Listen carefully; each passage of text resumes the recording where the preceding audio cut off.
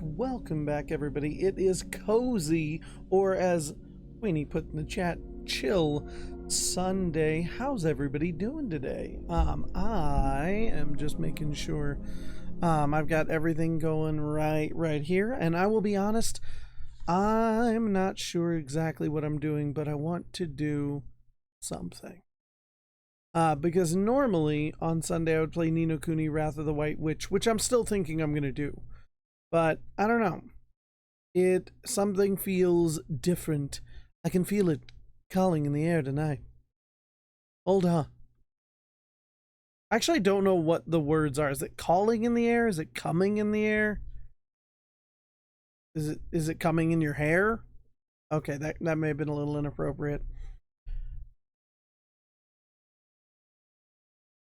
I'm also taking a look at you know, the Phil Collins song. I can feel him coming in your hair tonight. Hold on. I'm gonna get a towel. No, is that not? Are these not the words? Shit, I've been singing the song wrong my entire life.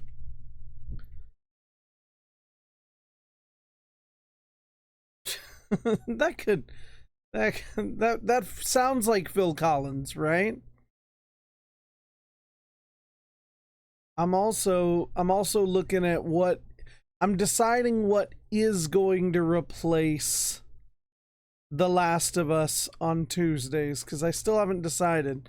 And also, all of this is contingent upon my life falling apart once Baldur's Gate 3 comes out. Like, for PS5. So, like, all of this is subject to being destroyed soon anyway.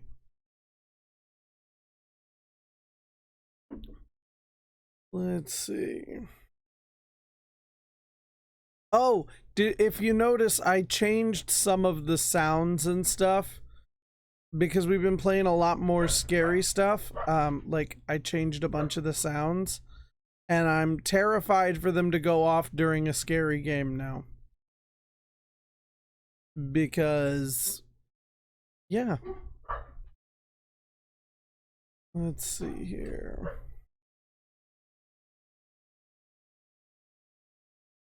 Also, I got rid of a couple of them that that one makes me laugh just because I cuss all the time. And so I'm like, I could just see that one. Nope, never gonna get okay with that one. Wait. You couldn't hear it? Oh, hang on. Which, you couldn't hear either one of them? Okay, hang on, let me try it. Let me do it. You couldn't hear that?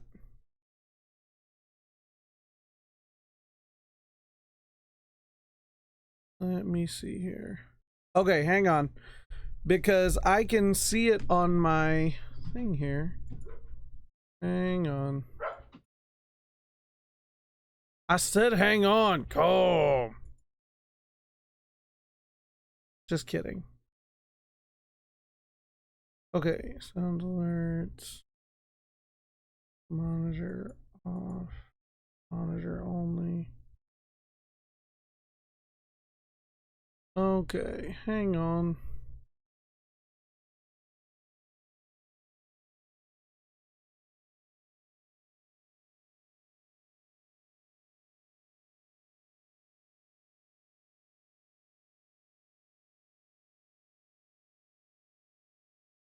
Oh, wait, I'm an idiot. I know what it was. Hang on. Stop it. You go away. Stop it.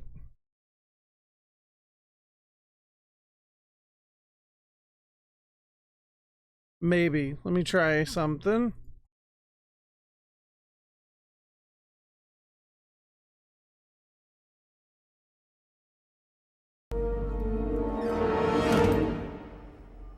Hello there. Let me know, yes or no.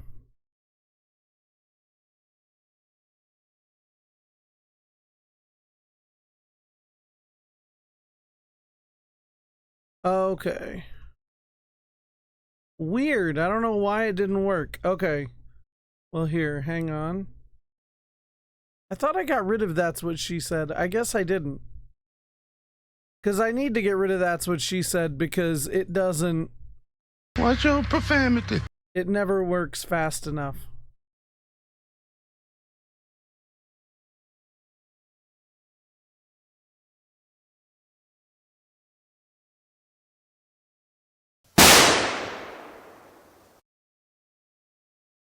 since it's pretty much just you and me and none of the people.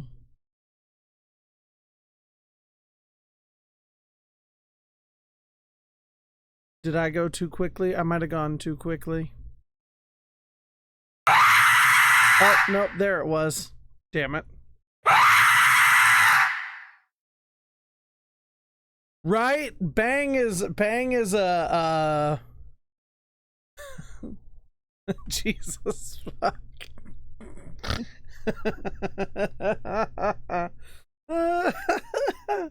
Oh shit. Yeah, we'll see how long before I'm like, you know what, fuck you guys. This is nope, no more. I just wanted to pick stuff that I knew would freak me and everybody else out during scary games. I need to replace That's What She Said eventually. Because what up, Mama P? She should rip her vocal cords out for that one, probably. Because that's the only other one that I think I need to get rid of. Maybe that's not how the Force works. I don't know. Because I'm just, the temp is up. The roof is on fire. Also, Mama P, welcome. And I'm really sorry for this. Every time.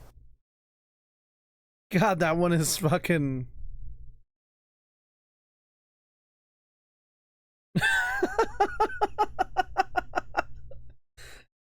I feel like I should set that even higher. Because otherwise that's just gonna keep going off and I'm be like, nah!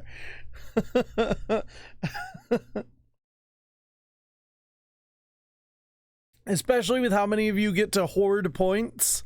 Because I'm an idiot. Bang, bang. She shot me. She shot me. Bang, bang. Oh, what to do, what to do, what to do, what to do. You know what? You know what this could be a good day for? I'm thinking about it, okay? I think I know what today could be a good day for. I got it. Because I don't know what I want to do. I know what today is a good day for, okay? Also, okay, I'm gonna play a sound. I'm not gonna do a scary one. Tell me if this now doubles the sound, though. Like if you hear it echoed, okay? I should use one that actually, like, is longer than that. What? Don't tell me something went wrong.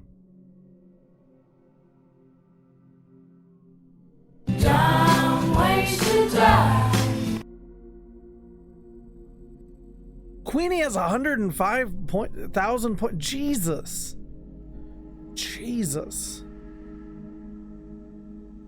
But yeah, did that come out like awful and you guys get like echoey garbage when that went off?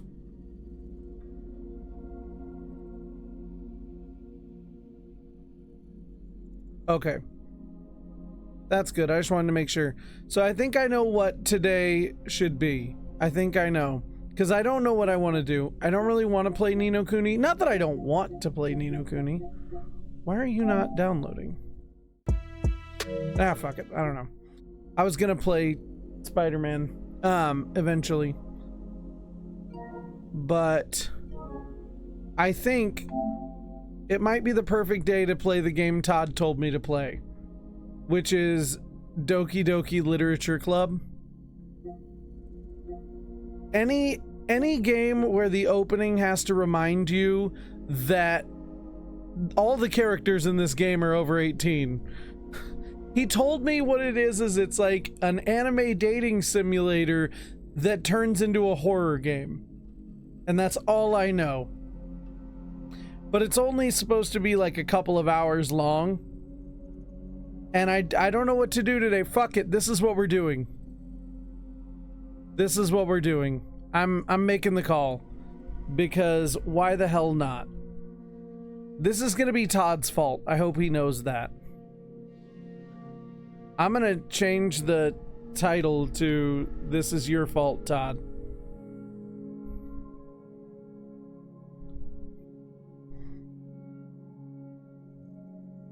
So I have no idea what's gonna happen to us today.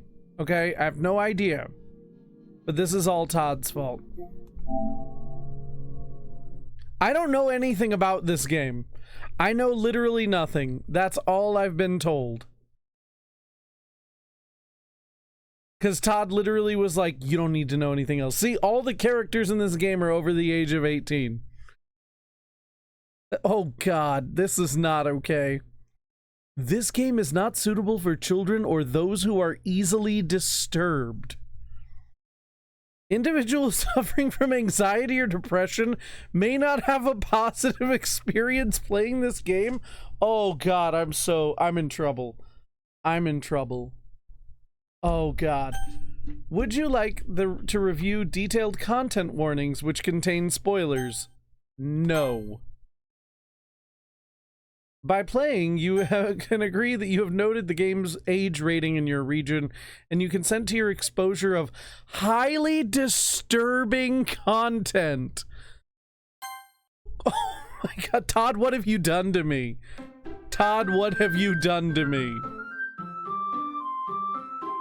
I'm so afraid right now.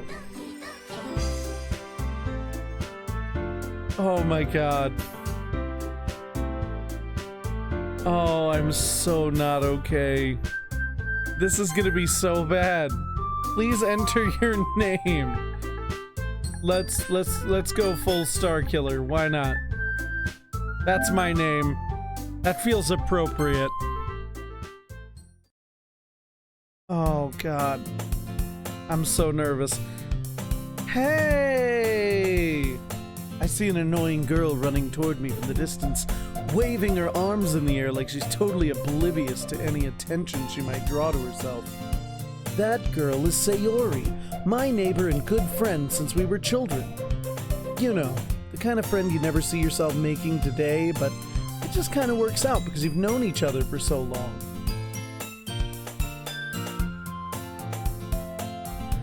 We used to walk together on days like this, but starting around high school, she would oversleep more and more frequently, and I would get tired of waiting up.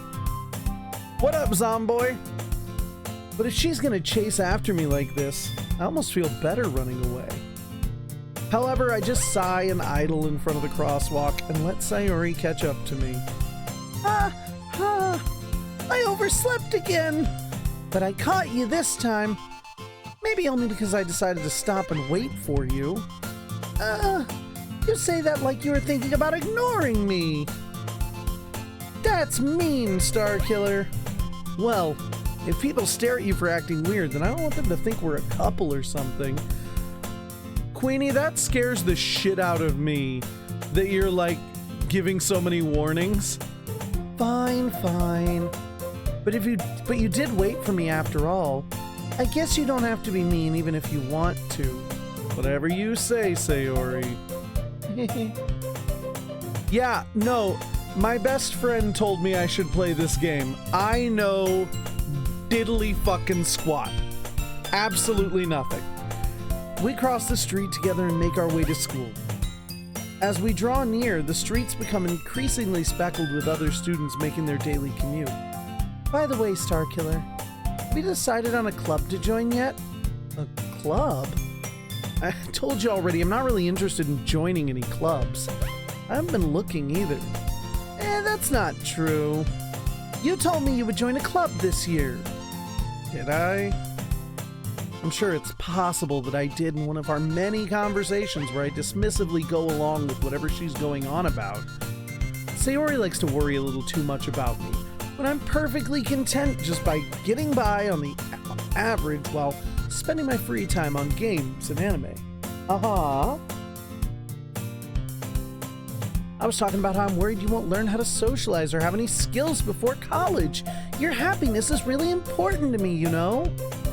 And I know you're happy now, but I die at the thought of you becoming a NEET in a few years because you're not used to the real world. You trust me, right? Don't keep making me worry about you. All right.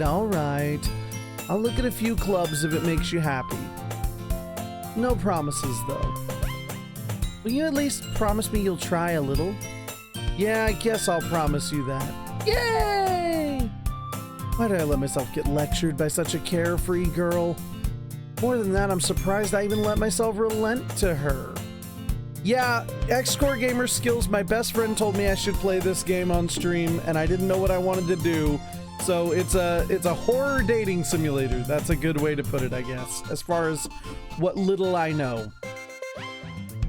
I guess seeing her worry so much about me makes me want to ease her mind at least a little bit, even if she does exaggerate everything inside of her head. The school day is as ordinary as ever, and it's over before I know it. After I pack my things, I stare blankly at the wall looking for an ounce of motivation. Clubs. Sayori wants me to check out some clubs. I guess I have no choice but to start with the anime club.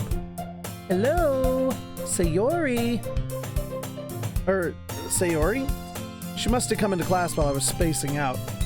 I look around and realize I'm the only one left in the classroom. I thought I'd catch you coming out of the classroom, but I saw you just sitting here and spacing out. So I came in. Honestly, you're even worse than me sometimes. I'm impressed. You don't need to wait up for me if it's going to make you late to your own club. Well, I thought you might need some encouragement, so I thought, know what? Well, you could come to my club.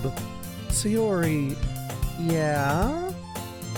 There's no way I'm going to your club. Ah, meanie! Sayori is vice president of the literature club. Not that I was ever aware that she had any interest in literature. In fact, I'm 99% sure she only did it because she thought it'd be fun to help start a new club. Since she was the first one to show interest after the one who proposed the club, she inherited the title Vice President. That said, my interest in literature is guaranteed to be even less. Yeah, I'm going to the anime club. Come on, please. Why do you care so much anyway? Well, I kinda told the club yesterday I would bring in a new member, and Natsuki made cupcakes and everything. Don't make promises you can't keep. I can't tell if Sayori is really that much of an airhead, or if she's so cunning as to have planned all of this out. I let out a long sigh. Fine, I'll stop by for a cupcake, okay? Yes, let's go! And thus today marks the day I sold my soul for a cupcake. I dejectedly follow Sayori across the school and upstairs, a section of the school I rarely visit. Sayori, full of energy, swings open the classroom door. Everyone, the new member is here! I told you, don't call me a new member. Huh? I glance around the room. Welcome to the literature club. It's a pleasure meeting you. Sayori always says nice things about you. Seriously? You brought a boy? Way to kill the atmosphere.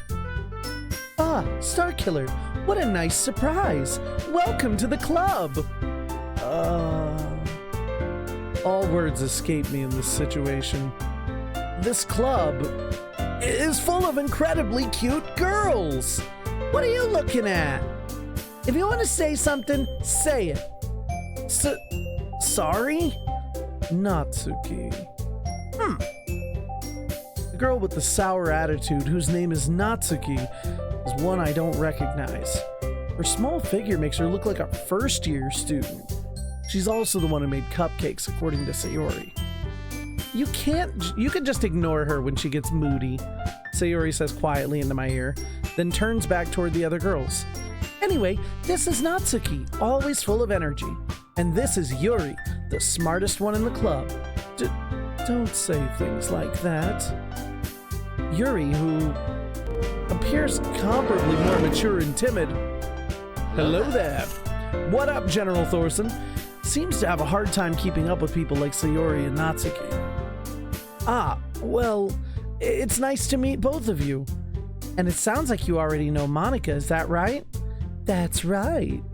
It's great to see you again, Star Killer. I need to give her a different voice. Monica smiles sweetly. We do know each other. Hello there, General E-Ray. Welcome to hell. To hell. I don't know what's gonna happen here.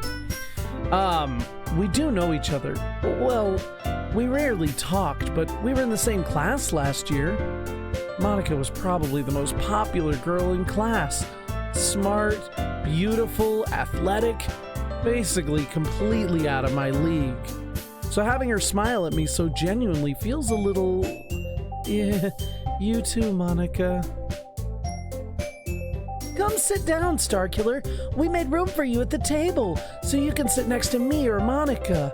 I'll get the cupcakes. Hey, I made them. I'll get them. Sorry, I got a little too excited. Then how about I make some tea as well? The girls have a few desks arranged to form a table. As Sayori mentioned, it's been widened so that there's one space next to Monica and one space next to Sayori. Natsuki and Yuri walk over to the corner of the room where Natsuki grabs a wrapped tray and Yuri opens the closet. Still feeling awkward, I take a seat next to Sayori. Natsuki proudly marches back to the table, tray in hand. Okay, are you ready? Ta-da! Oh, whoa! Natsuki lifts the foil off the tray to reveal a dozen white, fluffy cupcakes decorated to look like little cats. The whiskers are drawn with icing, and little pieces of chocolate were used to make the ears. So cute! I had no idea you were so good at baking, Natsuki.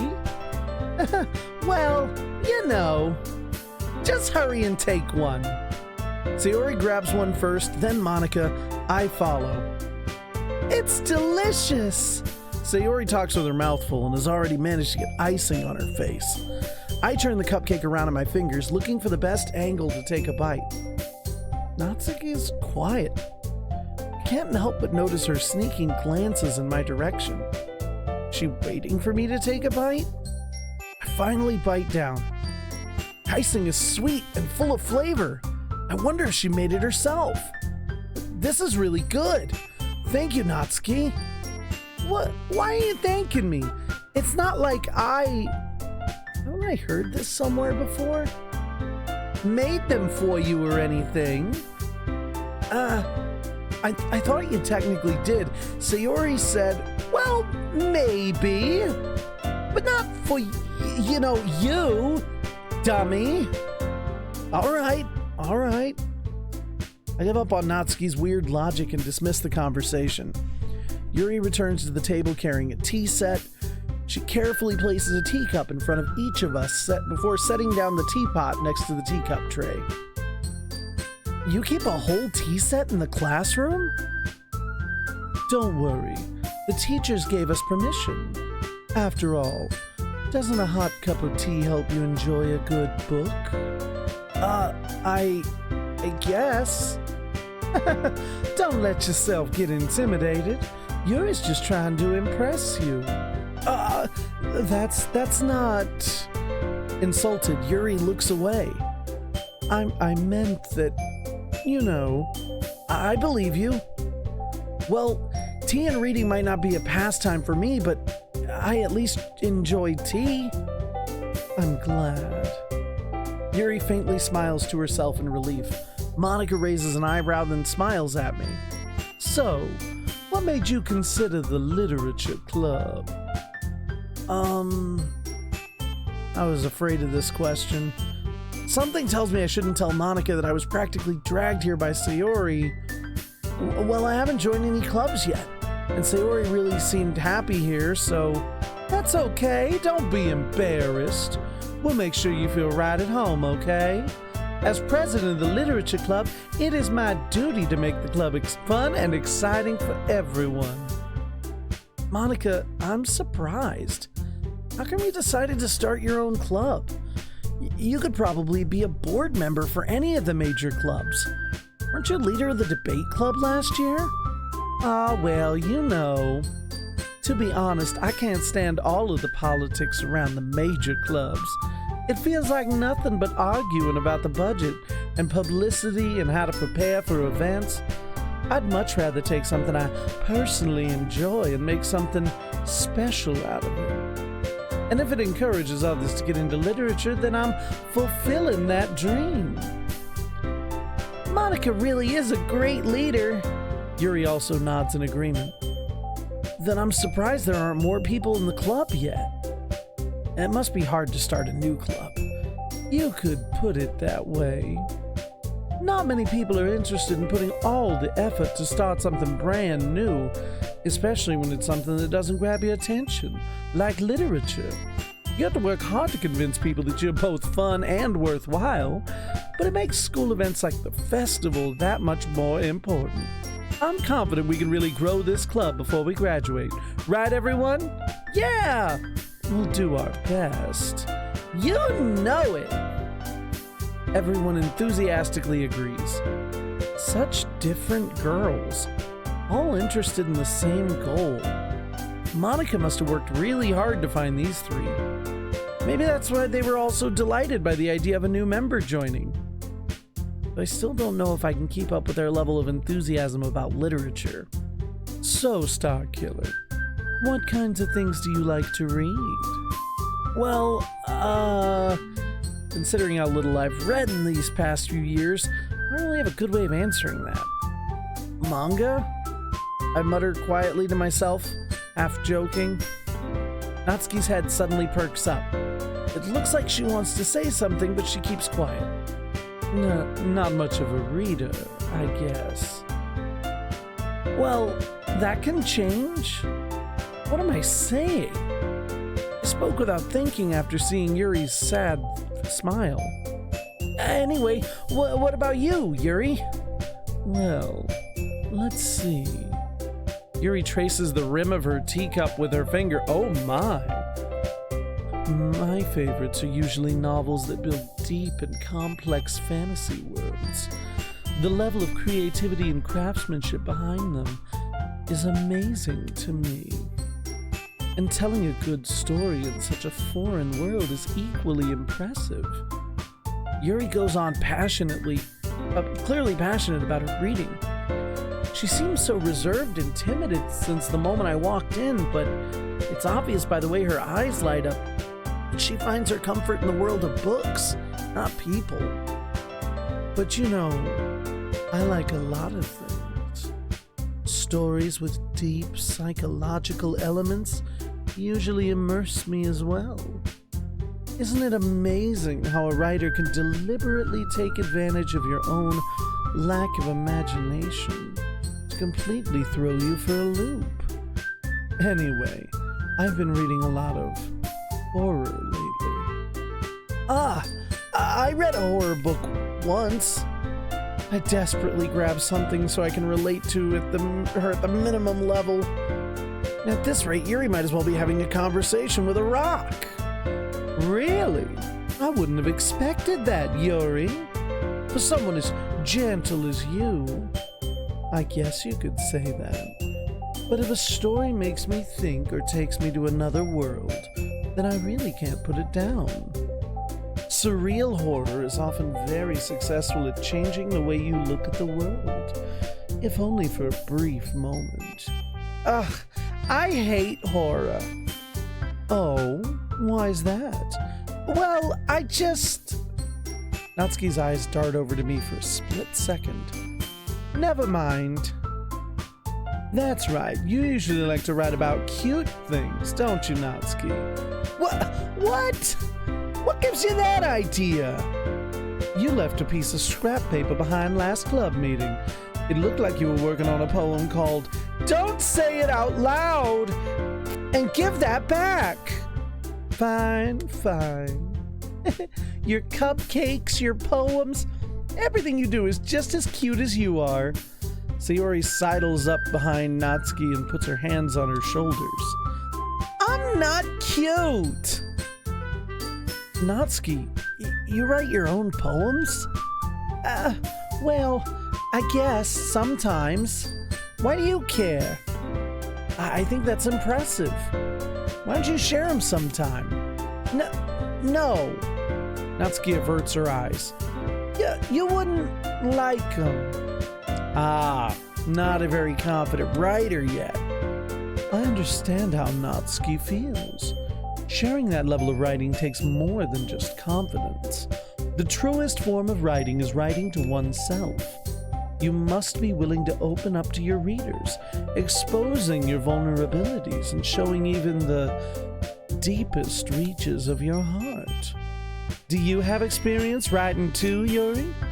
Maybe if you share some of your work, you could set an example and help Natsuki feel comfortable enough to share hers.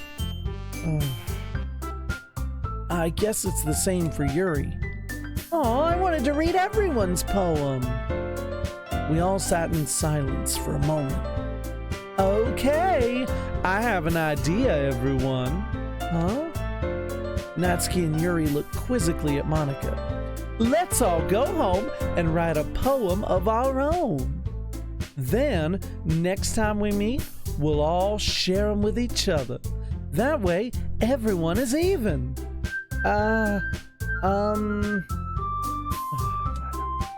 Yeah, let's do it. Plus, now that we have a new member, I think it'll help us get a little more comfortable with each other and strengthen the bond of the club. Isn't that right, Starkiller? Monica smiles warmly at me once again. Hold on. There's still one problem. Eh? What's that? Now that we're back to the original topic of me joining the club, I bluntly come forth with what's been on my mind the entire time. I never said I would join this club. Sayori may have convinced me to stop by, but I never made any decision. I still have other clubs to look at, and, I lose my train of thought. All four girls stare back at me with dejected eyes. But... I'm sorry. I thought... Starkiller. You all... I'm defenseless against these girls. How am I supposed to make a clear-headed decision when it's like this? That is, if writing poems is the price I need to pay in order to spend every day with these beautiful girls... Right. Okay, I've decided then. I'll join the literature club. One by one, the girls' eyes light up. Yes, I'm so happy! Sayori wraps her arms around me, jumping up and down. Hey! You really did scare me for a moment. If you really came just for the cupcakes, I would be super pissed. Then that makes it official. Welcome to the literature club. Thanks, I guess? Okay, everyone. I think with that, we can officially end today's meeting on a good note. Everybody remember tonight's assignment. Write a poem to bring to the next meeting so we can all share. Monica looks over at me once more. Starkiller, I look forward to seeing how you express yourself. Yeah. Did I really impress the class star Monica with my mediocre writing skills? I already feel the anxiety welling up inside me. Meanwhile, the girls continue to chit-chat as Yuri and Natsuki clean up their food. Hey, Starkiller, since we're already here, do you want to walk home together? That's right. Sayori and I never walk home together anymore because she always stayed after school for clubs. Sure, might as well. Yay! With that, the two of us depart the club room and make our way home. The whole way, my mind wanders back and forth between the four girls. Sayori, Natsuki, Yuri, and of course, Monica. Will I really be happy spending every day after school in a literature club? Perhaps I'll have the chance to grow closer to, one of these girls. All right! I'll just need to make the most of my circumstances, and I'm sure good fortune will find me. I guess that starts with writing a poem tonight. Oh, I'm so scared. It's time to write a poem. Pick words you think your favorite club member will like. Something good might happen with whoever likes your poem the most. Oh shit, okay. So we gotta pick words? Oh my god. I don't even know who I'm picking words for. Let's just...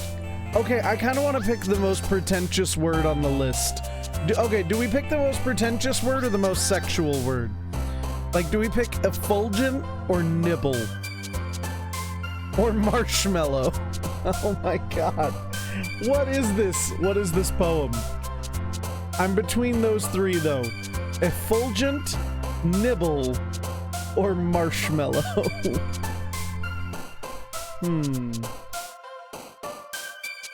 I'm not even worried about that at this point. I'm terrified of how this is gonna work out. I'm just looking to write a poem.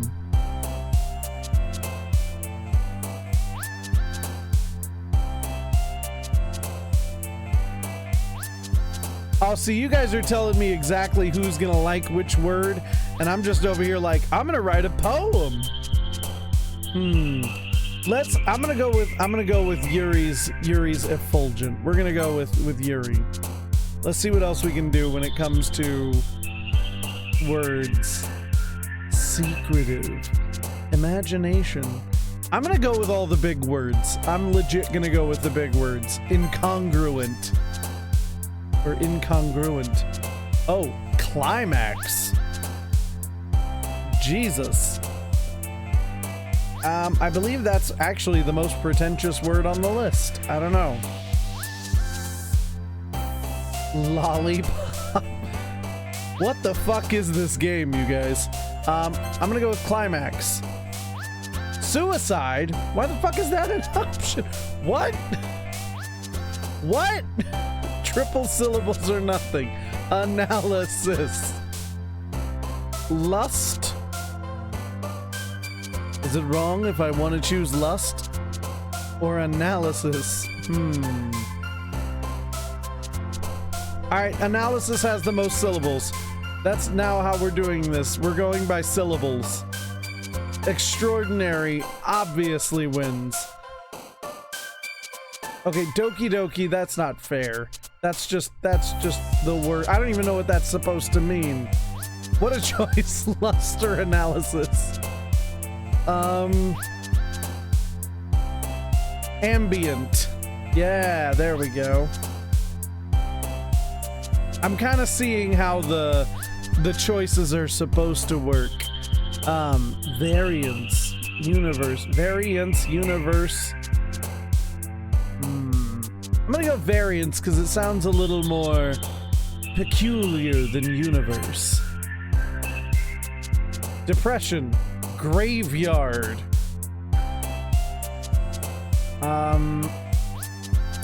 Existence. Okay, so apparently I'm a Yuri girly. Let's just put it that way. Like,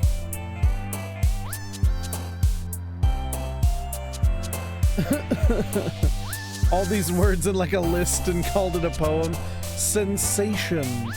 Wonderful. Heartbeat. Parfait. I'm picking parfait. Do you know why I'm picking parfait? Because everybody love parfaits. Oh shit. Disoriented. Philosophy. It's our problem-free philosophy. Hakuna Matata. Melancholy. Unrequited. Ooh, infallible. Ooh, these are the infallible, melancholy, unrequited.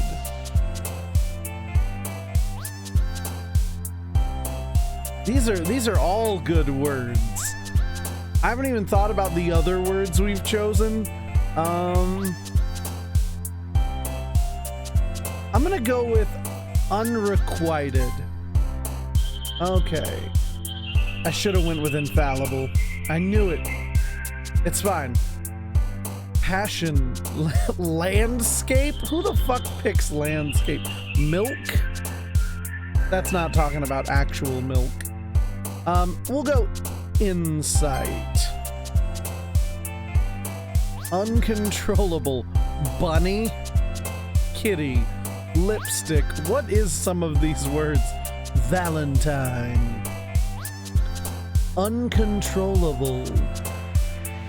Unending. I'm gonna go with the most syllables. We're going uncontrollable. After image. Anxiety. Socks. What the fuck is socks? Why is that an option? Typical girl word. Socks. After image. I gotta go based on syllables because nothing else jumps out at me. After image. Calm. Childhood, sticky, and socks on the same list. Bliss. Vibrant. Hair. Daydream. Sparkle. Vibrant. Puppy. I guess vibrant. That has the most panache. Yeah, no, okay. I love that I'm not even picking based on a girl, and it's just like 90% Yuri. Like, Massacre? Starscape. Bouncy. Whirlwind. Kawaii. Why was I was lingering on Massacre, and I'm like, maybe Starscape? I kind of like, you know what? I'm going to take it a little dark. I'm going to choose Massacre. Yuri, why are you jumping up and down on that? No, don't. Stop it. Alone. Hop. Covet. Ooh, I like covet. That's a good word. Covet. I like it. Contamination. Rain cloud. Intellectual.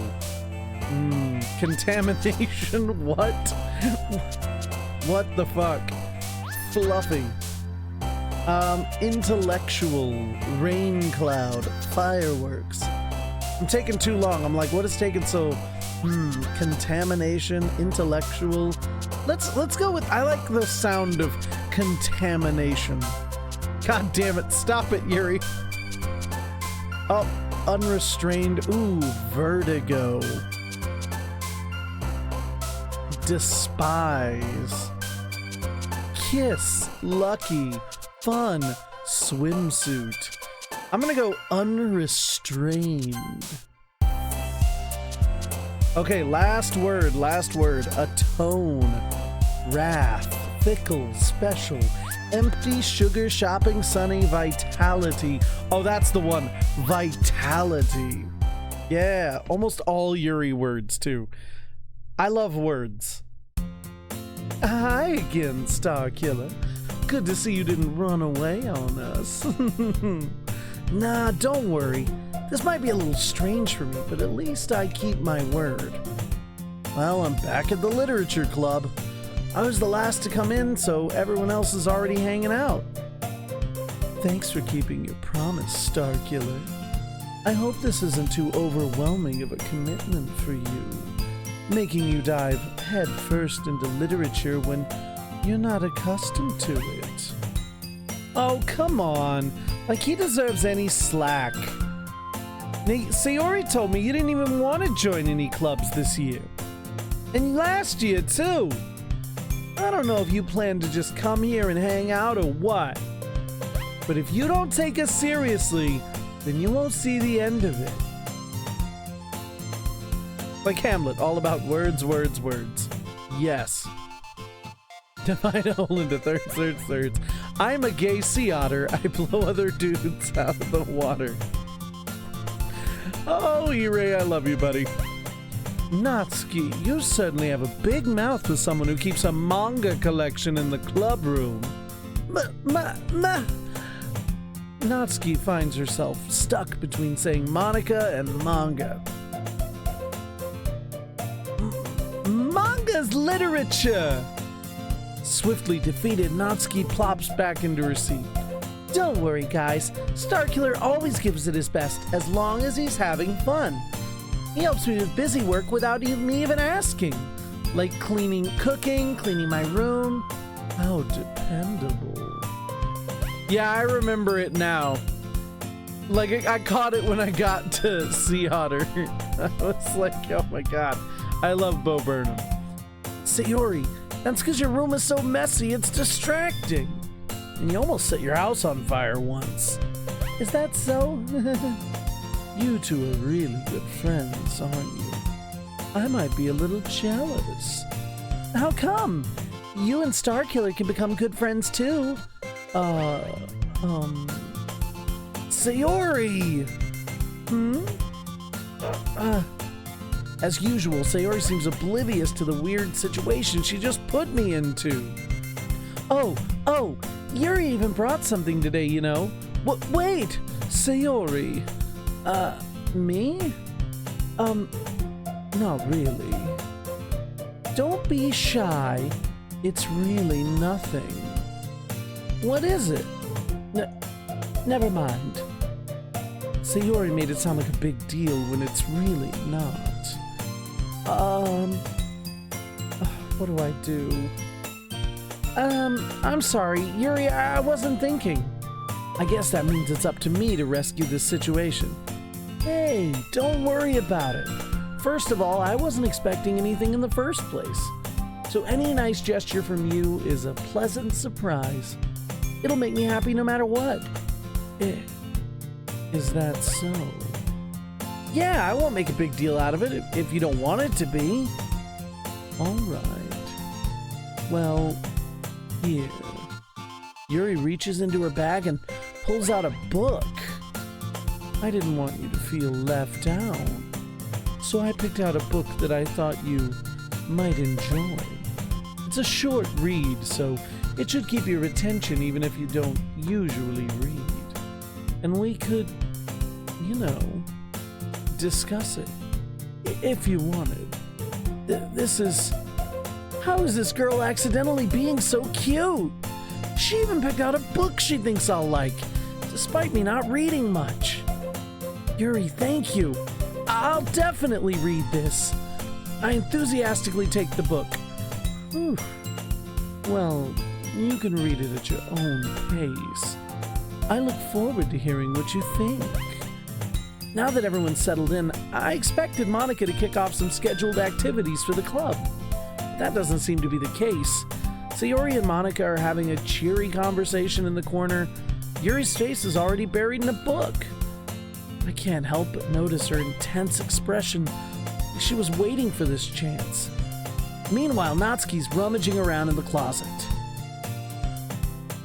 I'm really curious to talk to Yuri a little more, but at the same time I would feel bad distracting her from reading. I catch a glimpse of the cover of her book. It looks like the same book she lent to me. More than that, she seems to be on the first few pages. Crap. I think she noticed me looking at her. She sneaks another glance at me and our eyes meet for a split second. That only makes her hide her face deeper in her book. Sorry, I was just spacing out. I mutter this, sensing I made her uncomfortable. Oh, it's fine. If I was focused, then I probably wouldn't have noticed in the first place. But I'm just rereading a bit of this, so... That's the book you gave me, right? I wanted to reread some of it. Not for any particular reason. Just curious, how come you have two copies of the same book? Well, when I stopped at the bookstore yesterday, that's not what I meant. I mean, I just happened to buy two of them. Ah, I see.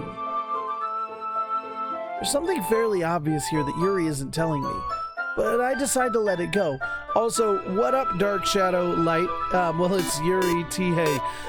This is my first time playing this game. I have absolutely no idea what's going to happen, other than I know it's supposed to turn sideways eventually. That's all I know. So, wish me luck, if you will. There's something fairly obvious, but I decided to let it go. I'll definitely start reading it soon. I'm glad to hear.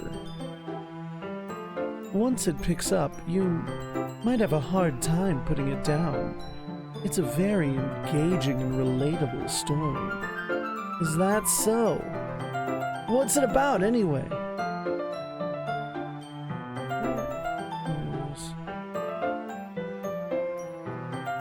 Oh, sorry, it's acting up here. What is this doing?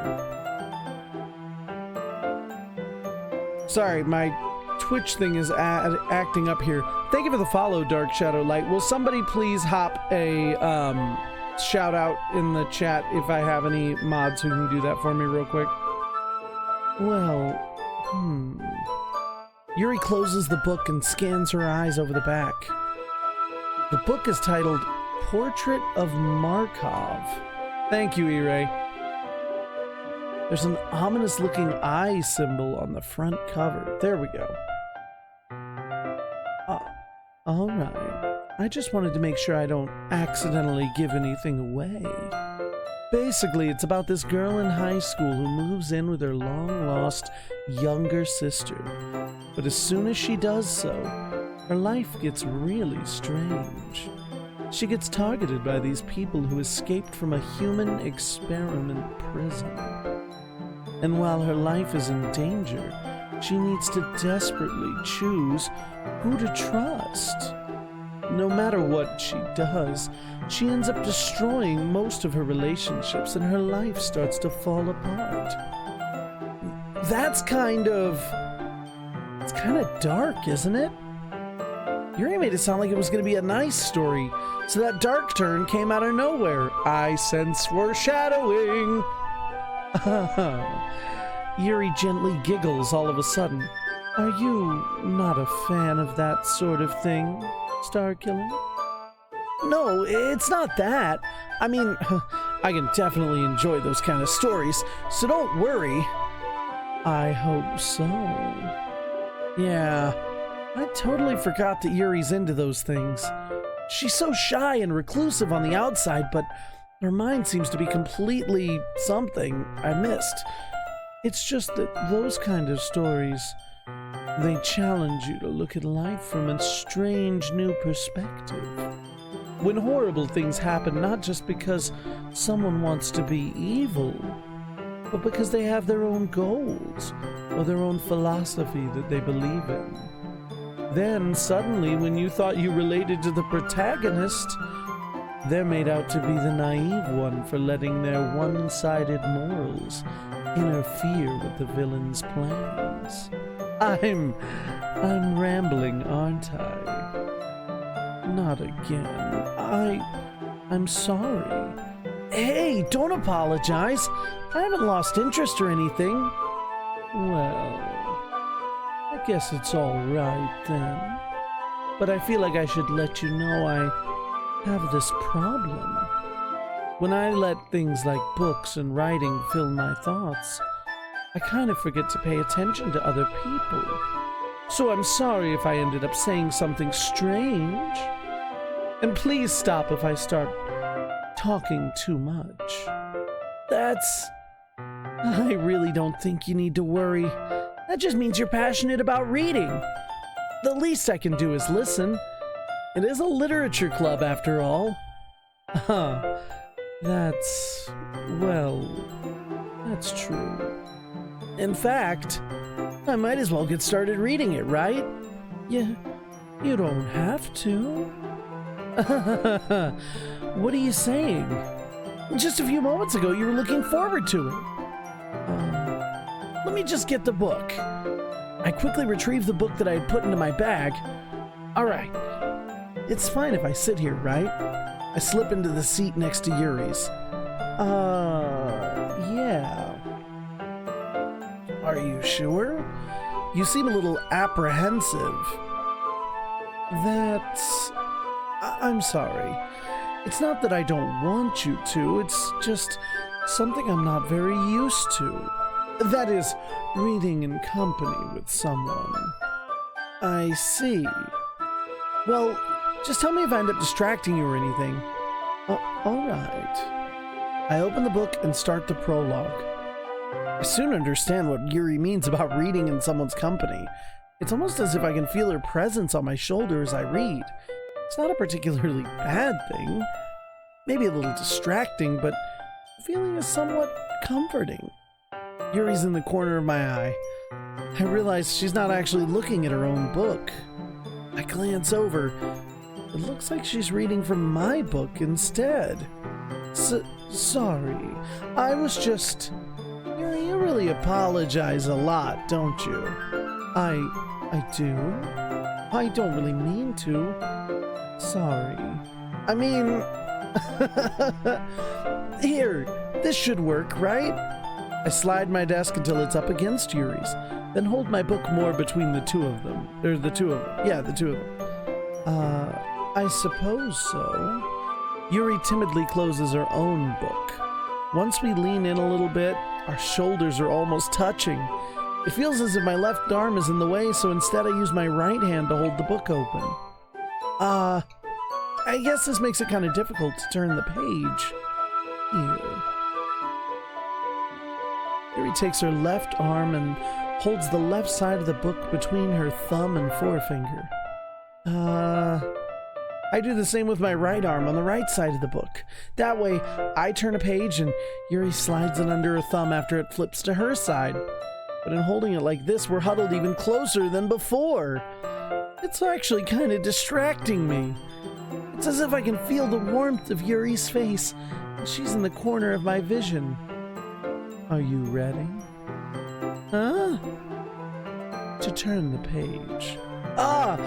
Sorry. I think I got a bit distracted for a second. I glance over at Yuri's face again, and our eyes meet. I don't know how I'll be able to keep up with her. That's okay. You're not as used to reading, are you? I don't mind being patient if it takes you a bit longer. It's probably the least I can do, since you've been so patient with me. Yeah, thanks. We continue reading. Yuri no longer asks me if I'm ready to turn the page. Instead, I just assume that she finishes the page before me, so I turn it by my own volition. We continue the first chapter in silence. Even so, turning each page almost feels like an intimate exchange. My thumb gently letting go of the page, letting it flutter over to her side as she catches it under her own thumb. Hey, Yuri. This might be a silly thought, but the main character kind of reminds me of you a little bit. You think so? How does she? Well, I guess she's more blunt in a lot of ways, but she also second guesses a lot of the things she says and does. Like she's afraid she'll do something wrong. It's not like I can see into your head or anything, but they're kind of reminiscent of some of your mannerisms. I see. Yuri remains silent for a moment. But Starkiller, that's probably a terrible thing to have in common with her. Ugh, that's so embarrassing that you think that. Well, wait! I didn't mean it in a bad way or anything. Sorry. I really didn't know you were self-conscious about that sort of thing. I guess I more meant that it's kinda cute. What are you saying all of a sudden? Okay, everyone. I think it's about time we share today's poems with each other. We might not have enough time if we wait too long. Yuri exhales, spared from finishing her thought. Is that all right, Yuri? You look kind of down. I'm sorry if you haven't been looking forward to this. It's not... It's fine. Yuri releases her hand from the book, causing it to close on top of my thumb. All right, I guess I'll do more reading tonight. Or would you prefer if I only read it with you? I guess I don't have that much of a preference either way. In that case, I'll read a little more tonight. It'll be fun to read with you after it picks up a bit, you know? That's good reasoning. In that case, feel free to finish the first 2 chapters in your own time. All right. I stand up, I make a mental note of where I left off in the book, then slip it back into my bag. By the way, did you remember to write a poem last night? Yeah. My relaxation ends. Can't believe I agreed to do something so embarrassing. I couldn't really find much inspiration since I've never really done this before. Well, now that everyone's ready, why don't you find someone to share with? I can't wait! Theory and Monica enthusiastically pull out their poems. Theory's is on a wrinkled sheet of loose leaf torn from a spiral notebook. On the other hand, Monica wrote hers in a composition notebook. I can already see Monica's pristine handwriting from where I sit. Natsuki and Yuri reluctantly comply as well, reaching into their bags. I do the same myself. Bro really did read a dictionary and list a bunch of long words. It's a poem that's just a collection of words I thought were cool. Who should I show my poem to first? Best girl, Monica, Natsuki, or Sayori? I feel like best girl is the way to go. Show it to Yuri first, but I feel like that's the only person we've talked to. Maybe we should show it to somebody else first. I bet someone has said that before in real life. The protagonist kun. You're so charming. All right, who do we show this poem to first? I feel like Yuri's the way to go. She was the one who was liking it. There were all of her words and stuff. Let's show it to best girl. Yuri seems the most experienced, so I should start with her. I can trust her opinion to be fair. I'm so curious what this is gonna be. As Yuri reads the poem, I notice her eyes lighten. Exceptional. What was that? Did I say that out loud? Yuri first covers her mouth, but then ends up covering her whole face. He's going to hate me. You really didn't do anything wrong, Yuri. I guess you're right. What am I getting nervous for? Yuri takes a breath. So, what kind of writing experience do you have? Your use of imagery and metaphors indicates you've written a lot of poetry before. Really? Wow, that's a huge compliment coming from you. This is actually my first time. Really? Aw.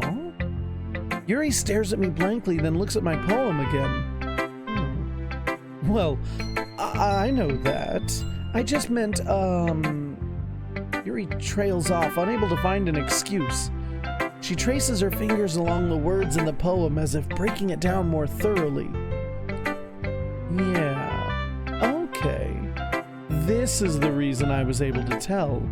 It's just that there are specific writing habits that are usually typical of new writers. And having been through that myself, I kind of learned to pick up on them. I think the most notable thing I recognize in new writers is that they try to make their writing style very deliberate. In other words, they tend to pick a writing style separate from the topic matter, and they form-fit the two together. The end result is both the style and expressiveness are weakened. Once Yuri finds her train of thought, it's as if her demeanor totally changes. Her stammering is completely gone, and she sounds like an expert. Of course, that's not something you can be blamed for. There's so many different skills and techniques that go into writing even a simple poem. Not just finding them and building them, but getting them to work together is probably the most challenging part. It might take you some time, but it all comes with practice. Learning by example and trying new things. I also hope that everyone in the club gives you valuable feedback. Natsuki can be a little biased, though. Biased? How? Well, never mind. I shouldn't be talking to people about that. Sorry. It's fine. I'm not sure if Yuri is apologizing to me, or Natsuki, or herself. Do you mind if I read your poem now? Please do. I'd love to share my thought process behind it. Yuri smiles dreamily as if this is a rare opportunity for her, which itself is kind of funny. After all, isn't this supposed to be a literature club? Ghost under the light. The tendrils of my hair illuminate the amber glow, bathing. It must be this one. The last remaining street light to have withstood the test of time. The last yet to be replaced by the sickening blue-green hue of the future. I bathe. Calm, breathing air of the present, but living in the past. The light flickers. I flicker back. I'm sorry to have such terrible handwriting. What? I wasn't thinking that at all. But it took you a long time to read. Well, I just don't read script very often. I actually think your handwriting is pretty. Hey, that's a relief. Also, I liked the poem. Even though it was short, it was really descriptive. It wasn't too short. I usually write longer poems. Not at all. I'm really glad you like it. Also, I flicker back. I'm still like rolling over the words I flicker back in my mind. I'll be honest. Since it's our first time sharing, I wanted to write something a little more mild. Something easy to digest, I suppose. Are you into ghosts, Yuri? Actually, the story isn't about a ghost at all, Starkiller. Really? I must have totally missed the point. Well, I suppose you did only glance over it after all. But remember that poets often express their own thoughts, feelings, and experiences in their work. They usually do more than tell a simple story or paint a picture. In this case, perhaps the subject of the poem is only being symbolically compared to a ghost, lingering in her last remaining place of comfort, unable to let go of the past, and soon to be left with nothing. That's a more solemn way of putting it. I hadn't thought of that. That's impressive. Oh, it's nothing, really. Yours was impressive too, so... Nah, if anything, I could probably learn a thing or two from you. You think so? Yeah, of course.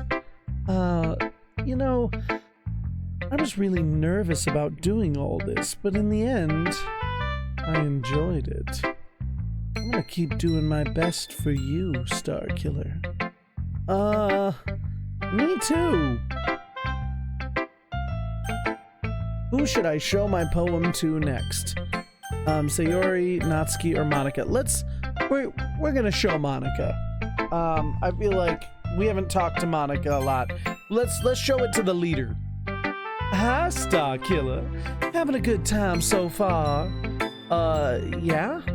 Good, glad to hear it. By the way, since you're new and everything, if you ever have any suggestions for the club, like new activities or things we could do better, I'm always listening. Don't be afraid to bring things up, okay? All right, I'll keep that in mind. Of course I'll be afraid to bring things up. I am much better off just going with the flow until I'm more settled in. Anyway, want to share your poem with me? It's kind of embarrassing, but I guess I have to. Oh, don't you worry, Starkiller. We're all a little embarrassed today, you know? But it's that sort of barrier that we'll all learn to get past. It's the way she's standing. Yeah, that's true. I hand Monica my poem. Great job, Starkiller. I was going ooh in my head while reading it.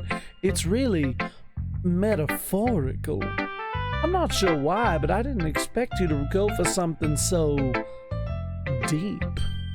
I guess I underestimated you. It's easier for me to keep everyone's expectations low. That way it always counts when I put in some effort. Oh, that's not very fair. Well, I guess it never would have worked anyway. You know that Yuri likes this kind of writing, right? Writing that's full of imagery and symbolism.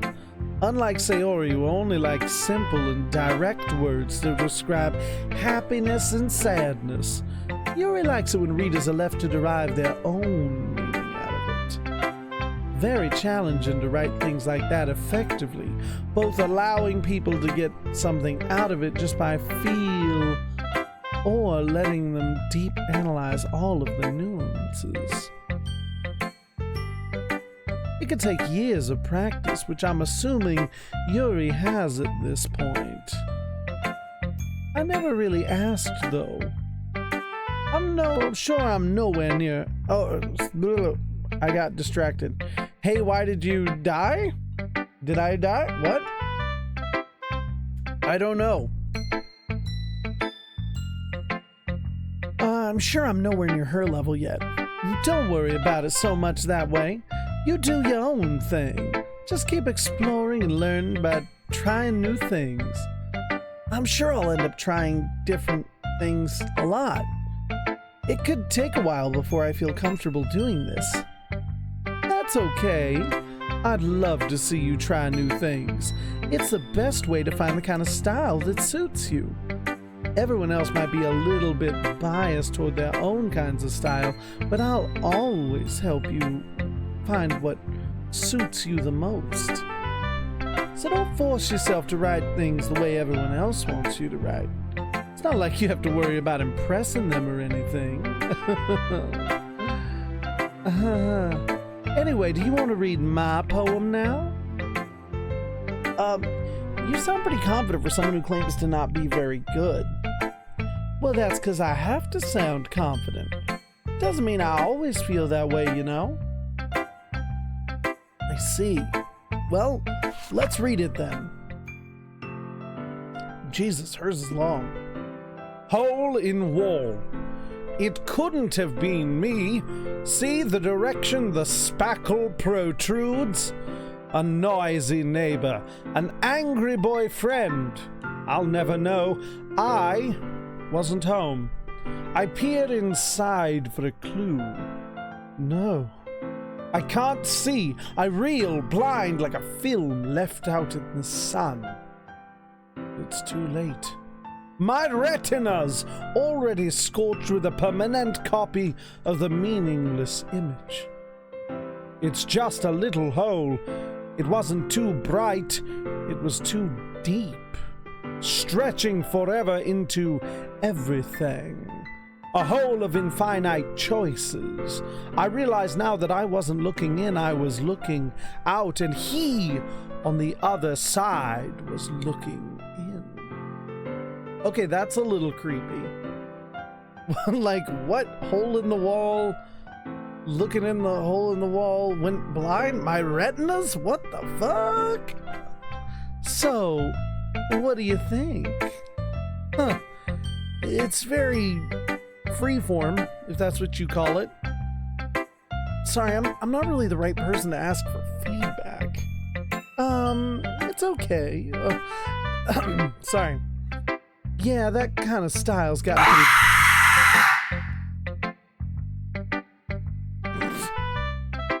Damn new sounds.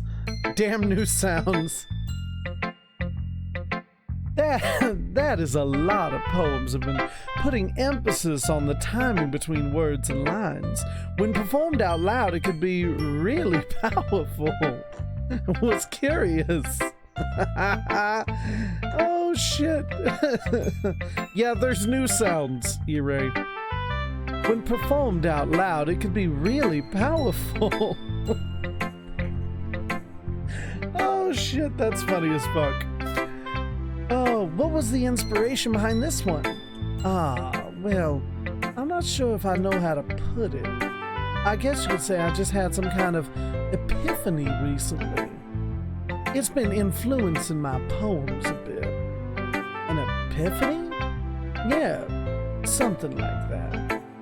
I'm kind of nervous to talk about deep stuff like that because it's kind of coming on strongly. Maybe after everyone is better friends with each other. Anyway.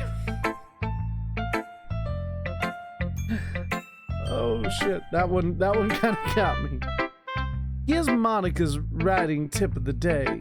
Sometimes when you're writing a poem or a story, your brain gets too fixated on a specific point. If you try so hard to make it perfect, then you'll never make any progress. Just forcing yourself to write something down on paper and tidy it up later. Another way to think about it is this. If you keep your pen in the same spot for too long, you just get a big dark puddle of ink. So just move your hand. Go with the flow. That's my advice for today. Thanks for listening.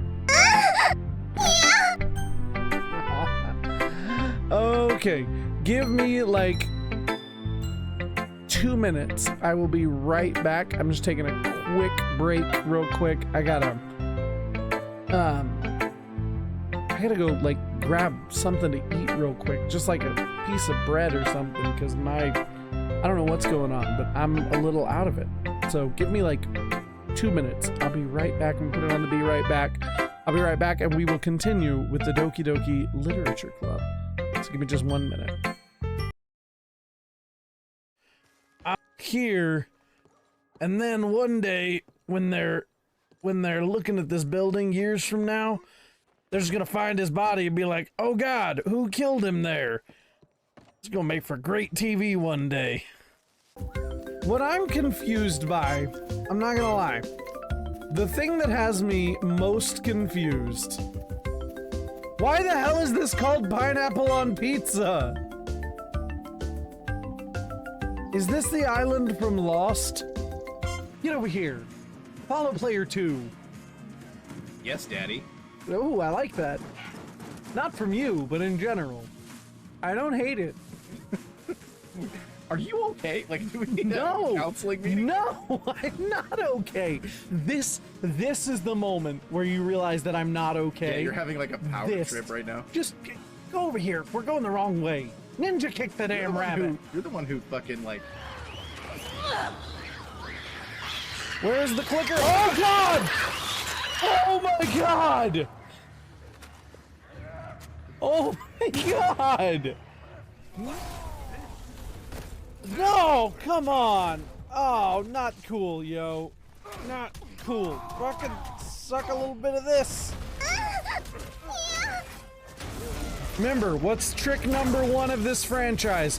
If it has a sack, shoot it in the sack. I'm picking up his body. Go, Lenny. Oh shit! Oh no, I fell off the train! No! How do I get back on the train? I have ideals. Like the fucking Pilgrims wanted. Like the founding fathers intended. I have ideals and a gun. Run, run, run. I can be a backpack by you. Run, run, run, jump and stop. Well, that didn't quite work. Something else we can do? What about love? Don't you want someone to care about you? What about love?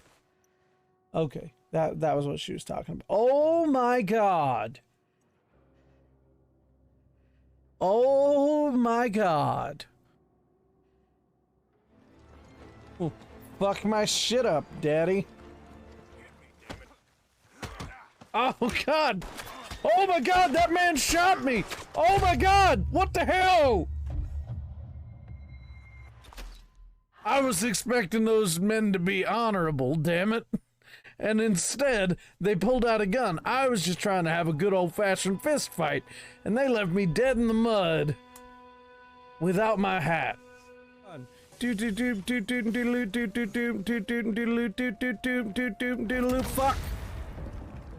Fuck. Fuck. Fuck. Fuck. Fuck. Fuck. Fuck. Go. Go. Ah. Get up, go, go, go, go, go, go, go, go, go, go, maybe? Oh God, maybe not. Upsie daisy. Oh my God, oh my God, oh shit. Oh, fuck, fuck, fuck, fuck, fuck, fuck, fuck, fuck, fuck. Oh my God.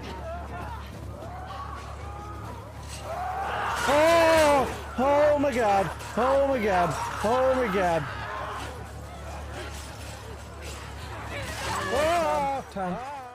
Todd. Did you just call me Tauntaun? Todd. Yeah. Todd. Yeah.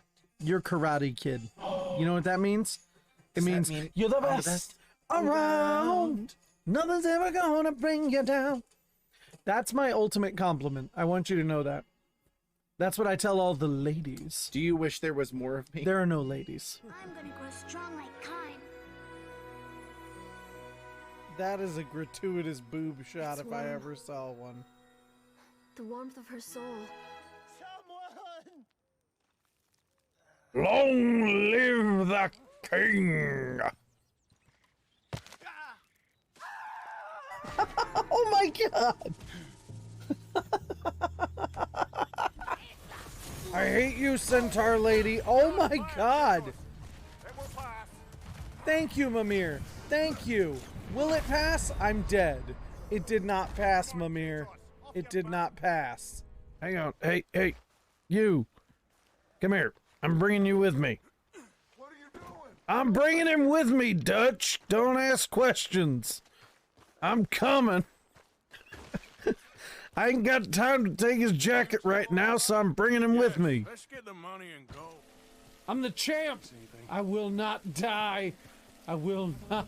I won't do it. Oh shit! Oh shit! I got cocky. Oh God. There have to be easier ways to kill someone, but none is dramatic.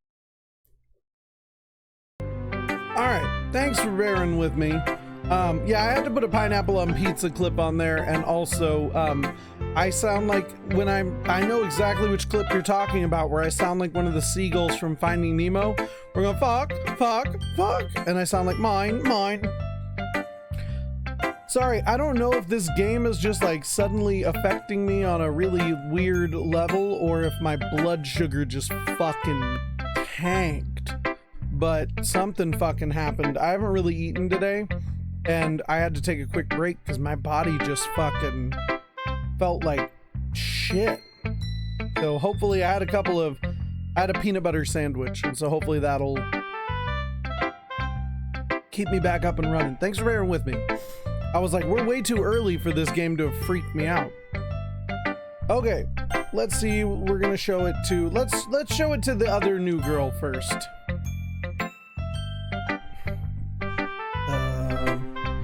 Starkiller, if you're not gonna take this club seriously, then go home. What? Harsh? What? You expect me to believe that you actually put effort into this? Do you think I'm stupid? I'm not a writer. Maybe it's not very good, but yeah, I did put in effort. We all start somewhere, right? Excuse me. If you're still proud of the first poem you ever wrote, then I'd like to read it.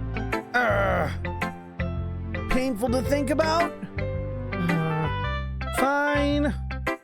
Well, sorry. You'll get better anyway. I tell you what to improve, but you're better off just trying again. Fair enough. Well, to each their own, I guess. Anyway, I gotta share mine now. Knowing you'll probably think it's stupid. Eagles can fly, monkeys can climb, crickets can leap, horses can race, owls can seek, cheetahs can run, eagles can fly, people can try, but that's about it. Yeah, I told you weren't gonna like it. I like it. What? Just be honest. I am. Why are you so convinced that I wouldn't like it? Well, because everyone in high school thinks writing has to be all sophisticated and stuff. So people don't even take my writing seriously. isn't the point of poems for people to express themselves? Your writing style wouldn't make your message any less valid. Yes, exactly. I like when it's easy to read, but it hits you hard. Like in this poem. Seeing everyone around you do great things can be really disheartening, so I decided to write about it. Yeah, I understand. But the other nice thing about simple writing is it puts more weight on the wordplay. Like I set up a rhyme at the end, but then made it fall flat on purpose. It helps bring out the feeling in the last line. So you did. Yes, more went into it than I realized. That's what it means to be a pro. I'm glad you learned something. Didn't expect that from the youngest one here, did you? Yeah, guess not. I decided to humor her with that last comment. I really don't care how old everyone is, but if Natsuki's feeling proud, then I won't take that away from her. And the only person left is Sayori. This is a good poem, Starkiller. Are you sure it's your first time? Of course. Not that good.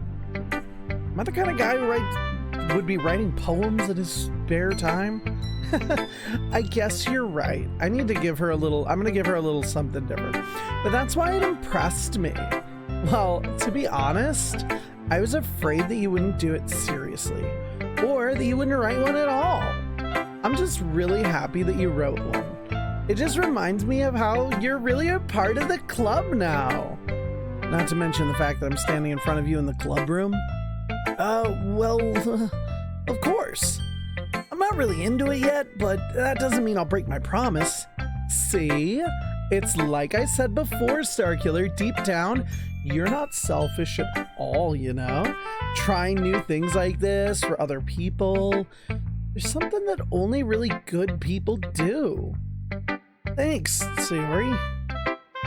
I'm not sure if Sayori sees the full picture of my motive here. Then again, I can't deny that she's part of the reason I joined. Knowing how much this means to her and all.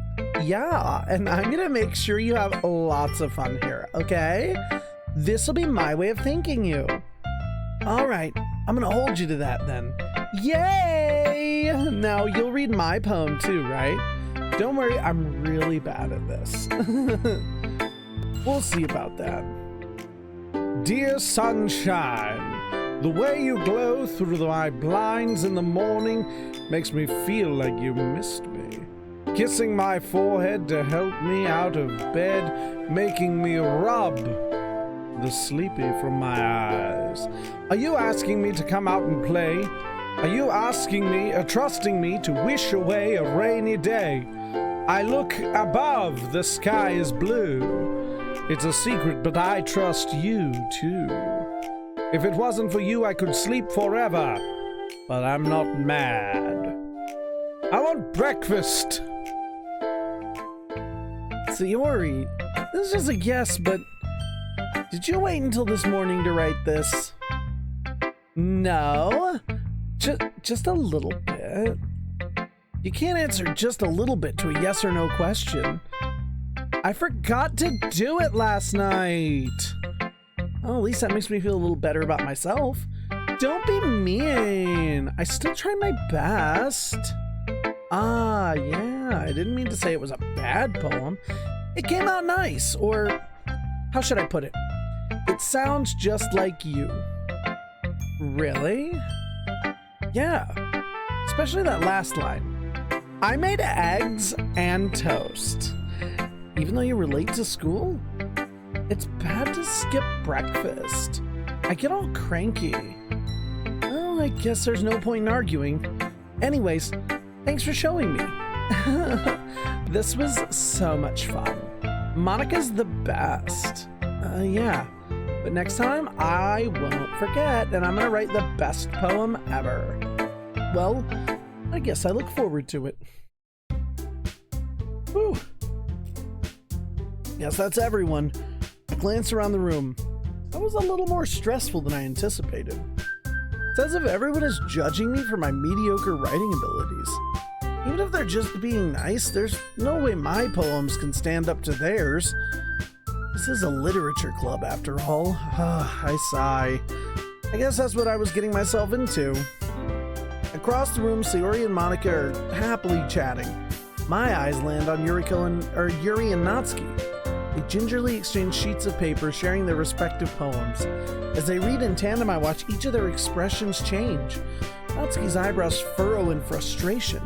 Meanwhile, Yuri smiles sadly. What's with this language? Did you say something? Oh, it's nothing. Natsuki dismissively returns the poem to the desk with one hand. I guess you could say it's fancy. Thanks. Yours is cute. Cute? Did you completely miss the symbolism of something? It's about the feeling of giving up. How can that be cute? I know that. I just meant the language, I guess. I was trying to say something nice. You mean you have to try that hard to come up with something nice to say? Thanks, but it didn't really come out nice at all. Well, I do have a couple of suggestions. If I was looking for suggestions, I would have asked someone who actually liked it. Which people did, by the way. Sayori liked it, and Starkiller did too. So based on that, I'll gladly give you some suggestions of my own. First of all, excuse me. I appreciate the offer, but I've spent a lot of time establishing my writing style. I don't expect to change anytime soon, unless, of course, I come up with something particularly inspiring, which I haven't yet. And Starkiller liked my poem too, you know.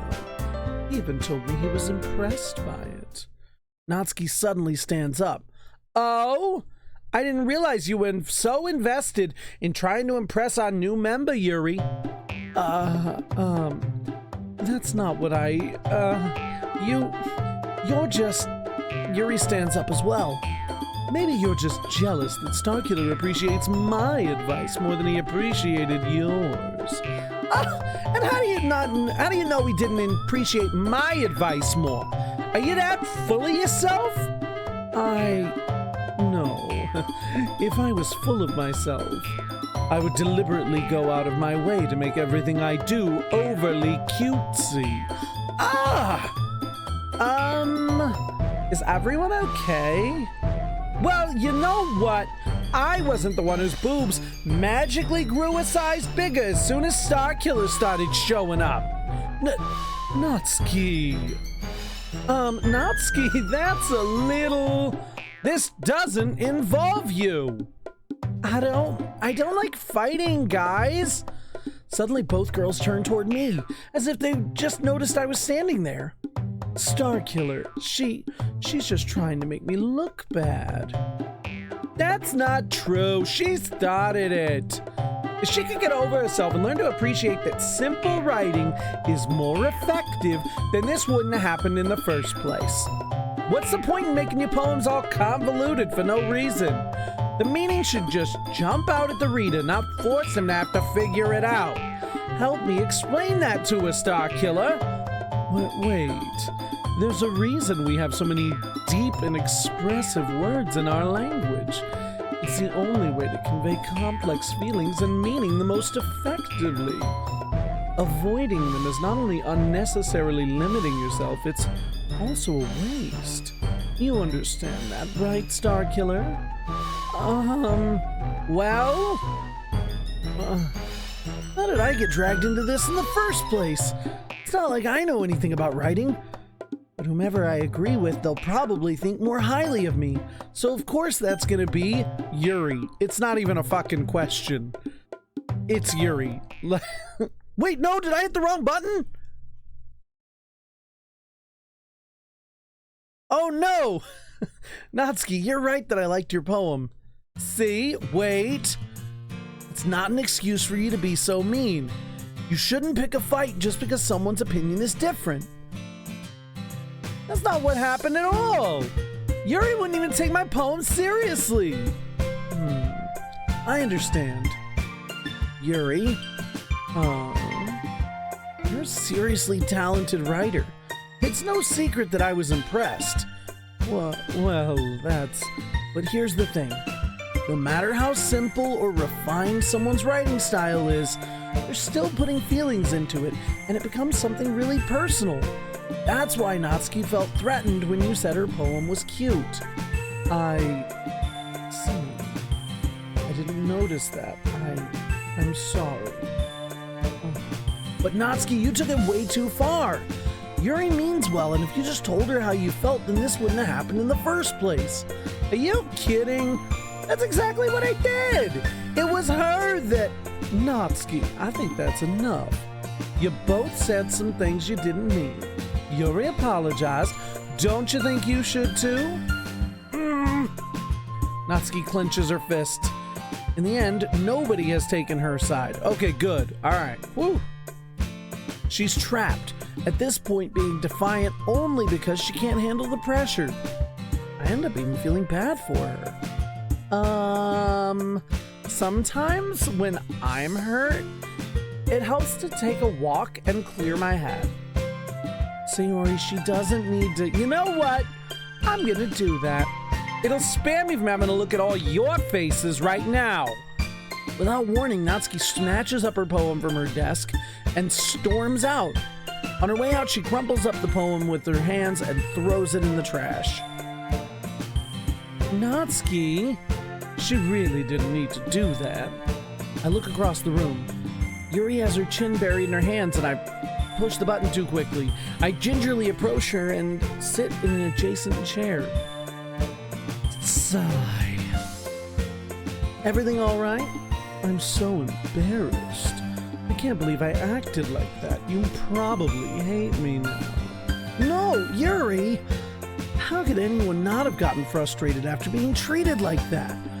You handled it as well as anyone could. I don't think any less of you. Well, all right, I believe you. Thanks, Starkiller, you're too kind. I'm thankful to have you as a part of this club now. It's nothing. One more thing. That one thing that Natsuki said about, you know, I would never do anything so shameful, so... Huh? What thing did Natsuki say? Never mind that. I'm gonna go make some tea. Ah, good idea! Make enough for more than one person, okay? Yeah. Okay, everyone, it's just about time for us to leave. How did you all feel about sharing poems? It was a lot of fun. Well, I'd say it was worth it. It was all right. Well, mostly. Starkiller, how about you? Yeah, I'd say the same. It was a neat thing to talk about with everyone. Awesome. In that case, we'll do the same thing tomorrow. And maybe you learned something from your friends, too, so your poems will turn out even better. I think to myself, I did learn a little more about the kinds of poems everyone likes. With any luck, that means I can at least do a better job of impressing those I want to impress. I nod to myself with newfound determination. Starkiller, ready to walk home? Sure, let's go. Sayori beams at me. It really has been a long while since Sayori and I spent this much time together. I can't really say I'm not enjoying it either. Sayori, about what happened earlier. What do you mean? You know, between Yuri and Natsuki. Does that kind of thing happen often? No. That's really the first time I've seen them fight like that. I promise, they're both wonderful people. You don't hate them, do you? No, I don't hate them. I just wanted your opinion, that's all. I can see why they make good friends with you. Phew, you know, Starkiller, it's so nice that I get to spend so much time with you in the club. But I think seeing you get along with everyone is what's making me the happiest. And I think everyone really likes you too. That's... Every day is gonna be so much fun. Looks like Sayori still hasn't caught on to the kind of situation I'm in. Sure, being friends with everyone is nice, but does it really need to stop there? We'll just have to see what the future holds, Sayori. Pat Sayori on the shoulder. I said that more to myself than to her, but it's easy to use her as an internal monologue sometimes. Okay. Yeah, let's do this. It's poem writing time, bitch. Is it the same options? Or is it like options from different... I think they're maybe in a different order. Go with effulgent again.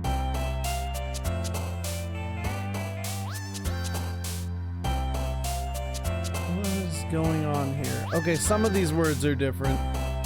Pleasure. Secretive. Whirlwind. Sure. Whirlwind works. Okay. Disown kitty, dazzle dark. Sadness. Horror. Bed. No, that's a simple word. Maybe dazzle. I don't know. I'm also thinking horror. Yeah. Fucking marshmallow. Let's see. Embrace. Color. None of these words jump out at me. Give them the old razzle dazzle.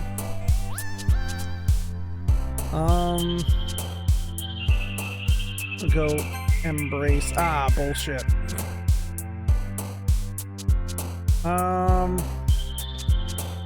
Oh, parfait. Damn it. Bouncy. Disaster. Wrath. Romance. I'm just going with parfait again. I don't care. I know that's a Natsuki word, but like, I just like the word parfait. Ambient.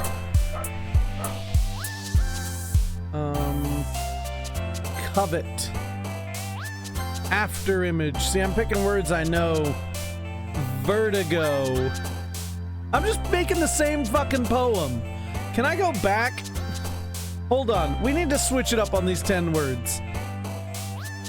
We need to switch it up. Okay, how about...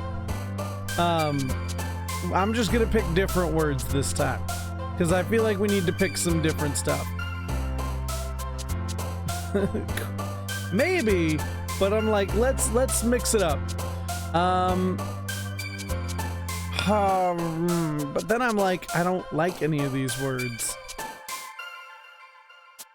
Let's go beauty.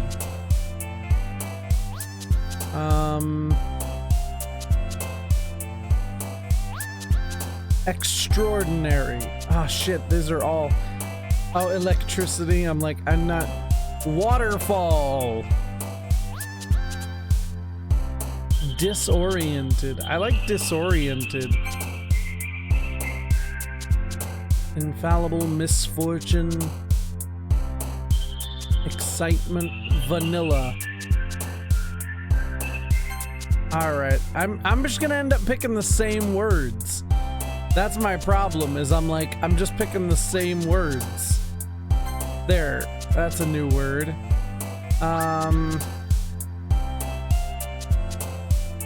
Frightening.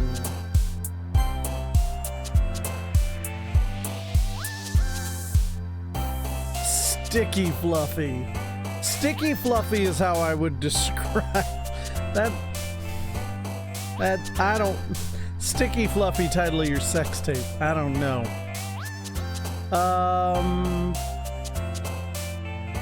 Sensation. Entropy just jumped out at me. That got the word. Variance. Ooh, vivacious. That's a great word.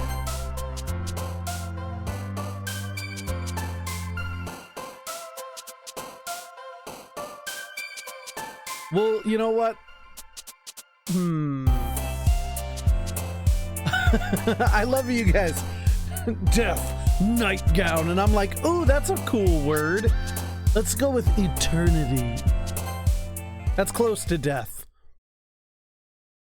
It's not close to death, but it's kind of close.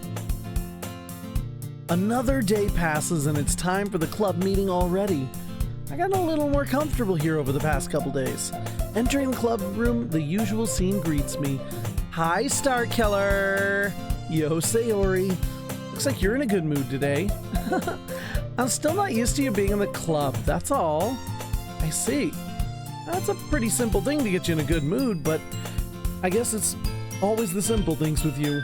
Anyway, speaking of which, I'm kinda hungry. Will you come with me to buy a snack? No thanks.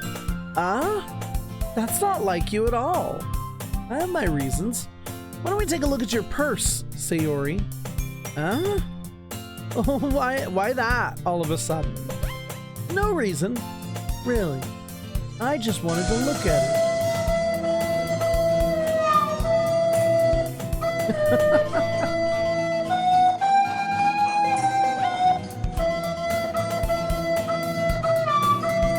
Why does he want to look in her purse? I'm so freaked out by this.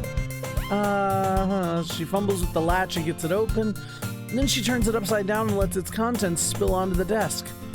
Only 2 small coins fall out. No, you're fine. You're fine. I knew it. I could see right through you, Sayori. That's not fair. That's not fair. How did you even know? It's simple. If you had enough money in the first place, you would have bought a snack before coming to the club room.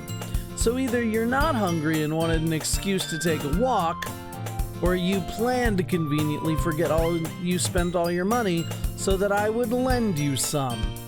But there's one more thing. You're always hungry. And so that leaves the only option. Whoa! I give up. Don't make me feel guilty. If you feel guilty, that means you deserve to feel guilty. Yuri suddenly giggles. Huh? I didn't notice she was listening in. Her face is in her book as always. I wasn't listening or anything. It was just something in my book. Yuri! Tell Starkiller to let me borrow some money. That's, don't get me involved like that, Sayori. Besides, you should only buy what you can responsibly afford. And frankly, after pulling a mischievous little stunt like that, your suffering is fair enough retribution. Did I just... I didn't mean that. I got too absorbed in my book.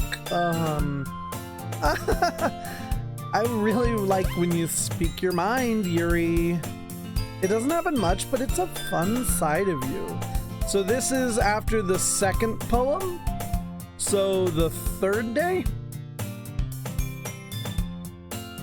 That's... There's no way you could think that.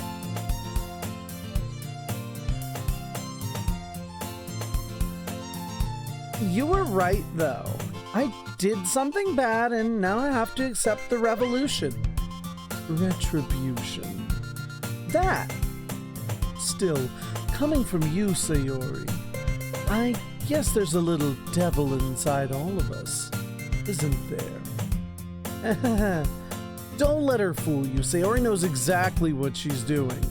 After all, she told you guys she was bringing me to the club before she even told me. But you wouldn't have come if it weren't for the cupcakes.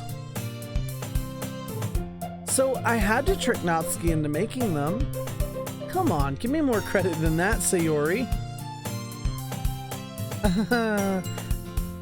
Out of nowhere, something smacks Sayori in the face and tumbles onto the desk. Whack!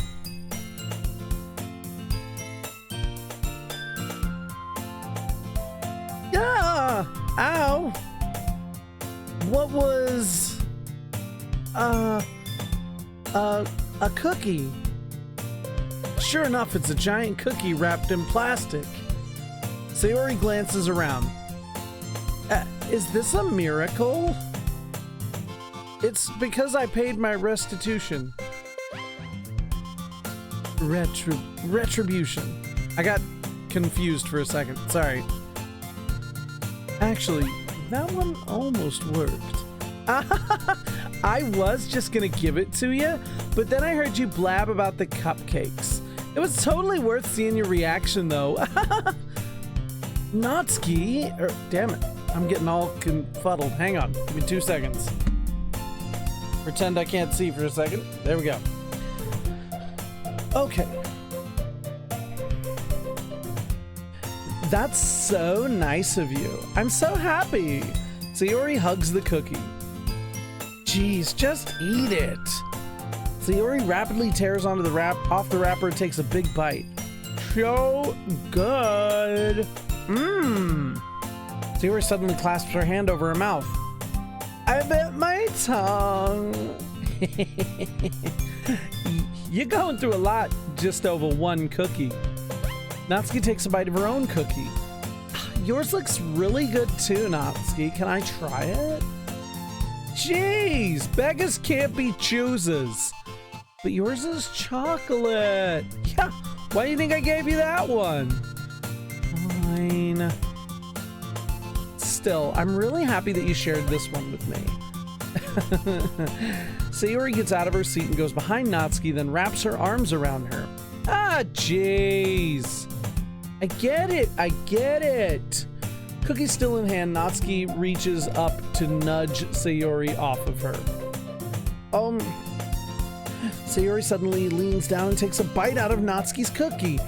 Hey, did you seriously just do that? I think Yuri is best girl so far. Mouthful, Sayori trots away to safety. Yuri and I laugh as well. Jeez, you're such a kid sometimes. Monica, can you tell Sayori? Natsuki glances around. Monica isn't in the club room. Ugh, where's Monica anyway? Good question. Have any of you heard anything about her being late today? Nah, not me. Yeah, I haven't either. That's a bit unusual. I hope she's okay. Of course she's okay. She probably just had something to do today. She's pretty popular after all. You don't think she has a... I wouldn't be surprised. She's probably more desirable than all of us combined. That's true. Excuse me? Suddenly the door swings open. Sorry, I'm super sorry. Ah, there you are. I didn't mean to be late. I hope you guys weren't worried or anything. Monica chose the club over her boyfriend after all. You're so strong-willed. But boyfriend? What on earth are you talking about? Monica quizzically glances at me. Never mind that. What held you up anyway? Well, my last period today was study hall. To be honest, I kind of just lost track of time. That makes no sense, though. You would have heard the bell ring at least. I must not have heard it since I was practicing piano. Piano? I wasn't aware you played music as well, Monica. I don't really. I kind of just started recently. I've always wanted to learn piano. That's so cool. You should play something for us, Monica. That's... Monica looks at me. Maybe once I get a little bit better, I will. Yay! That sounds cool. I'd also look forward to it. Is that so? Well, in that case, I won't let you down, Starkiller. Monica smiles sweetly. I didn't mean any pressure or anything like that. Oh, don't worry. I've been practicing a lot recently, and I'd really love the chance to share once I'm ready. I see. In that case, best of luck. Thanks. So, I didn't miss anything, did I? Not really. I choose to leave out Sayori's mischievous escapade. I'm sure Natsuki will end up complaining to her anyway. Looks like everyone's settled down. Yuri somehow already finished her entire cookie. Yuri's back to her book, and Natsuki disappeared into the closet. Hey, Yuri. I suddenly noticed that Yuri is reading a different book from the one we've been reading together. Oh, sorry. I didn't mean to interrupt. No. I was kind of just waiting for you. Ah, if that's the case, why don't we go ahead and get started? Yes, let's. Actually, I have a request. Do you mind if I make some tea first?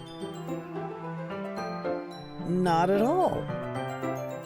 Thanks very much. If there's one thing that can make my reading time here any better, it's a nice cup of tea. Natsuki's in the closet. Why is she in the closet? What is that? I'm so confused. Not to mention for yourself as well. Yuri stands up and makes her way to the closet. What? I follow and watch as she retrieves a small pitcher from the shelf, the kind with a filter inside. Can you hold this for a second? Sure. I don't know why all of a sudden everyone's getting a southern accent, but that's probably the Red Dead. We'll just call it that. Yuri hands me the water pitcher and also fetches an electric kettle. I'm gonna plug this in at the teacher's desk, and then we'll go get some water. She walks past me and sets the kettle down on the teacher's desk. I simply watch her movements. To my surprise, the way she moves really contrasts her speaking mannerisms, especially because of her long legs. Yuri appears elegant and methodical.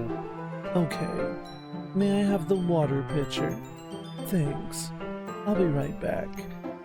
Yeah, they even went into the closet to get this stuff, and they're just like, fuck it, leave her in there. I might as well walk with you. Yeah, why not? Shall we go then? Yeah. Where are you two off to? Yuri was gonna make some tea, so I suddenly realized how weird it sounds to explain this to Monica. We're just filling the water pitcher. Ah, okay. Sorry. I was just a bit curious. Kind of a one-person job, isn't it? That's... Monica, please, mind your own business for once. Or do you want to tell me there's something wrong with helping Starkiller in club activities? My mouth gapes. I suppose there's nothing wrong with that. Then let's go, Starkiller. Yuri quickly exits the room and I follow. And Natsuki's still in the closet. Once in the hallway, she suddenly puts her forehead against the wall. I spoke without thinking. How could I say something like that? Yuri? Something about the way she said that. It made me feel so irritated. What's wrong with me? No, Yuri, I think you did the right thing. I wasn't expecting it, but it's also not right for Monica to judge people like that. Starkiller, how come even when I do something bad, you're being nice to me? Because nothing you do is as bad as you make it seem in your head. Nobody's perfect.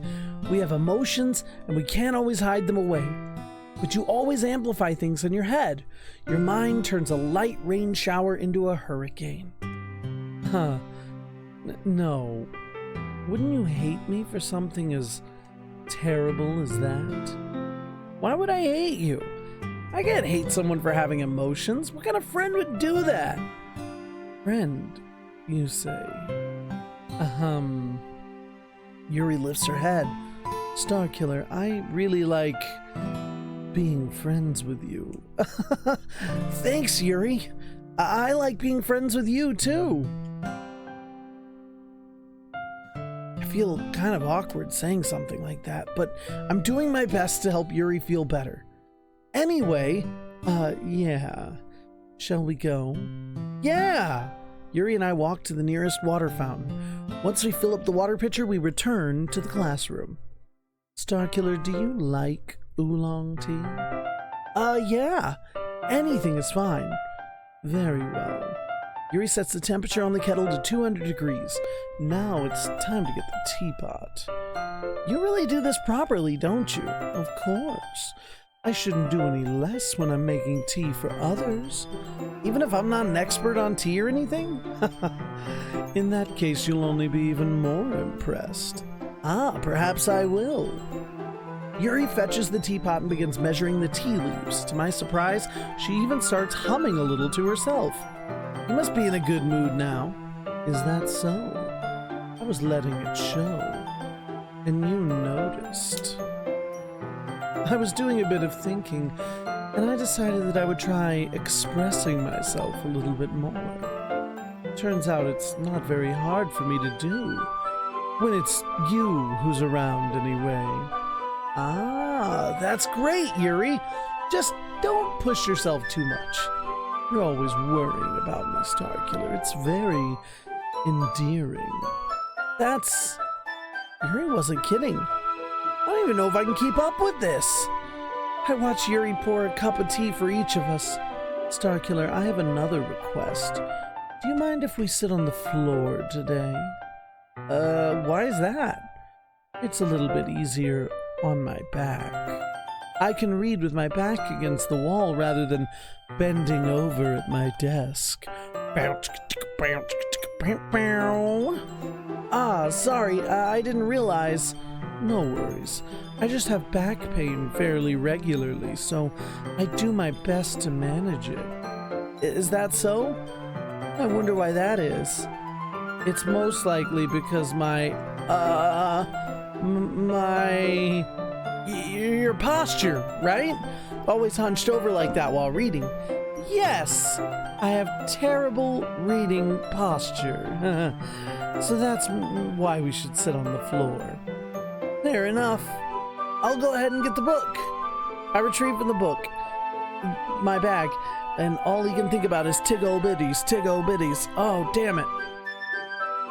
Speaking of posture, I have some chocolate as well. Ow. It's a bag of small chocolate candies that I kept hidden from Sayori's candy radar. I take it, since it'll go well with tea. Yuri and I sit against the wall, teacups at our side, as if in sync, we assume the same reading position as last time, each holding one half of the book, except this time, our bodies are even closer to each other. I can't see too well. Yuri slides closer until our shoulders are touching. How am I supposed to focus on reading like this? Yuri was always kind of cute, but when she's being less apprehensive, it's almost more than I can handle. Your teacup. Yuri hands me my teacup. Holding it with my hand that's not holding the book, I end up in a position that makes it even harder to focus, because now I need to worry about making sure I don't accidentally touch her chest. Meanwhile, Yuri hasn't noticed a single thing. She wears her intense reading expression, and I can only presume the world around her has faded away. I use all of my willpower to focus on reading. Martha Stewart naked on a cold day, or Margaret Thatcher naked on a cold day. Grandma in the shower, Grandma in the shower. After a few minutes, I finally manage to relax a little. I put the teacup between my legs and fumble with the chocolate wrapper. Sorry. I briefly let go of the book to finish opening the wrapper. You can have as much as you want. Ah, that's okay. I won't take any. Are you sure? Well, if I touch it, then I might get smudges on the pages. Ah, you're right. I didn't even think about that. My bad. No need to apologize. I'll hold the book, okay? Are you sure? Of course. Yuri opens the book with both hands. She holds it so I don't have any harder of a time reading it. But as a result, her left arm is practically resting on top of my leg. Well, in that case, Yuri's already totally focused on reading again. I take a chocolate candy and pop it into my mouth. Then I take another chocolate and I hold it up to Yuri. She doesn't even look away from the book. She simply parts her lips as if the situation was completely natural. But that means I can't stop here. I apprehensively place the chocolate in her mouth. Just like that, Yuri closes her lips over it.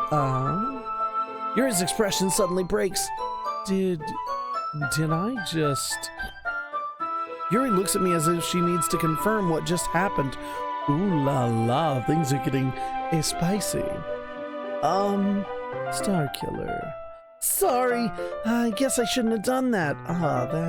Well, you were just helping. That's something that friends do, right? I mean, not really in this kind of context, but yeah, that's all it was. Yeah, then you don't need to stop or anything. I see. The situation has gotten really tense. Yuri tries to return to the book, but I can just tell by her expression that even she can't focus now. My heart is pounding. I nervously take another chocolate between my fingers, but this time, Yuri's eyes meet mine. How did it even come to this? Yuri doesn't avert her gaze. I notice her chest rising and falling to the rhythm of her breaths. That was really close to the word breasts. I raise my arm. Like before, Yuri parts her lips, but it's different this time. I take the chocolate and place it in her mouth. I feel her hot breath on my fingers. Okay, everyone. I fucking lost which voice she was. Okay, everyone. Whoa. Yuri jolts back. It's time to share poems. Starkiller, you can help Yuri put away the tea stuff, right? Yeah, of course. Okay, thanks. The spell is absolutely broken. I'll take care of the cups. Yeah. Yuri picks up the teacups from the floor. I pick up the bag of chocolates. In the end, we hastily clean up without so much as a word between us. I get the feeling this is something neither of us will have the courage to bring up. Alright, so we're gonna avoid Yuri for a little bit. We'll talk to her last. Because that was a little awkward. Let's just talk to everybody else first. We're just gonna go in order here. We're gonna go to Sayori first. Ooh. I like this one, Star Killer. It has some nice feelings in it. Oh, I'm glad. Does this mean it's better than yesterday's? Let me think. I don't know. I guess I like them both. That's not very helpful, you know.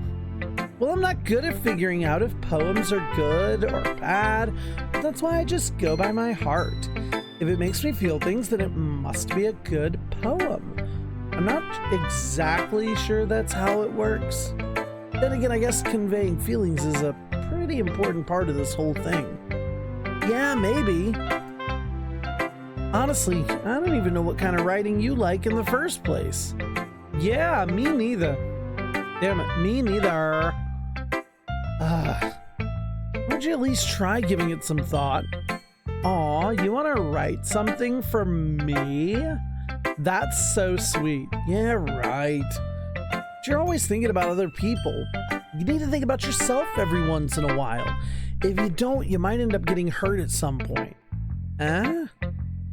Well, I don't really know what you mean, but I'll try to keep it in mind. Whatever. Anyway, let's see. I guess I like happy poems? Wait, sometimes I like sad poems too. Sometimes a little bit of both. There's a word for that, right? What's the word I'm looking for? Bittersweet. Yeah, I like things that are happy and things that are sad. Happy and sad? I can't see you liking something sad, Sayori. Well, I like happy the most, but sometimes when you have a little rain cloud in your head, a sad poem can help give the rain cloud a little hug and make a nice happy rainbow. Sayori, that's unexpectedly poetic. It is? Maybe I'm getting better at expressing my feelings after all. Thanks, Starkiller. I should go write that down then. You can read my poem now, okay? Bottles! I pop off my scalp like the lid of a cookie jar. What the fuck? It's the secret place where I keep all my dreams. Little balls of sunshine all rubbing together like a bundle of kittens. I reach inside with my thumb and forefinger and pluck one out. It's warm and tingly. But there's no time to waste. I put it in a bottle to keep it safe. And I put the bottle on the shelf with all the other bottles. Happy thoughts, happy thoughts, happy thoughts. In bottles all in a row. My collection makes me lots of friends. Each bottle a starlight to make amends. Sometimes my friend feels a certain way. Down comes a bottle to save the day. Jesus Christ, night after night, more dreams, friend after friend, more bottles. Deeper and deeper my fingers go, like exploring a dark cave, discovering the secrets hiding in the nooks and crannies. Digging and digging, scrapping and scrapping. I blow dust off my bottle caps. It doesn't feel like time elapsed. My empty shelf could use some more. My friends through my locked front door. Finally, all done. I open up and in come my friends. In they come in such a hurry. Do they want my bottles that much? I frantically pull them from the shelf, one after another, holding them out to each and every friend. Each and every bottle. But every time I let one go, it shatters against the tile between my feet. Happy thoughts, happy thoughts, happy thoughts in shards all over the floor. They were supposed to be for my friends who aren't smiling. They're all shouting, pleading something. But all I hear is echo, echo, echo, echo, echo inside my head. What in the Jesus fuck? So confused. Holy crap. Sayori, did you really write this? Of course I did. Didn't I tell you yesterday I was gonna write the best poem ever? Yeah, but I mean, I didn't expect something like this coming from you. Monica taught me a whole lot. And I've been really in touch with my feelings recently. I can see that. It's almost kind of creepy. Creepy? Well, not exactly. Maybe because I'm so used to you being cheerful. Well, never mind. I'm thinking too hard about it. The point is, it came out good, so you should be proud of it. Aw, thanks. I feel like I was meant to express myself this way. It even helps me understand my own feelings a little bit better. Writing is like magic. I'm pretty passionate about this, huh? I hope you keep it up. Yeah, writing's the best. I'm gonna keep writing until I die. Don't get ahead of yourself. Sayori's always had a little bit of a habit of getting obsessed with something before dropping it no more than a week later. I wonder if this is one of those times. That's called ADHD. But seeing the passion in her eyes makes it hard for me to be pessimistic. Alright, let's talk to Natsuki. Well, I can admit it's better than the last one. It's nice to see you putting in some effort. That's good. But I still don't like this at all. It's trying too hard to be serious. What do you mean by that? Poems don't need to be all deep sounding to express something. It's gonna just sound like you're forcing it unless you don't suck at it. Honestly, don't bother trying to write poems like this until you're on Yuri's level. Natsuki stopped short all of a sudden. Don't tell me. Huh? You're not just trying to impress Yuri, are you?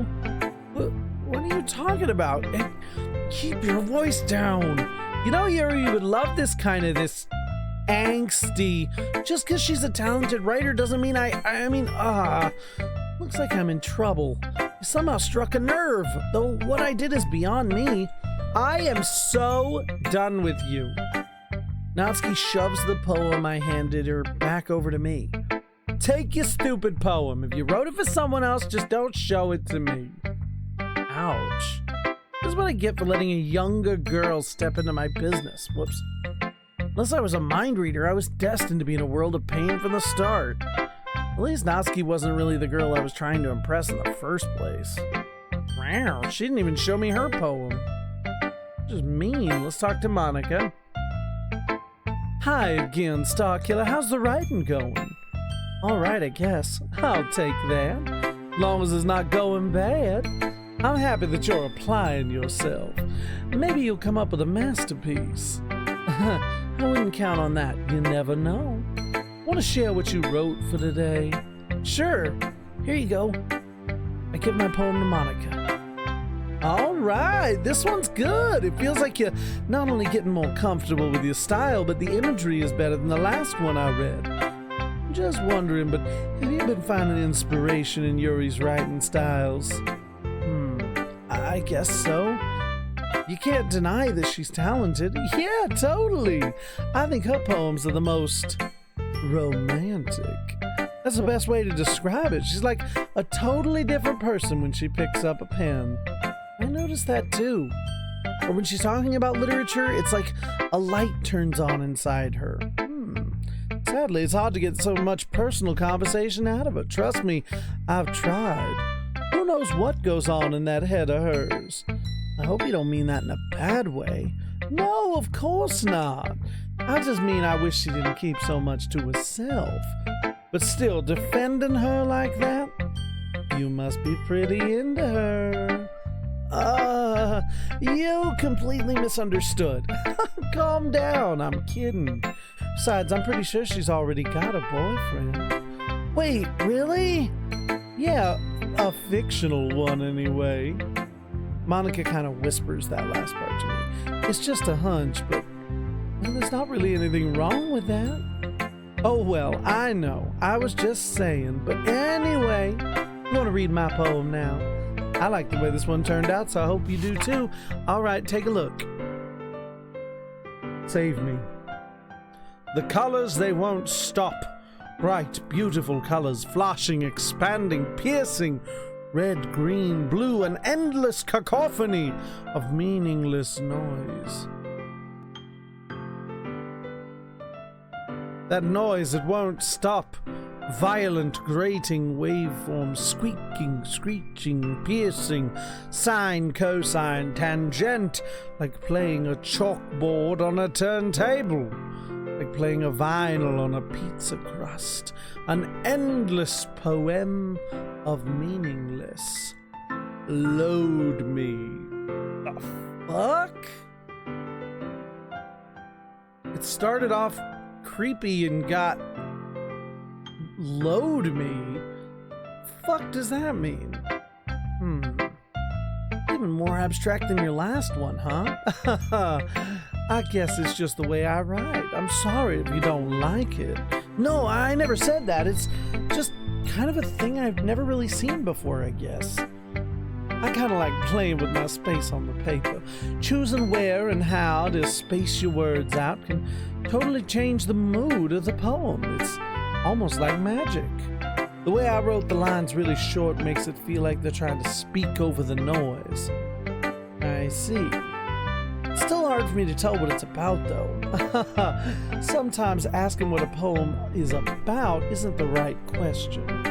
A poem can be abstract as a physical expression of a feeling, or a conversation with the reader. So putting it that way, not every poem is about something.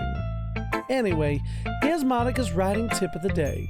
Sometimes you'll find yourself facing a difficult decision, and when that happens, don't forget to save your game. You never know when you'll change your mind, or when something unexpected may happen. Wait, is that tip even about writing?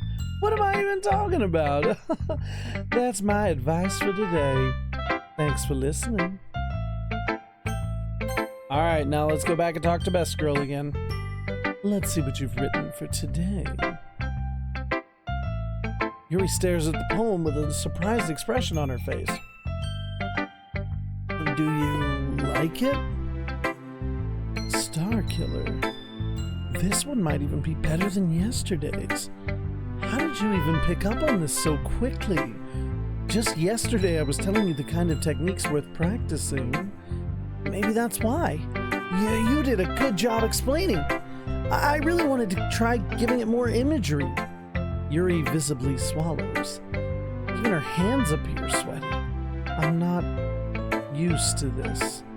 Used to what? I don't know. It's fine. Take your time. Yuri breathes and collects her thoughts. I know that Yuri likes to think before she speaks, so I offer that patience to her. Yeah, just being appreciated like this, I guess. It probably sounds really stupid, but seeing someone motivated by my writing, it just makes me really happy. Are you saying you've never shared your writing before? Yuri nods. Really? I don't believe it. I really only write for myself. And besides, people would just laugh at me. You really think that? Again, Yuri nods. Huh. Even your close friends? Yuri doesn't respond to that. I wonder why. Anyway, do you want to share the poem you wrote today? Yeah, I do. If it's with you. The Raccoon. It happened in the dead of night while I was slicing bread for a guilty snack. My attention was caught by the scuttering of raccoon outside my window. That was, I believe, the first time I noticed my strange tendencies as an unordinary human. I gave the raccoon a piece of bread, my subconscious well aware of the consequences, well aware that a raccoon that is fed will always come back for more. The enticing beauty of my cutting knife was the symptom. The bread, my hungry curiosity. The raccoon, an urge. The moon increments its phase and reflects that much more light off my cutting knife. The very same light that glistens in the eyes of my raccoon friend. I slice the bread fresh and soft. The raccoon becomes excited. Or perhaps I'm merely projecting my emotions onto the newly satisfied animal. The raccoon has taken to following me. You could say that it's gotten quite used to each other. The raccoon becomes hungry more and more frequently, so my bread is always handy. Every time I brandish my cutting knife, the raccoon shows me its excitement, a rush of blood. Classic Pavlovian conditioning. I slice the bread, and I feed myself again. What the fuck? I was a little more daring with this one than yesterday's. I can see that. Yeah, it was something about a poem about a raccoon and a cutting knife and bread. It's a lot more metaphorical. I don't know if it's my fault, but I can't even begin to imagine what that poem is about. That's right. It's a bit closer to my preferred writing style, using the poem as a canvas to express vivid imagery and conveying emotions through them. Yeah, if I take it at face value, then I can't even figure out what it's supposed to mean. Well, I think it's something that different people can relate to in their own way. I wanted to express the way it feels for me to indulge in my more unusual hobbies. This bitch is gonna kill me. It's those sort of things I'm usually forced to keep to myself, so I enjoy writing about them. This girl's a serial killer. Why do you keep them to yourself? Because they're embarrassing, and people would make fun of me. Don't you have anything like that, Starkin? Well, yeah, I guess I do. I feel like everyone has a little something like that. The best we can do is respect each other and our individualities, even if it's difficult sometimes and some things make us uncomfortable. After all, if I hadn't learned to embrace my own weirdness, I would probably hate myself. I might be ranting a little bit now, but I'm glad that you're a good listener. You're good at a lot of things. Writing, listening. There really aren't many people like you, Starkiller. That's exaggerating a little bit. It's just how I feel. I never thought I would be so comfortable sharing my writings, but now I feel like I almost look forward to it. It's just a really nice feeling, and you're to thank for that. It's nothing, really. Yuri smiles sincerely at me, and for just a moment, her timidness seems to disappear. Okay, everyone, we're all done reading each other's poems, right? I have something extra planned today, so if everyone could come sit at the front of the room. Is this about the festival? Well, sort of. Do we really have to do something for the festival? It's not like we can put together anything good in just a few days. We'll just end up embarrassing ourselves instead of getting any new members. That's a concern of mine as well. I don't really do well with last-minute preparations. Don't worry so much. We're gonna keep it simple, okay? We won't need much more than a few decorations. Sayori's been working on posters, and I've designed some pamphlets we can give out during the event. Okay, that's great and all, but that doesn't tell us what we're actually going to be doing for the event. Oh, sorry. I thought you heard about it already. We're going to be performing. Performing? Monica. Yeah, we're going to have a poetry performance. Each of us are going to choose a poem to recite during the event, but the cool part is, we're also going to let anyone else come up and recite poems too. Sayori's putting it on all the posters in case anyone wants to prepare ahead of time. Sayori, who's been coloring a poster, holds it up for us to see. Are you kidding me, Monica? You didn't. You didn't already start putting up those posters, did you? Well, I did. Do you really think it's that bad of an idea? Well, no, it's not a bad idea, but I didn't sign up for this, you know. There is no way I'm going to be performing in front of a group of people like that. I agree with Natsuki. I could never in my life do something like that. Imagining it, Yuri shakes her head in fear. Guys! No, Sayori, I understand where they're coming from. Remember that Natsuki and Yuri have never shared their poems with anyone until just a couple days ago. So it's a lot to ask them to recite their poems out loud in front of a whole room of people. I guess I kind of overlooked that. So I'm sorry. But I still think we should give it our best. We're the only ones responsible for the fate of this club. If we start the event and each put on a good performance, then it will inspire others to do the same. And the more people who perform, the better we'll be able to show everyone what literature is all about. Yeah, it's all about expressing your feelings, being intimate with yourself, finding new horizons, and having fun. That's right. And it's for those reasons that we're all in this club today. Don't you share that with others? To inspire them to find the same feelings that brought you here in the first place? I know you do. I know we all do. And if all it takes is standing in the front of the room for 2 minutes and reciting a poem, then I know you can do it. Natsuki and Yuri remain silent. Sayori looks worried. I guess that leaves me no choice. I agree. I don't think it's too much to ask. I think that Sayori and Monica have been trying really hard to get new members. The least we can do is help them out a little bit. Well, maybe, but it looks like Natsuki doesn't have any arguments left. Okay, fine. Guess I'll just have to get it over with. All right. Whew. Thanks, Natsuki. What about you, Yuri? Yuri dejectedly glances around at everyone else's expectant face. I guess I don't really have a choice. That's everyone. You're the best, Yuri. This club is seriously going to be the death of me. Oh gosh, you'll be fine, Yuri. But anyway, let's move on to the main event. I want each of you to choose a poem of yours. We're gonna practice reciting them in front of each other. No way! Monica, this is too sudden. Well, if you can't recite your poem in front of the club, how do you expect to do it in front of strangers? Oh no. Don't worry, I'll start off to help everyone feel a little more comfortable.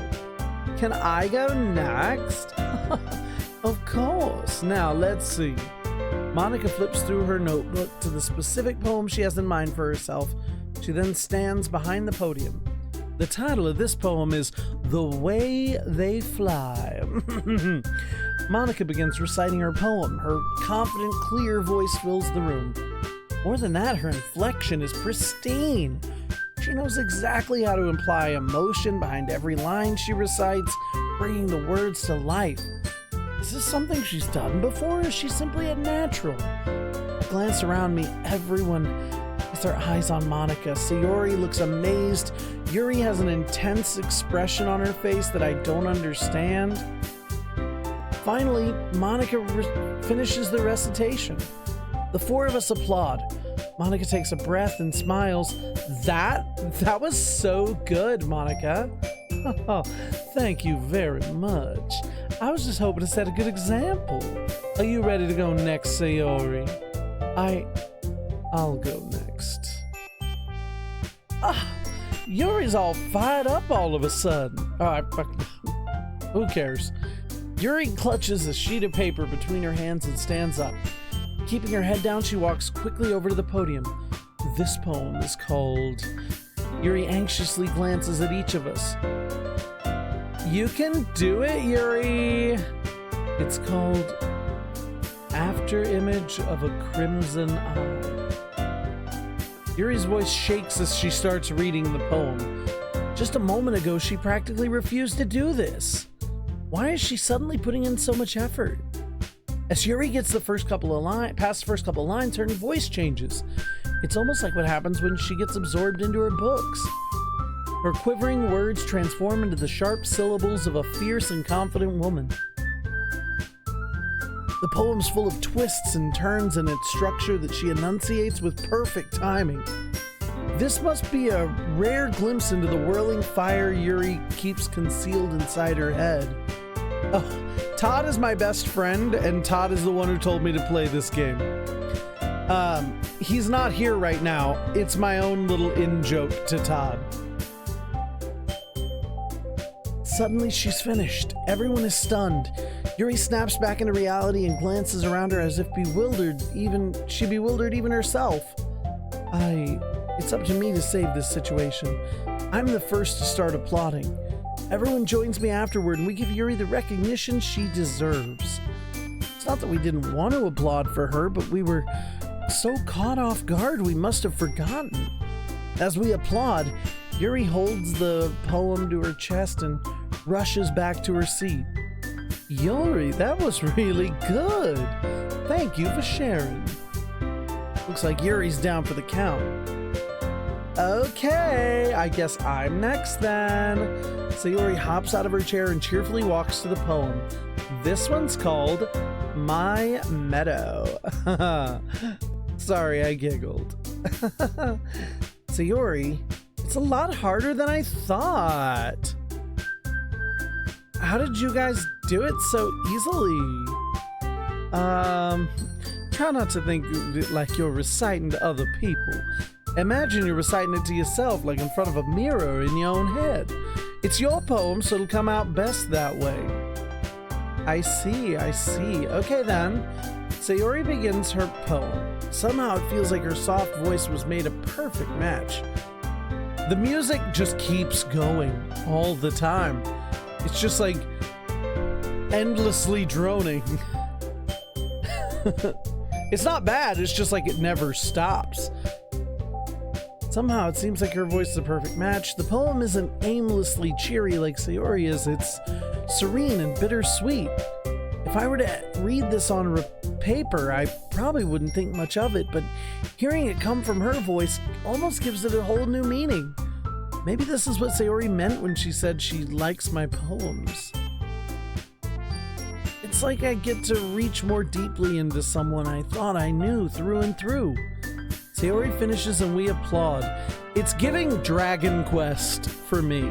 Like Dragon Quest 11. This is the kind of music that's on in the background and just keeps going through that whole game as well. But also, those are all absolutely correct. I did it! Good job, Sayori. Even Starkiller liked it. I guess that's a good sign. What does that even mean? It came out nicely, Sayori. The atmosphere of the poem fits you really nicely. But it might be that other poems wouldn't work quite as well with that kind of delivery. Huh? I don't really understand. Oh, that was the wrong one. In other words, I've seen poems of yours where that sort of gentle delivery wouldn't work as well. They might need a little more force behind them, depending on who you're reading. Oh, I see what you mean. That's, well, I've been practicing that kind of thing. It's just embarrassing to do it in front of everyone. Then next time, I'm going to make you pick a poem that challenges you a little more. We don't have that much time before the festival, you know. Okay. Now, who's next? Natsuki? Huh. Don't make me go before Starkiller. It's not like I can compare to you guys anyway. Might as well let Starkiller lower everyone's standards a little bit before I have to do it. Natsuki. It's fine. It's fine. I might as well get it over with. But it's not like I have much of a selection of what to read. I'll just go with what I wrote for today. Stand up and step in front of the podium.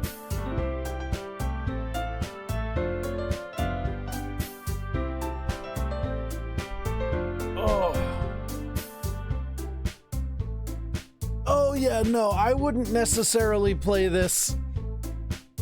I'm playing this for Todd, who's not even here, but that's okay. I love Ghost of Tsushima. I was thinking about reinstalling that today as well. Or re-downloading it, rather. Whatever, same diff. Everyone has their eyes on me, making me feel terribly awkward. I recite my poem. Since I'm not exactly confident in my own writing, it's hard to put energy into it. Despite that, once I finish, I receive applause anyway. Sorry I'm not really as good as everyone else. Don't worry about it so much. It's less about your abilities and more about your lack of confidence in your writing. That's something that'll improve over time, though. Yeah, maybe. Alright then, that just leaves you, Natsuki. Yeah, I'm going. Natsuki begrudgingly gets out of her seat and makes her way to the podium. The poem is called... It's called... What? Why are you all looking at me? Because you're presenting. Huh. Anyway, this poem is called Jump. Natsuki takes a breath. Once she starts reciting the poem, her sour attitude disappears a little. While she's still a little unenthused, her poem has a rhythm and rhyme to it. It's Natsuki's trademark style, and it works surprisingly well when spoken aloud. I don't know any specifics about where this game is going or what's gonna happen. All I know is that it's gonna get crazy by the end, I guess. It's gonna get something. That'll be cool when you'll be able to start daytime streaming. Mine started already, so I could, but I end up sleeping because I stay up most of the night streaming too. So I could stream during the day. I keep telling myself I'm going to. Words feel like they bounce up and down. Natsuki finishes and everyone applauds. She huffs back to her seat. That wasn't so bad, was it? Easy for you to say. You better not make me do that again. Ah, well.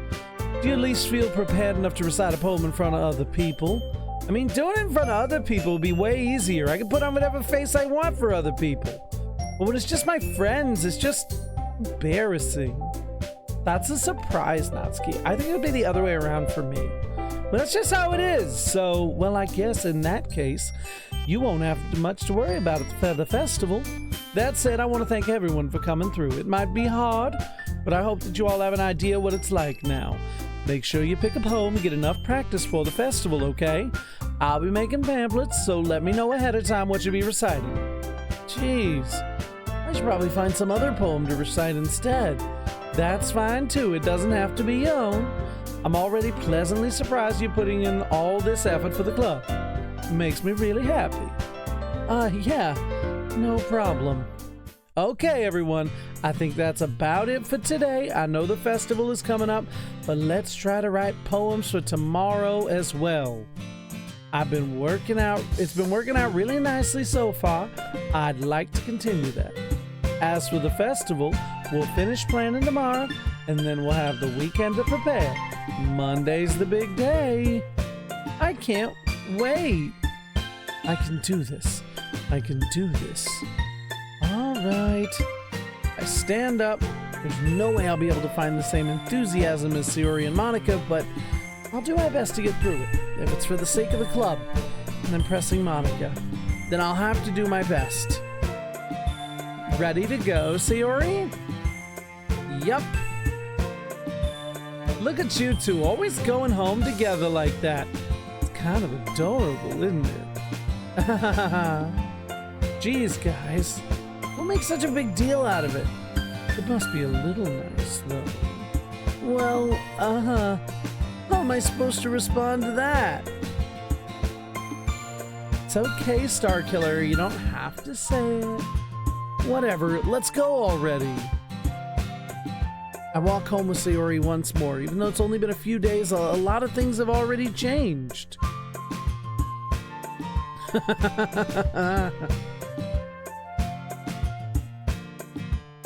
Hey, Sayori. Sorry, I was spacing out. I was thinking about something from earlier. I like how we get to, I mean... Oh, she's saying this. So, let's just say that one day Yuri asked to walk home with you? Huh? What would you do? What kind of question is that? You're kind of putting me on the spot here. Well, I would walk home with Yuri. Walking home with Yuri, huh? Why does the thought of that make my heart pound? I mean, given how hard it is for her to socialize, I would feel awful turning her down, so isn't she so beautiful and smart? That has nothing to do with what I just said. You admitted it. Jeez. Not even any point in speculating something that's never gonna happen. Well, maybe. But I just like to think about it. It's not long before you won't need me anymore, you know? Need you.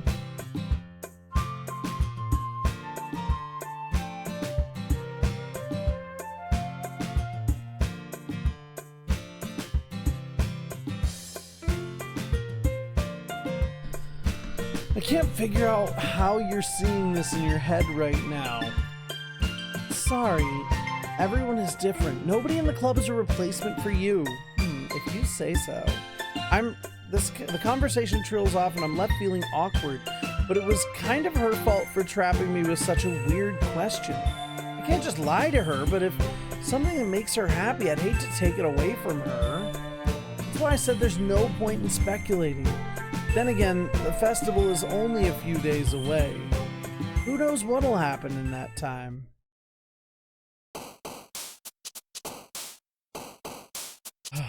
I'm really curious where this is going. Because I'm kind of with you, X-Core Gamer Skills. I'm like, all right.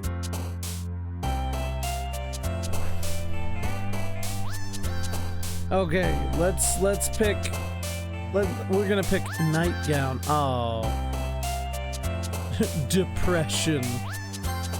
No! I'm fucking it up. Vitality. Unrestrained. Variance. I'm just picking the same fucking words for the most part. Essence. Some of them are different. Unending. I'm trying to pick a few different words.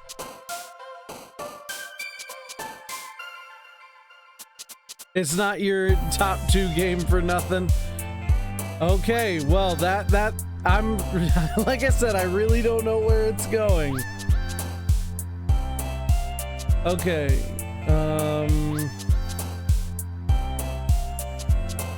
Question? Electricity. Contamination. Heartbeat. Unrequited. Nope. Shit.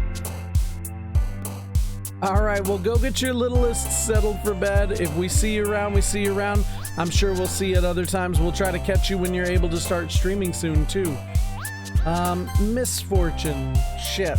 I'm fucking it up even worse now. Unstable. Tenacious. Like Tenacious D. Uncontrollable. Ambient. Parfait is always in there. I don't care. It's always in there. Let's go incongruent. And judgment. I don't know. Oh man, I'm the last one here again. Don't worry, I just walked in too. Were you practicing piano again? Yeah. You must have a lot of determination, starting this club and now picking up piano. Well, maybe not determination, but I guess passion? Remember that the club wouldn't be here if it wasn't for all of you. And I'm super happy that you're all willing to help out for the festival, too. I can't wait for the festival. It's gonna be great. Huh? Weren't you complaining about it just yesterday, Natsuki? Well, yeah. I'm not talking about our part of the festival, but it's a whole day of school where we get to play and eat all kinds of delicious food. You sound a bit like Sayori all of a sudden. Monica, do they really have fried squid? Squid? It's a pretty specific thing to look forward to. Oh, come on. Are you saying you don't like squid? You, of all people. Question mark? What the fuck does that mean, you of all people? Monica, are you a squid monster? Do you have tentacles? Never mind, never mind. Besides, what do you mean by you of all people? Because it's right in your name. Monica? Huh? That's not how you say my name at all. Also, that joke makes no sense in translation. Never mind. Let's just focus on our own event for now, okay? Fine, fine. Your reactions aren't as fun as Yuri's or Sayori's anyway. Excuse me. Where is Sayori anyway? Oh, there you are. Sayori's sitting at a desk in the center of the room looking down at nothing. I walk over to her. Hey, Sayori. I wave my hand in front of her face. Huh? You're spacing out again. Sorry, don't mind me. You can go talk to everyone else. Huh? Is everything all right? Of course. Why wouldn't it be? It just feels like you're a little off. Sorry for assuming things. Jeez, you worry too much about me. I'm fine, see? Sayori shows me a big smile. Don't let me distract you from having fun with everyone. All right, if you say so.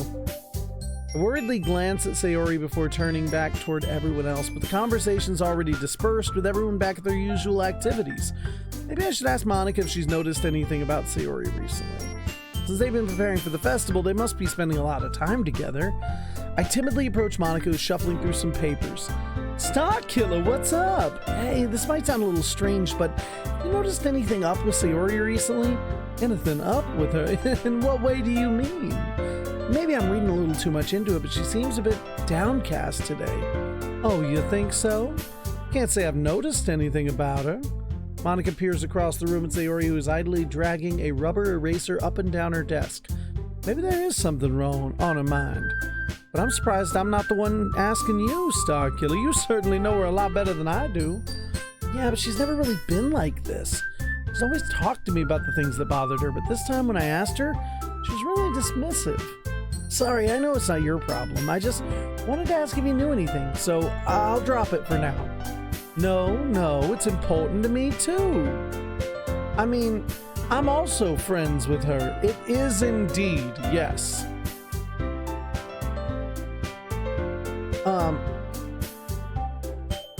And also care for the well-being of my club members, you know. Maybe I'll try talking to her myself. Are you sure about that? She seemed like she wanted to be left alone. Are you sure? Maybe she just has a hard time bringing it up with the person of interest. Person of interest? What do you mean by that? I'm just saying, maybe the thing on her mind is you, Star Killer. Me? How on earth would you come to that conclusion? Well, I probably shouldn't say too much, but Sayori talks about you more than anything else, you know. She's been so much happier ever since you joined the club. Like an extra light was turned on inside of her. What? No way. Sayori is always like that. She's always been full of sunshine. It's not any different now than it has always been. You're so funny, Star Killer. Have you ever thought that maybe you've always seen her so cheerful because that's how she always is when she's around you? I said too much. I'm sorry, what do I know anyway? I don't need to jump to conclusions, so you should just forget about what I said. I'll try to talk to her, so try not to think about it too much for now. Alright. Monica smiles meaningfully. I know she said to forget about it, but I already know that I won't be able to get her words out of my head. Monica stands up from her desk and walks across the room to where Sayori is sitting. I watch her kneel down next to Sayori and gently talk to her, but she's keeping her voice so quiet I can't hear her from here. I sigh and sit myself down. I know Sayori told me not to worry about her and to have fun with everyone else, but that's impossible to do when she's behaving like this. Exactly how much do I care about her that I'm letting it weigh me down so much? Now it feels like I'm the one behaving out of the ordinary. There's nothing I can do besides wait for Monica. Why does it feel like I'm being watched? I glance around the room. Suddenly I notice Yuri peering at me over her book. She looks away just as quickly with a flustered look on her face. I realize she won't get anywhere like this. I've never really seen Yuri approach anyone or start a conversation of her own accord, so I have no choice but to approach her myself. By now, it's a little easier for me to do that. I stand up from my desk and sit in one next to her own. I didn't mean to bother you or anything. Relax, you didn't even do anything, but I could tell you just wanted to be alone with your thoughts. Alone with my thoughts? How are you going to tell what I was thinking like that? Well, it's something that I do a lot, so it wasn't hard for me to spot based on your posture and expression. Not that I was staring or anything. I didn't do anything creepy like that. In any case, I guess you were right. Sorry if I caused you concern. Don't apologize. Your troubles are the concerns of those who willingly share in that concern. Of course, there are certainly those who find the most comfort in keeping to themselves. But if you would prefer to share what's on your mind, then I would be glad to listen. It's not really that big of a deal. I was just feeling a bit uneasy about Sayori. Sayori? Yeah, she seems a little off today, but when I asked her about it, she didn't want to admit it to me. So I can't help but wonder if something happened to her. Oh, that's quite romantic. Huh? Sorry, I didn't mean to say something stupid. It's not that, I just didn't want you to misunderstand. Sayori and I have been friends for a long time, that's all. Ah, I see. Perhaps it is unusual for her to be dismissive to you about her feelings. Or maybe I'm just reading into it a little too much. Starkiller, the world is full of meaning, often hidden deep beneath plain sight. And there are many untold mysteries behind every person, no matter how well you may know them. Okay, now they're starting to talk about mysteries hidden beneath the surface, and do you think there might be something behind it after all? I think that Sayori is a very complex person. Her mannerisms on the outside don't always match what may be going on inside her head. She may not always know what she wants. I noticed her strange behavior today too, and I also felt some concern for her, but in your case, it looked like she was fully occupying your thoughts, wasn't she? Well, I guess that was the case. Sayori, she really means a lot to you, doesn't she? I guess, but you don't need to put it that way. We're just good friends, that's all. Mary suddenly looks deeply into my eyes. Her expression is gentle and curious, as if she was searching for something. Embarrassed, I avert my gaze. Sometimes, a person's mysteries are untold even to themselves. And you, as someone honest and caring, may uncover feelings that you weren't aware were in you. That is, I think that she would be a very fortunate person to have you feel that way about her. Yuri, you're giving me too much credit. I'm a pretty simple guy, so I think I'm pretty good at understanding my own feelings. I'm not nearly as sophisticated as you. That's not a compliment, is it? It is what it is. Anyway, as long as we're here, why don't we do some reading? Well, as long as you're okay with it. Yeah, I should be taking my mind off this whole thing anyway. Okay, everyone. After some time passes, Monica calls out to the club room. Why don't we share our poems now? And before I know it, everything is back to normal. Everyone goes to retrieve their poems, and I do the same. I make eye contact with Monica. She smiles at me. I wonder what she's talking about with Sayori, and here we go. All right, this time I'm going to Yuri first. I'm going to Sayori last this time, because we want to avoid her a little bit. Starkiller, your writing has only improved in these last few days. Every poem you've shown me has been nothing short of spectacular. I can really feel the emotions. I'm a little envious even. I don't think it even came to me this naturally. Yuri, that's the wrong way to put it. This never did come naturally to me, but I've been able to improve so much thanks to you. You're really the example I was chasing after. Is that so? Yuri gently smiles to herself. This feeling... Oh, no, because she's upset. Because Sayori is upset.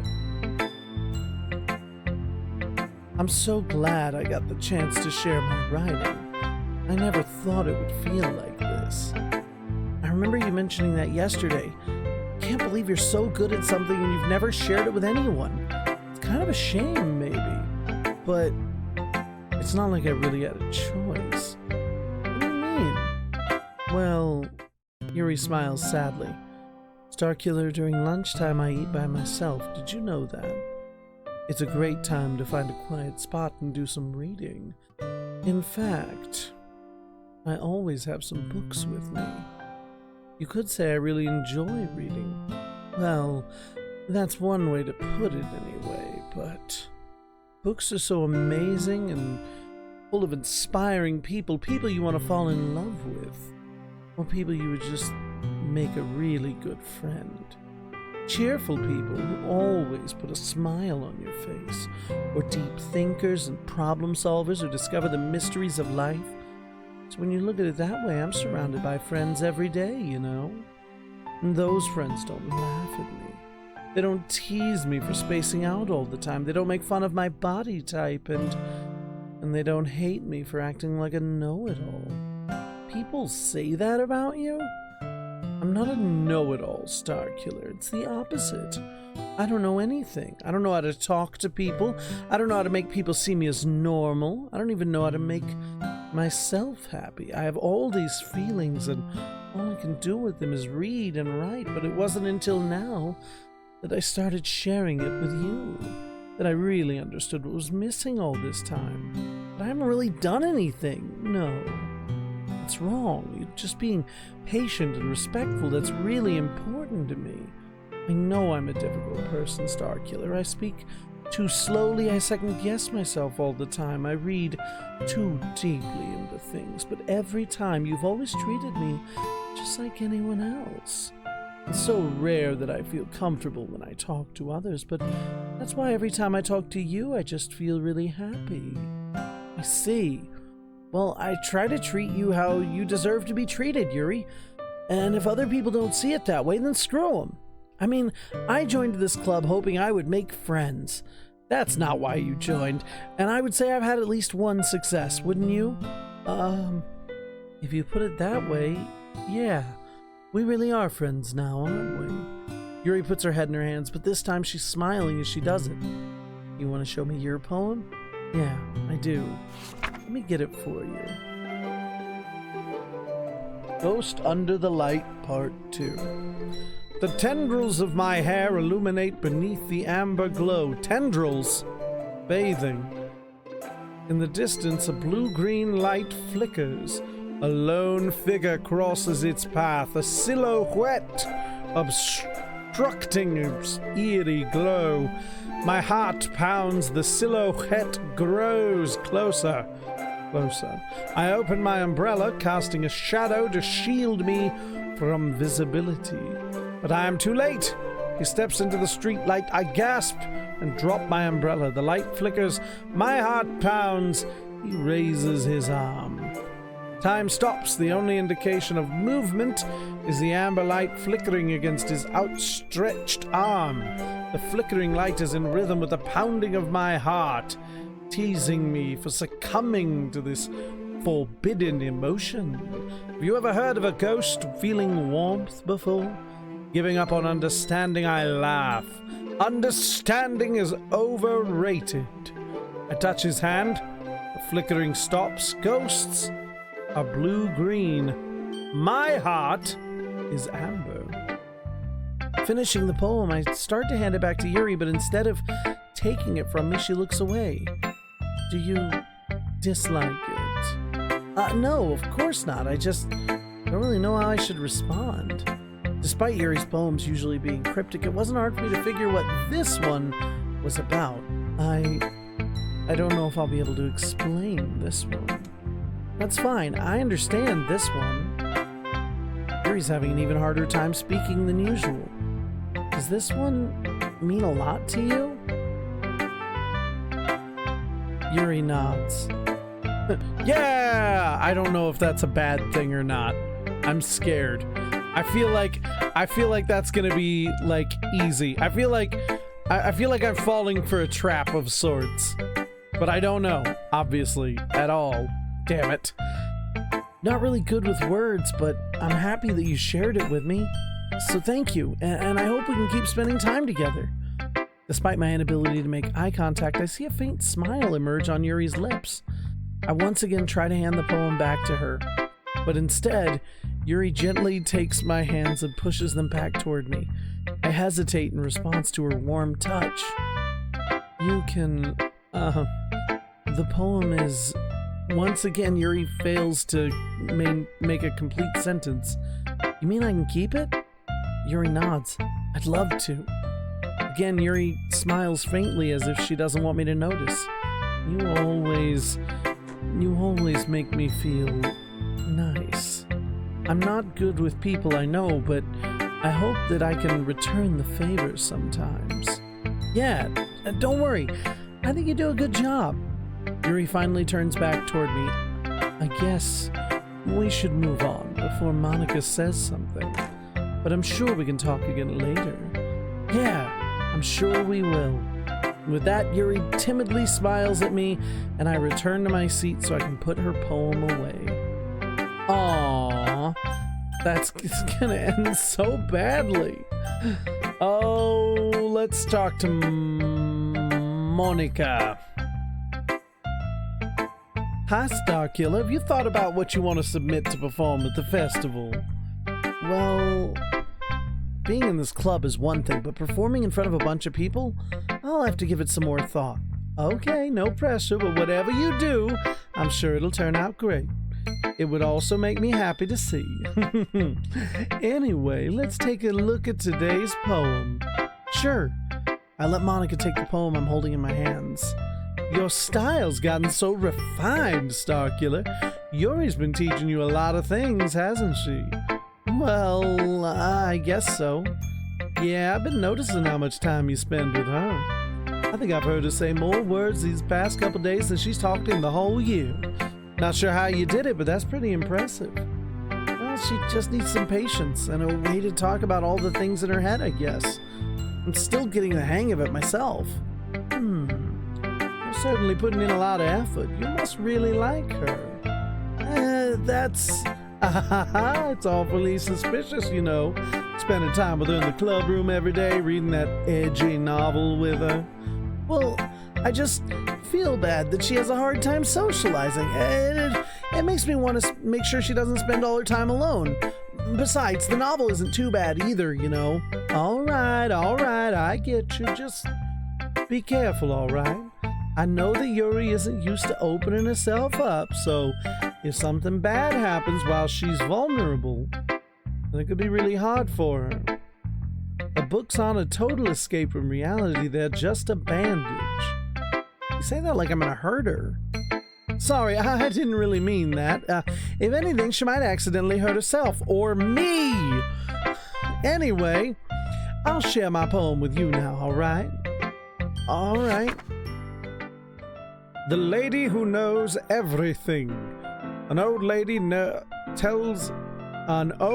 tale tells of a lady who wanders earth. The lady who knows everything. A beautiful lady who has found every answer, all meaning, all purpose, all that was ever sought. And here I am, a feather, lost adrift the sky, victims of the current wind. Day after day I search with little hope, knowing legends don't exist. But when all else has failed me, when all others have turned away, the legend is all that remains. The last dim star glimmering in the twilit sky. Until one day, the wind ceases to blow. I fall and I fall and fall and fall even more, gentle as a feather, a dry quill, expressionless. But a hand catches me between the thumb and forefinger, the hand of a beautiful lady. I look at her and find no end to her gaze. The lady who knows everything knows what I'm thinking. Before I can speak, she responds in a hollow voice. I have found every answer, all of which amount to nothing. There is no meaning, there is no purpose, and we seek only the impossible. I am not your legend. Your legend does not exist. But with a breath, she blows me back afloat, and I pick up a gust of wind. Weird. You know, I feel like learning and looking for answers are the sort of things that give life meaning. Not to get too philosophical or anything, but it was kind of on my mind, so that's what I wrote about. I see. I never really put much thought into it. In a way, it's almost paradoxical. Because if we've had all the answers, wouldn't the world start to lose its meaning? You know, there's one thing I noticed. It seems like everyone in the club prefers writing about things that are more sad than happy. Are you surprised? I mean, if everything was okay, we wouldn't really have anything to write about, would we? Humans aren't two-dimensional creatures. I think you'd know that better than anyone. You mean one-dimensional? Oh yeah, that! Anyway, here's Monica's writing tip of the day. They're starting to fucking... There's cracks. It's getting weird now. Are you ever too shy to share your writing because you're afraid it's not that good? It can be really disheartening to get a lukewarm response to something you put so much into. But if you find other people who enjoy writing, then sharing becomes a lot easier. But instead of just telling you that your writing is good or okay or bad, they'll want to focus more on everything that went into it and the things you could work on. It's much more encouraging that way, and it'll make you want to continue improving. It's almost like having your own little literature club, don't you think? That's my advice for the day. Thanks for listening.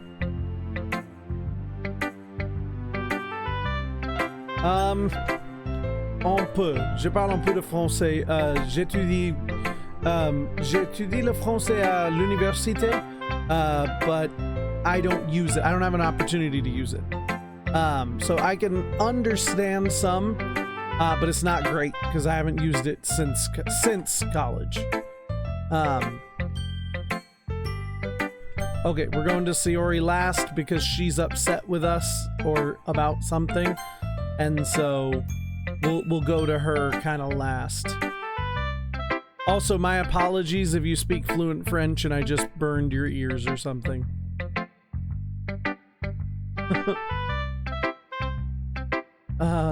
Yeah, no thanks. You didn't even... Next! Okay, fine.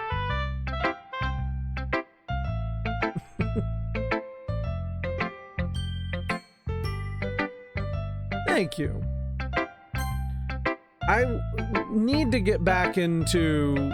I've been meaning to get back to, like, reading, because I have a couple of books in French, and like I used to practice my reading and try to listen to podcasts in French and stuff. It's just been a long time, and I haven't, just haven't had an opportunity to use it anymore. But thank you.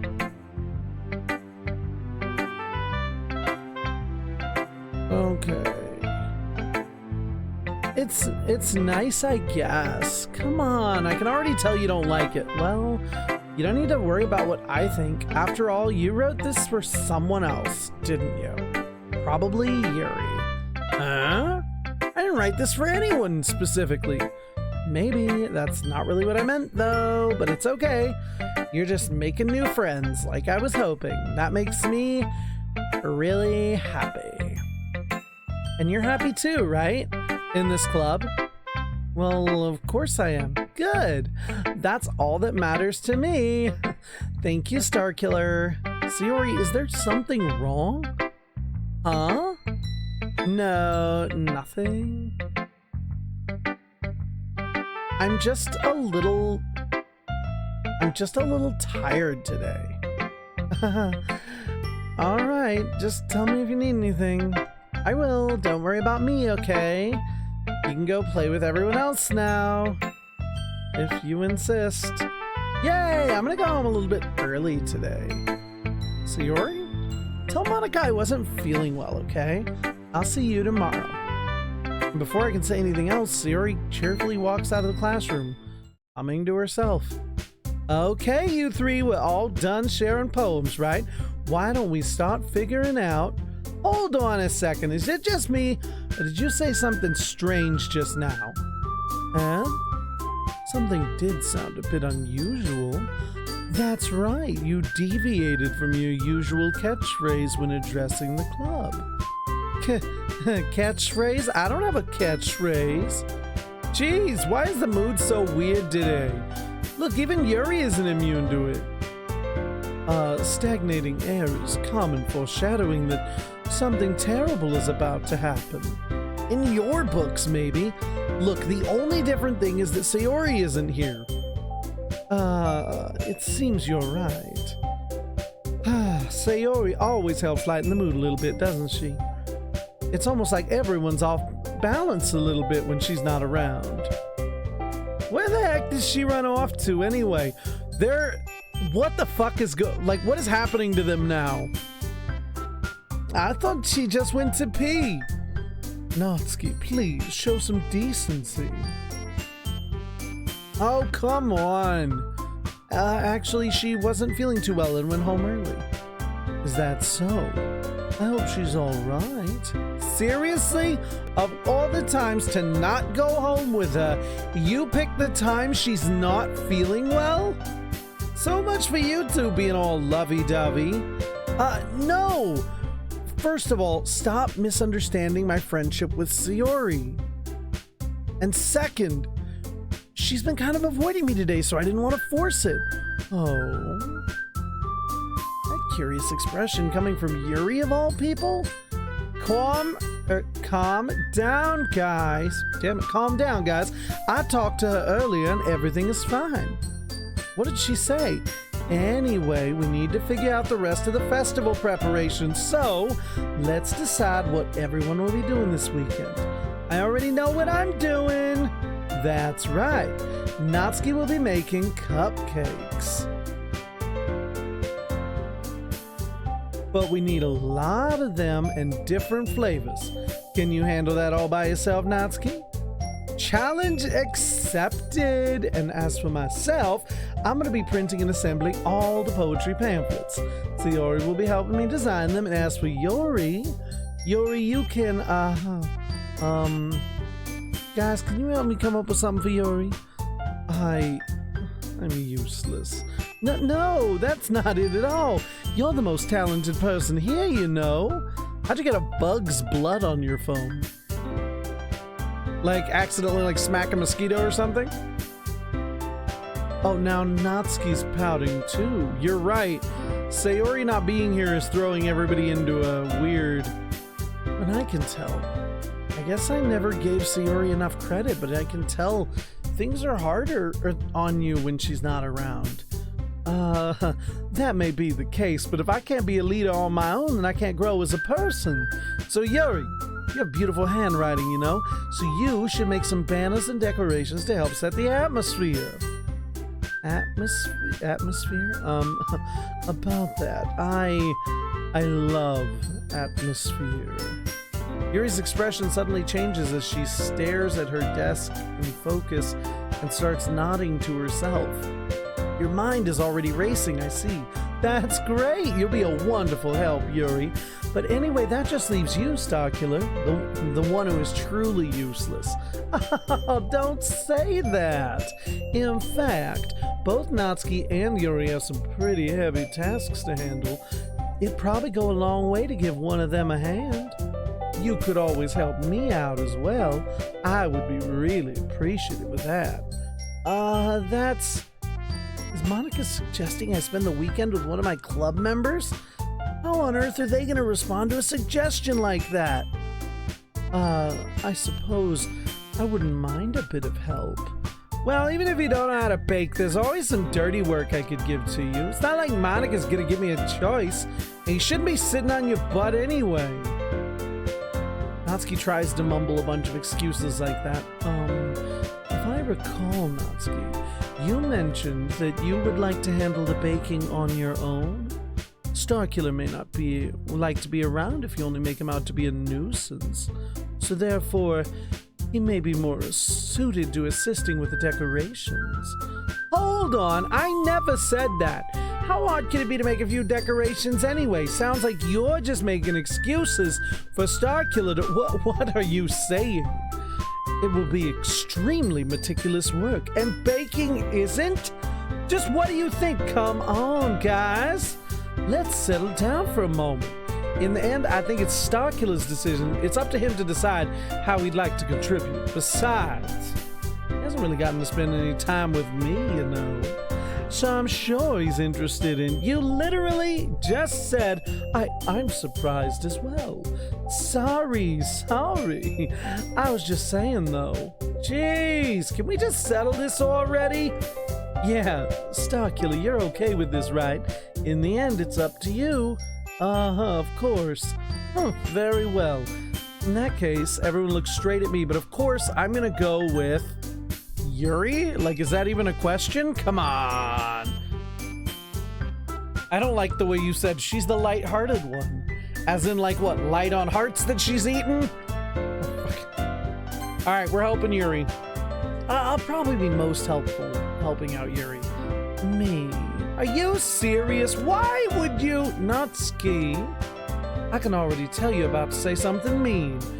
No, I was just saying... So you'll be helping Yuri then, Starkiller? Yeah, that's what I'm gonna do. I'm glad.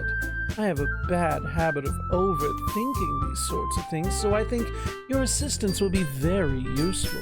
That's great to hear. Natsuki, you'll be able to handle the bacon by yourself. I mean, yeah, I already said I'd be fine. Okay. Everyone can tell that Natsuki's feeling a little sour. So, is that everything we needed to go over? Yeah, that should be about it. Are you guys excited? Well, excited may not be the right word, but I suppose I'm looking forward to it a bit. Do you feel the same way, Starkiller? Me? I guess you could say I'm interested to see how it'll turn out. That's good enough for me. What about you, Natsuki? Natsuki. What? Why is everyone yelling at me? I didn't even do anything. No, that's not what I meant at all. Yuri anxiously glances between everyone in the room. I'm sorry for this. I don't really know why he picked me. And also, your cupcakes are the best cupcakes I've ever had. They really go well with my tea. Nothing that I do for the event will compare to that, so... I get it. I'm kind of surprised, though. Why? Well, I'm the one acting immature. I already know that. But you're trying to cheer me up all of a sudden? I know I'm not very good at it. I'm sorry if I said something bad. Natsuki isn't the only one surprised. Monica and I are taken back by Yuri's words. she's already has trouble with words. Trying to cheer someone up must be far out of her own comfort zone. It's like they're fucking breaking character, if that makes sense. Like, it feels like they're breaking character. But I begin to understand. Yuri was trying to sound like Sayori. Oh. Even if it didn't work perfectly, I can tell she tried to say something Sayori would say at a time like this. Because Sayori always helps everyone smile and feel good about themselves. No, I kinda appreciated it. I'm sorry for making a big deal out of nothing, but I'm gonna say this. You better bet that my cupcakes are gonna be the best part of that whole event. I believe you. Yeah, I hope to see everyone doing their best. But with that, there's nothing more for today, so I guess it's time for us to head out. All right, let's get out of here then. Everyone packs up their things. I start to follow Monica and Natsuki out the door as they chat between each other. I turn around. Sorry, I realized I don't have any way of contacting you this weekend. Oh, you're right. I can't believe that slipped my mind. Should I give you my phone number? I think that would be the best way, yes. All right then. Yuri and I exchange phone numbers. Okay. Then I'll be stopping by your house on Sunday. Huh? My house? Is that a problem? No, not at all. I just thought I would be the one going to your house since I'm the one helping you. Oh, I suppose that makes sense. But if you don't mind, I think I would prefer going to your house, because your house is the pits of hell, isn't it? All right. In that case, it won't be a problem. I decided not to press Yuri for a reason. It's not like it should matter much either way, so I'll just need to make sure my room is clean. I hope I managed to make myself useful in some way. I'm not nearly as creative as you are. Thanks for the follow, Evelina Mars. Queenie, if you're around there, yeah, will you drop a shout out for me real quick? Don't underestimate yourself, Starkiller. I think that we'll make a very productive team. Even if you only chose me because you felt bad or something. Wait, you don't actually think that, do you? I don't know. It's difficult to come up with any other reason why you may have chosen me. Oh, Ire got it. Bam! Way to go, Ire. Thank you, sir. You're forgetting the one reason with the most common sense. I chose to help you because that's what I want to do. But Yuri thinks to herself with an extremely tense expression. Yuri, you're overthinking this. You wanted me to point out when you're overthinking, right? I didn't realize.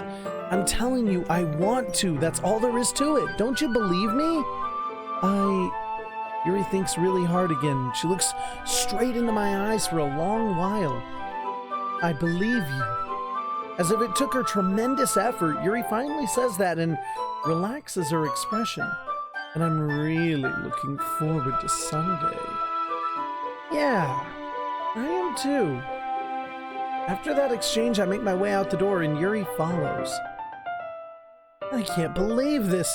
Yuri's gonna be coming to my house on Sunday. My anxiety shoots through the roof. Even though I've gotten pretty used to handling her at this point, there's no telling what might end up happening when we're outside of school. More than that, she told me she was looking forward to it. Is this the chance I have to make something happen between us? Or is it too early for that? Only time will tell.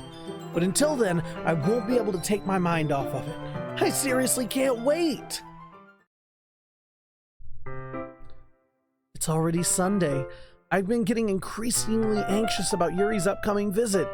I keep telling myself there's no reason to be nervous, but it doesn't help much. Yuri is clearly an introvert and also an intimate person in general. There's no doubt she'll open up a little bit when it's just the two of us. Meanwhile, we've been texting occasionally.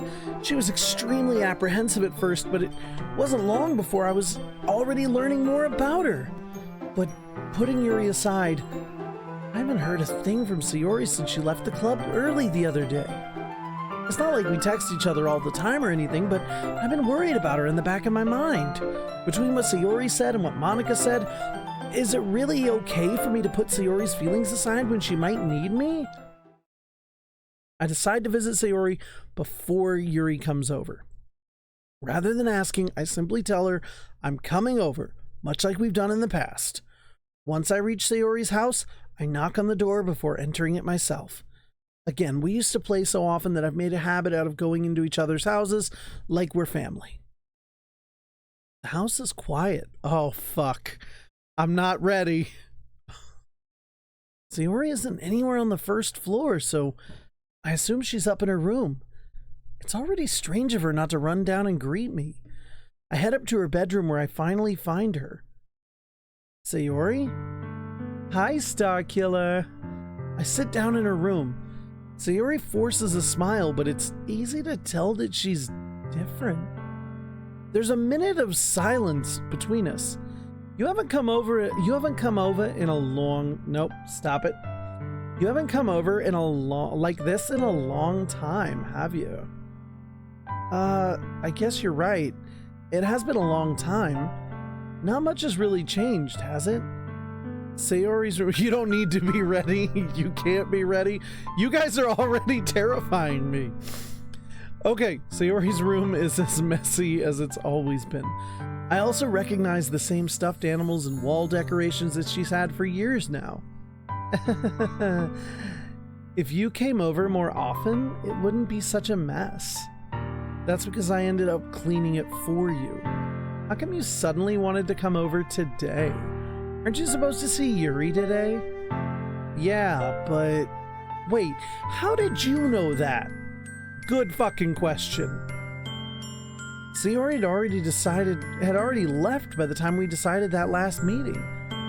Monica told me. It's only natural for her to keep me informed about the festival preparations, right? That's true. But what about you? Aren't you going to be helping Monica today? Of course. But I'm just helping her online. We didn't plan to meet up or anything. Ah, so it's just me and Yuri then. Yup. There's more silence between us. Yuri stares in a random direction. Everything about her behavior is really uncharacteristic. I finally get to the point. I just wanted to see how you were doing after you left on Friday. When something's wrong, you can't hide it from me. I know you too well. So, Sayori smiles, shaking her head. That's no good, Star Killer. Why can't it just be like it's always been? This is all my fault. If I didn't get so weak and accidentally express my feelings, if I didn't make that stupid mistake, then you wouldn't have been worried about me at all. You wouldn't have come here. You wouldn't even be thinking about me right now. But this is just my punishment, isn't it? I'm being punished for being so selfish. I think that's why the world decided to have you come over today. It just wants you to torture me. Sayori. I grab Sayori by the shoulders. What on earth are you saying? Are you listening to yourself right now? I know something happened to you. There's no other explanation for you to be like this. So tell me already. Yes, Jessie is best girl. Jessie from Final Fantasy VII Remake is best girl. So that's why I have Jessie going ding. Until I know, I won't be able to stop thinking about it. Sayori gives me an empty smile. You really put me in a trap, Star Killer. But you're wrong. Nothing happened to me. I've always been like this. You're just seeing it for the first time. Seeing what? What are you talking about, Sayori? You're really gonna make me say it, aren't you, Star Killer? I guess I have no choice this time. The thing is, I've had really bad depression my whole life. Did you know that? Why do you think I'm late to school every day? Because most days I can't even find a reason to get out of bed. What reason is there to do anything when I fully know how worthless I am? Why go to school? Why eat? Why make friends? Why make other people put their energy and caring to waste by having them spend it on me? That's what it feels like. And that's why I just want to make everyone happy, without anyone worrying about me. I'm in shock. I can't even figure out how to respond. How is it possible that Sayori kept this from me the entire time I've known her? Did she really want so badly for me just to not think about her? Why, Sayori? Why is it that you've never told me about this? It almost feels like I've been betrayed as your close friend. Because if I knew, I would have done everything to support you. Even if there's only so much that I could do. I would have tried a little bit harder to make every day a little better for you. That's why I'm your friend. All you had to do was tell me. You don't understand at all, Starkiller. Why do you think I didn't tell you? Because if I told you, then you'd have to waste effort caring about me instead of doing important things. I don't want to be cared about. It's bittersweet when people try to care about me. It feels nice sometimes, but it also feels like a bat being swung against my head. That's why I wanted so badly for you to make friends with everyone else. Helping everyone be happy together is the best thing for me. But then I discovered something else too. Seeing you make friends with and get closer with everyone in the club, it feels like a spear going through my heart. So that's why. That's why I decided the world just wants to torture me. Every path leads to nothing but hurt. You're right. That I don't understand. Yeah, you can hear the dogs in the background going crazy for nothing. Like, no idea why. There's probably something at the window. Also, this isn't scary. This is sad. Why did we go sad? You're right that I don't understand. I don't understand your feelings at all, Sayori. Cheers.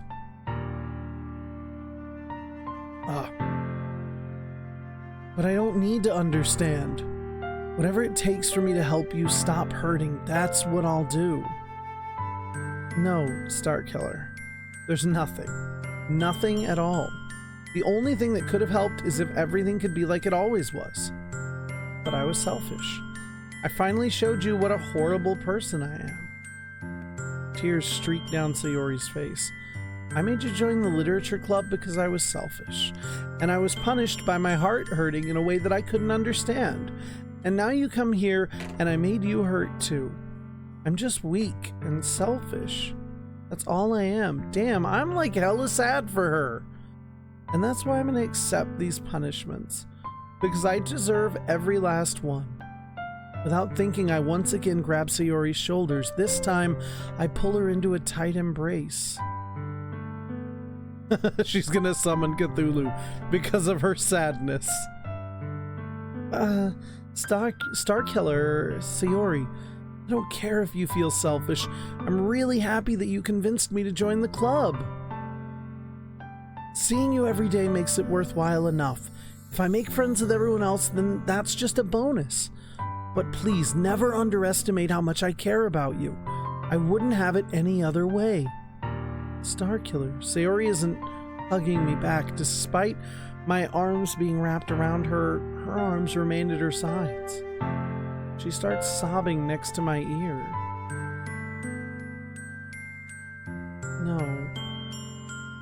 Don't do this to me. Please don't do this. Starkiller, Sayori barely manages to speak between her sobs. I don't know if I'm doing the right thing, but all I know is that all I want is for her to know that I care. If you have it in you to call yourself selfish, then you have to let me be selfish too. No matter what it takes, I'll figure out what needs to change. I'll make these feelings go away. And if there's anything you need me to do, then you'd better call me. I'll get mad if you don't. I don't know. I don't know. Gently, Sayori puts her arms around me in return. I don't know anything.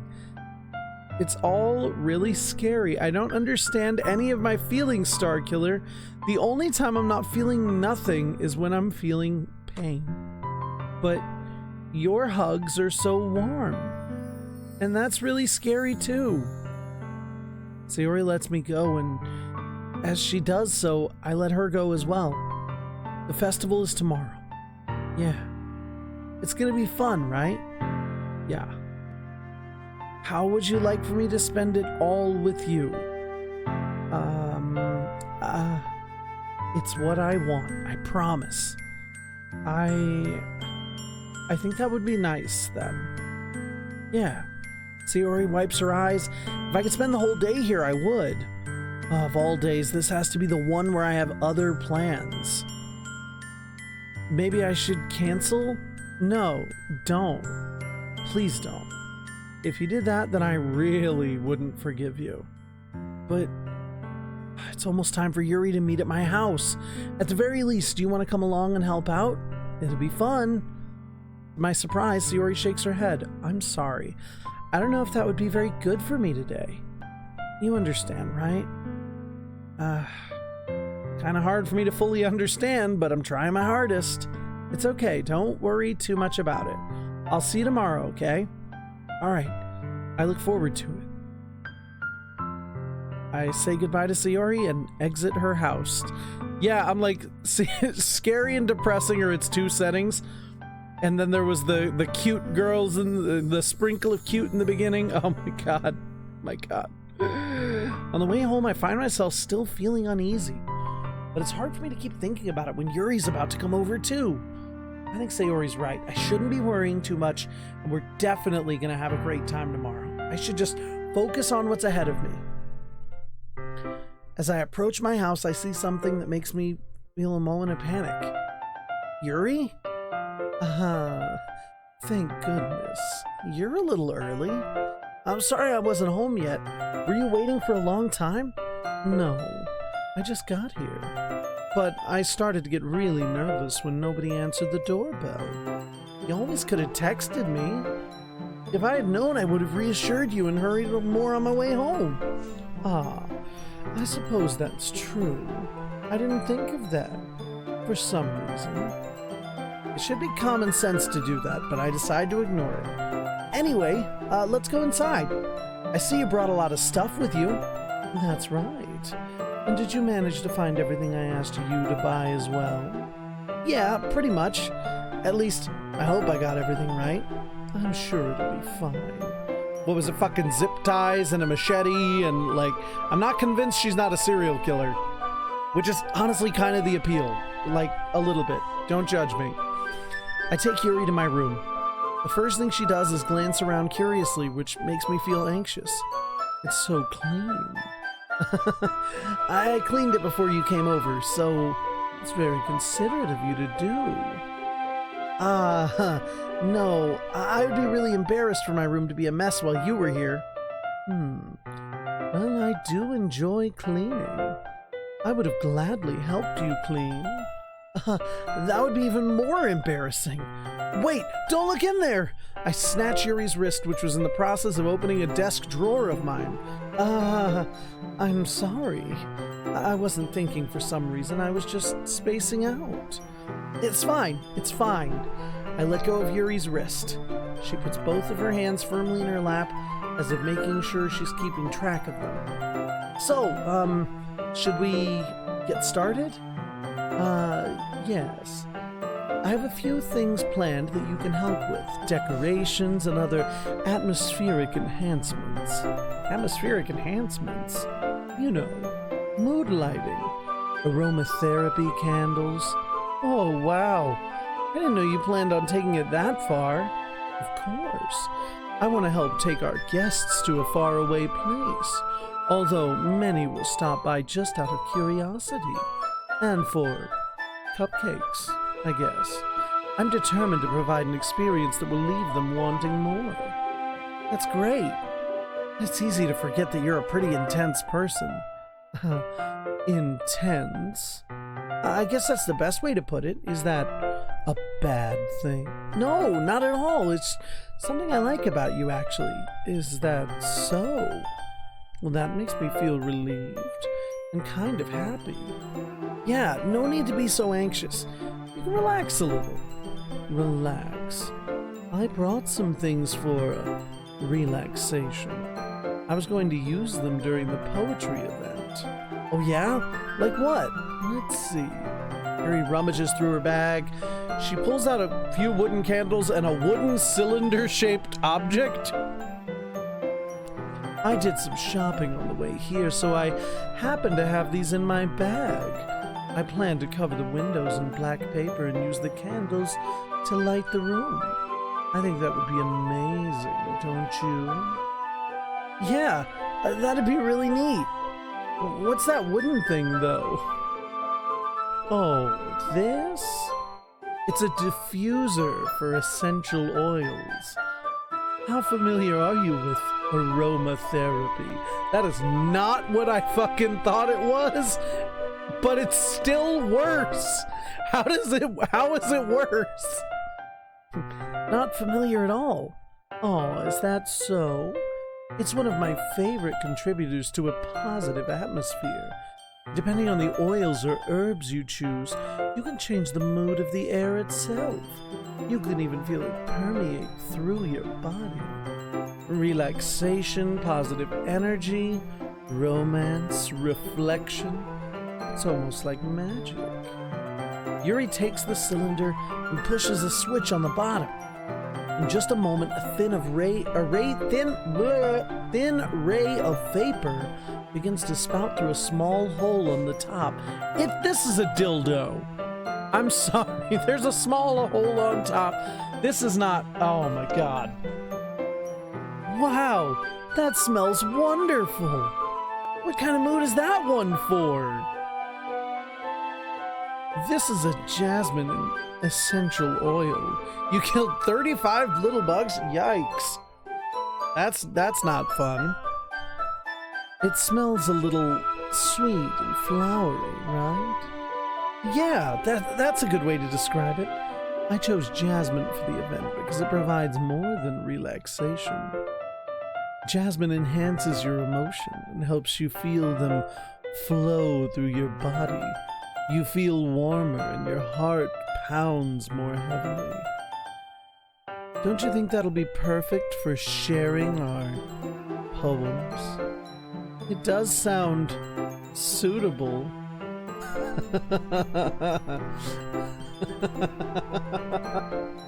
I'm convinced it was a dildo. This diffuser of essential oils.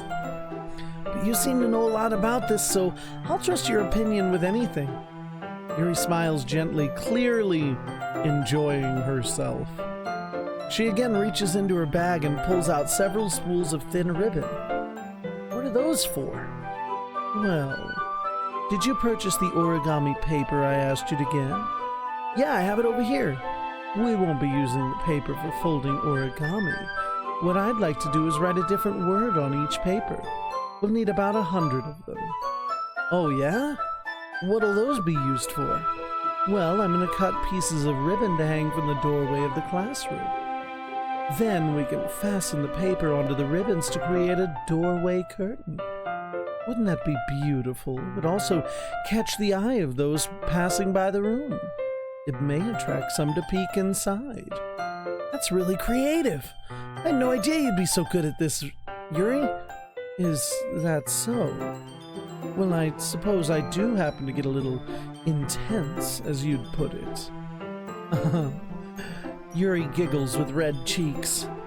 Is it just me, or is she more relaxed when it's just the two of us? Or maybe it's the excitement she feels from sharing something that she enjoys. Here's a marker, Star Killer. You can write any characters you want. I'll help you once I finish cutting the ribbons. All right. Sitting on the floor together, the two of us get to work. I carefully draw a different character on each paper, doing my best to manage my bad handwriting.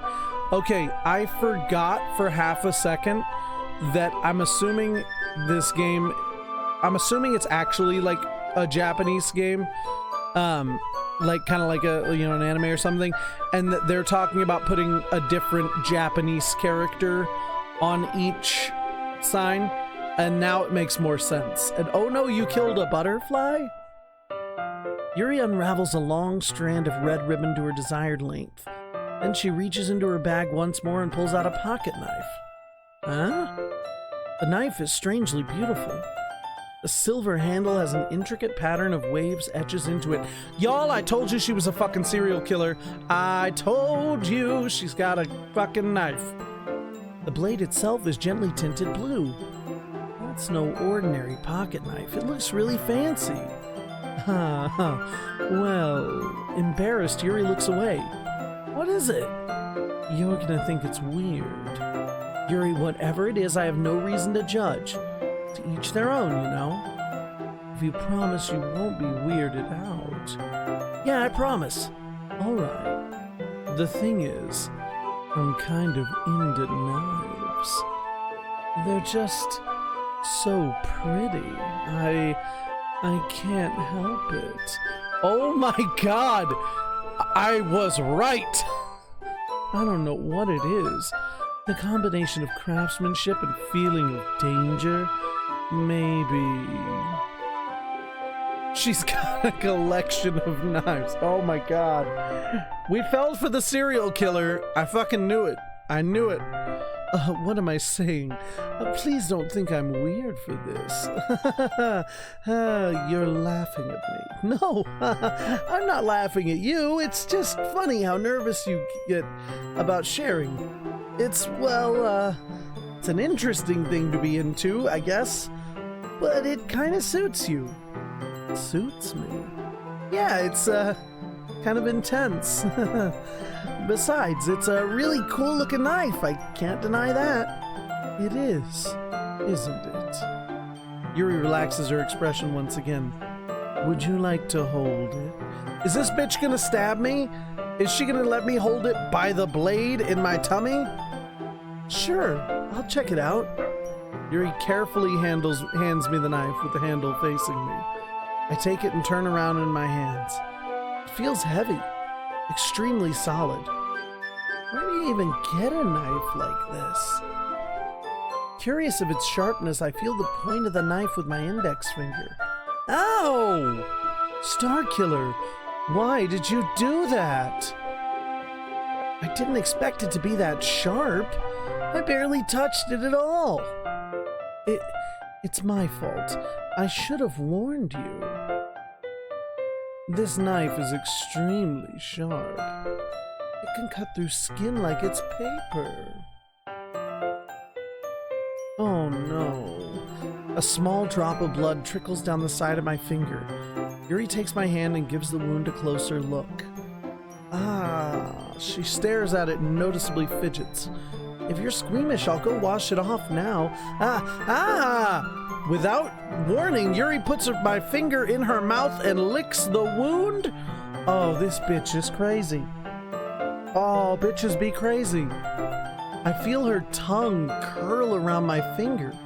Startled, I instinctively pull my hand back. Oh, please forgive me. I wasn't thinking. Yuri lowers her head, her face burning up. Yuri? That's the most embarrassing thing I've ever done. How could I do something like that? I'm sorry. Sure, it was a little weird and it took me by surprise, but I guess she was just trying to help, right? Yuri, I think you're overreacting a little. She doesn't lift her head. What if she doesn't recover from this for the rest of the afternoon? All right, you know what? This might be a stupid thing, but I do it anyway. I take Yuri's hand and lick her index finger in return. Oh, great. I'm an idiot too. Oh my god. Star Killer? Did you really just do that? Now we're even. Yuri just looks at me like I did something wrong. I knew that would be a bad idea. If not for the sweet aroma of the jasmine oil, the air would be extremely heavy right now. You're so weird, Star Killer. Yuri calling me weird? I have no response to that. Where do you keep your bandages? Oh, I'm sorry. Where do you keep your bandages? I don't think I need one, actually. It was a tiny cut. Look, it already stopped bleeding. I see. That's relieving. You walked back into us with Yuri in our bedroom, and she has a knife collection, and I cut my finger on her knife, and she put my finger in her mouth. I don't know how to explain what's happening here. The tension is quickly lifted. I love that I did explain exactly what's happening, and I still am like, what? We each resume our respective activities. I watch Yuri's knife cut through the ribbon like it's nothing but air. Meanwhile, I continue to make progress on the paper. After we finish attaching the paper to the ribbons, we lay them out side by side. It looks better than I expected, and it'll be very effective as a door curtain. It looks great. Good thinking coming up with this, Yuri. You know, you're not wrong, X-Core. You're not wrong. It's the knife thing, but again, what's a little danger? I mean, come on. I'm not. Here's the thing. Let me remind you, Dark Shadow, to put this correctly. I'm not saying this is a deal breaker. It just I wasn't ready for it. Oh, thanks. It's just something I saw online, really. Are you ready to move on to the next task? Yeah, let's do it. What do you have in mind? I'd like to create a banner. And that's why I asked you to buy the paint tablets. Ah, that's right. One of the items Yuri had asked me to buy was a kit of watercolor paint tablets. We'll need about 6 cups of water to put each of the tablets in. Do you mind fetching those for us? Of course not. 6 cups of water. I'll be right back in a minute. Thank you very much. Oh, and just a little bit of water is okay. If you fill the cups too much, it'll be too diluted. What do you mean just a little bit? You said 6, what? Taking Yuri's advice, I decided to use small plastic bathroom cups rather than full-size drinking glasses.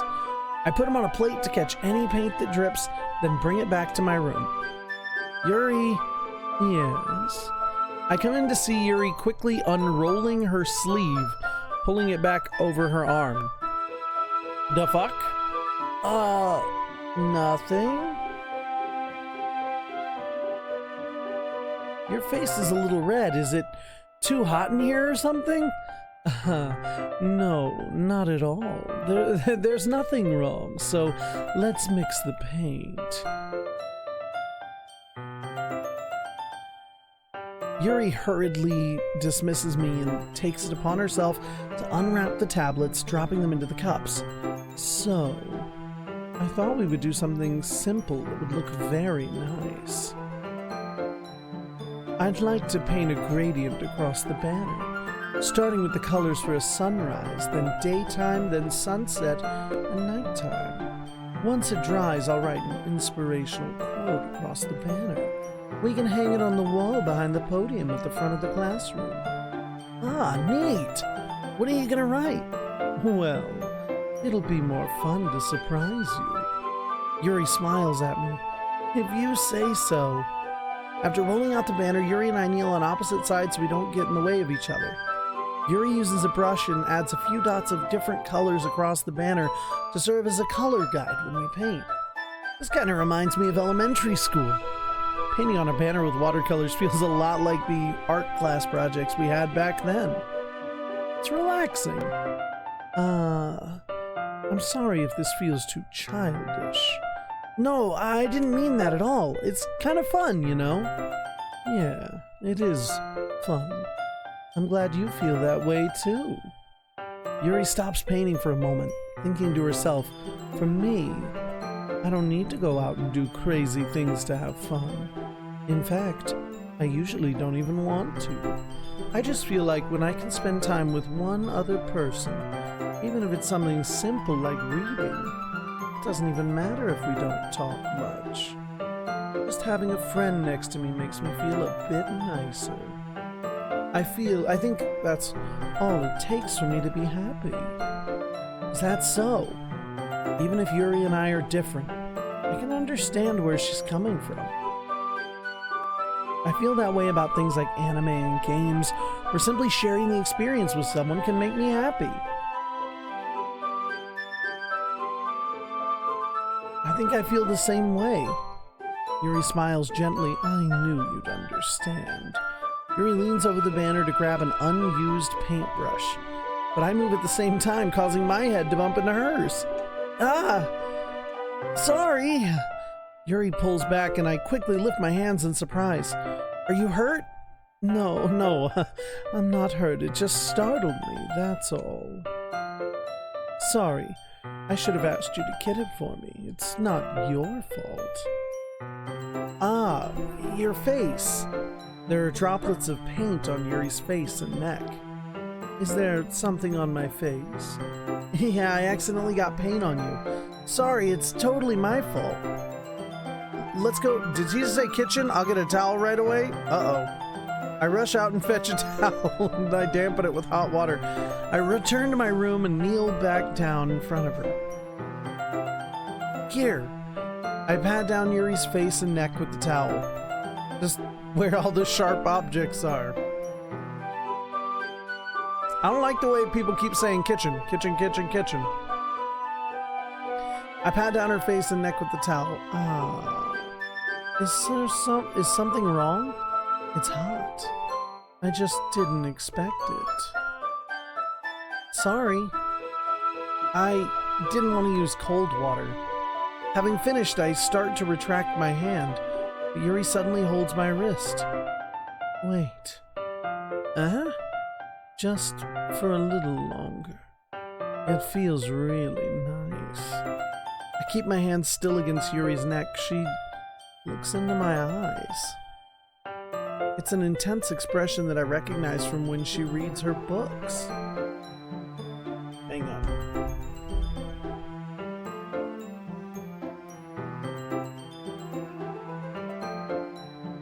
Ugh.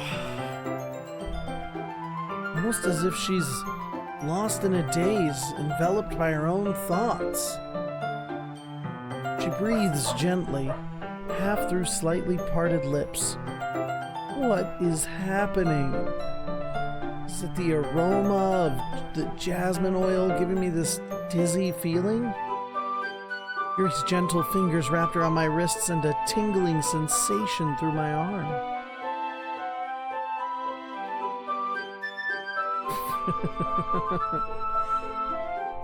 And suddenly her face seems to be much closer to mine than it was a moment ago. Yuri slowly pulls away. Sorry, I've been feeling a little lightheaded today. I didn't mean to space out. It's fine. The moment is over as soon as it began. Yuri picks up her brush again, but her movements seem clumsier, like she's unable to focus. I remain silent, forced to ignore the event that just transpired. I hesitantly retrieve my own brush and continue following Yuri's example. That should do it. I finish filling the night sky with white dots that look like stars. Look at the banner as a whole, it's very pretty and natural looking. I think it came out better than I expected. I'm really happy with the results. Yeah, me too. Are you gonna add the lettering now? Not yet. It needs to dry first. That's true, but won't that take a while? Well, perhaps it would be best to leave it here, then have you bring it in the morning. I could do the lettering in the classroom before our event starts. Is that okay? That's totally fine. Wonderful. In that case, I don't think there's anything more for us to do here. There's more to do here. You always say that like you're glad it's over. Was I wrong to assume you were at least enjoying yourself a little bit? No, it's not that. I'm just glad that we managed to get everything done. I see. I am too. I was a little concerned about time. I need to start making dinner soon. So you don't have any time left? I was secretly hoping we would have extra time after finishing the work. Well... Yuri thinks to herself, I think it would be too irresponsible of me to wait much longer. I'm sorry, I was hoping there would be more time as well. Well, it's probably my fault. Sorry for being such a slow worker. No, it's not your fault at all. And the important thing is that we got everything done, right? Yeah, so I shouldn't be disappointed or anything. Gathering all her things, Yuri seems to look a little downcast. I understand why. It sounded like she rarely gets the opportunity to spend time with friends in a relaxed environment. That doesn't mean this is the last time it can happen. Once Yuri packs up, I walk her to the front door. Thank you very much for having me today. No problem. I'm glad I was able to help. Just let me know if there's anything else you need me to bring tomorrow. I will. Well then. Yuri fidgets. I guess I'll see you tomorrow. Wait! I kind of say that without thinking.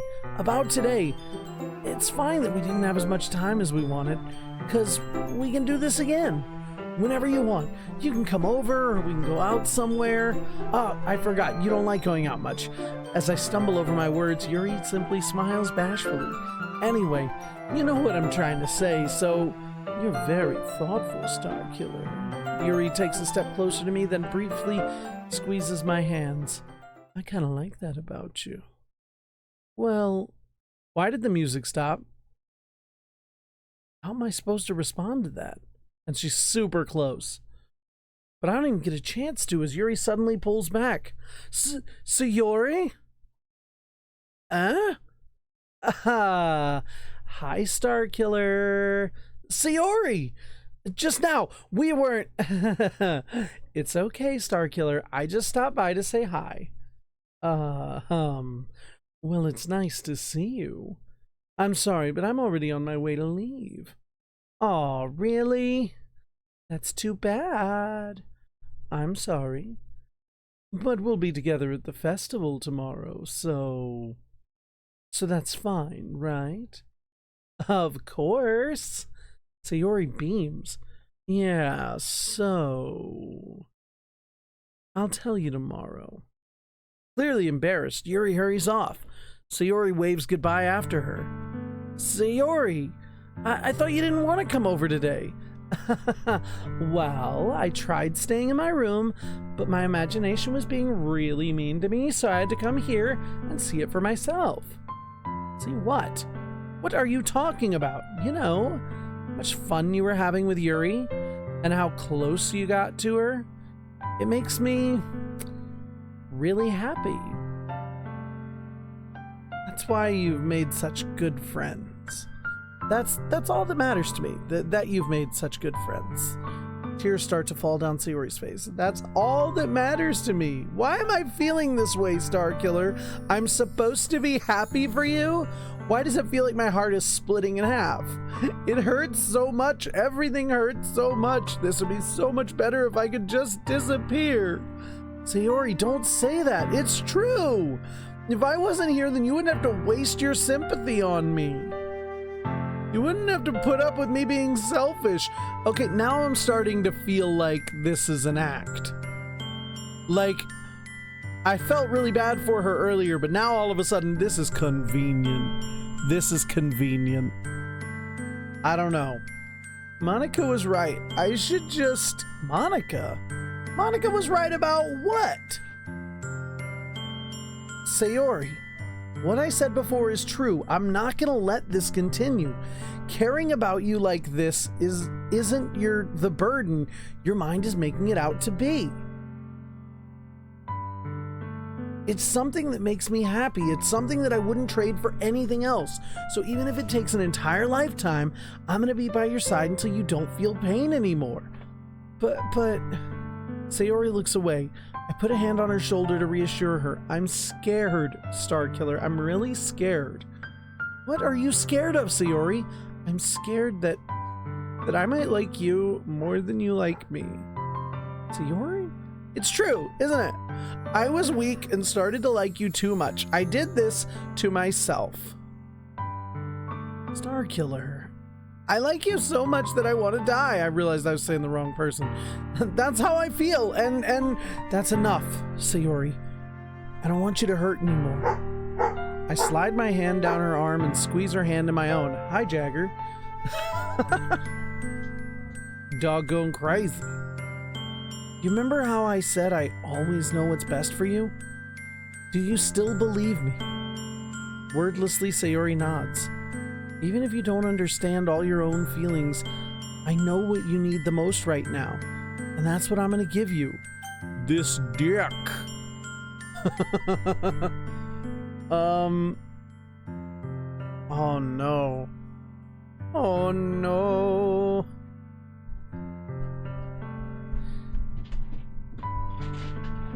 Oh no. Oh no, I'm sorry, I don't love her. I'm in love with the weird knife girl who put my bloody finger in her mouth. Like, you know what? It's the fact that she came over to my house all creepy out of nowhere. I'm gonna tell her she'll always. This is so scary. Oh no. I don't want to reject her, but I'm gonna. You'll always be my dearest friend. Oh fuck. I swear to God, if this girl literally, if this turns into she kills herself, I'm gonna feel like fucking shit. This is Todd's fault. I'm gonna tell Todd this. I'm gonna be like, you did this. I already know the title of the video is gonna be This Is Your Fault, Todd, on YouTube too. Okay, you'll always be my dearest friend. What you need most is for things to be like they've always been. Monica told me the truth. She told me how much happier you seemed after I joined the club. I know you're struggling with some really difficult things right now, but please trust me that I know what's best and what will make you happy in the end. I promise I'll get things back to the way they were. I see. Sayori forces a smile through an incredibly pained expression.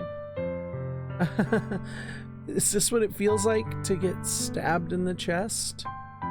I should write a poem about this. Sayori, it's okay. This is just my punishment, remember? For being so selfish. So please don't worry about these stupid feelings. I know you're right. I knew this whole time there would be no happiness down that path. That's why I came here, just so I could get the answer that I needed. And the other thing, you're also right that I just want it to be back to the way it was. I realize that now. You really do know me better than anyone, Starkiller. I'll trust you with anything. Anything at all. So, Sayori's smile finally breaks. All of a sudden, she turns around and drops to her knees. Ah! Clutching her head with both hands, she screams as loudly as she can. I'm so shocked that I don't know how to react. Hang on 1 second, guys. Give me just 2 seconds. I gotta take a quick break real quick. I was just trying to have a good old-fashioned fist fight, and they left me dead in the mud without my hat.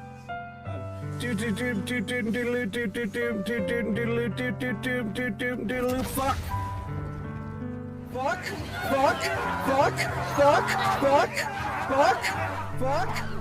Sorry about that. No. We're okay. We're okay. We didn't have a dog breaking stuff issue. Sorry. Okay. Flashes me one more weak smile before turning around and running off. Sayori! I'm left helplessly standing in front of my house. Why was she clutching her head and screaming? Why am I feeling so horrible about this? There's nothing more I could have done. The most I can do is support Sayori through her feelings and help her on the path that's right. But I'm having as much trouble understanding Sayori's feelings as she is. Even though I can comfort her, I keep wondering if I should be doing more or something different. I know these thoughts will continue to plague me until things are back to the way they were. I'm gonna give it everything I've got. Sayori will always be my dearest friend. And I'll do whatever it takes to put a smile on your face every day.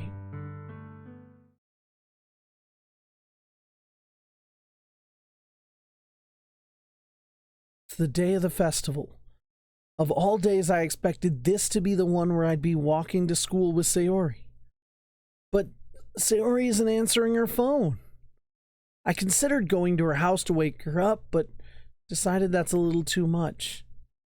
Oh God, no music, and we just, turned to... I hate those sounds already. Dumb ways to die. Oh no. Oh no. The banner Yuri and I painted is dry, and I gently rolled it up to take with me. She sent me a pleasant text reminding me not to forget anything, and I reassured her. Funnily enough, I probably feel the same way as Natsuki about the event. I'm more excited for it to be over so I can spend time with Sayori and Yuri at the festival. But knowing Monica, I'm sure the event will be great too. Stop, Killer. How the Force works. You're the first one here. Thanks for being early. That's funny. I thought at least Yuri would be here by now. Monica's placing little booklets on each of the desks in the classroom. They may be the ones that she prepared that have all the poems that we're performing. And in the end, I found a random poem online that I thought Monica would like and submitted it. So that's the one I'll be performing. I'm surprised you didn't bring Sayori with you. Yeah, she overslept again. That dummy. You'd think that on days this important she'd try a little harder. I say that, but suddenly I remember what Sayori told me yesterday.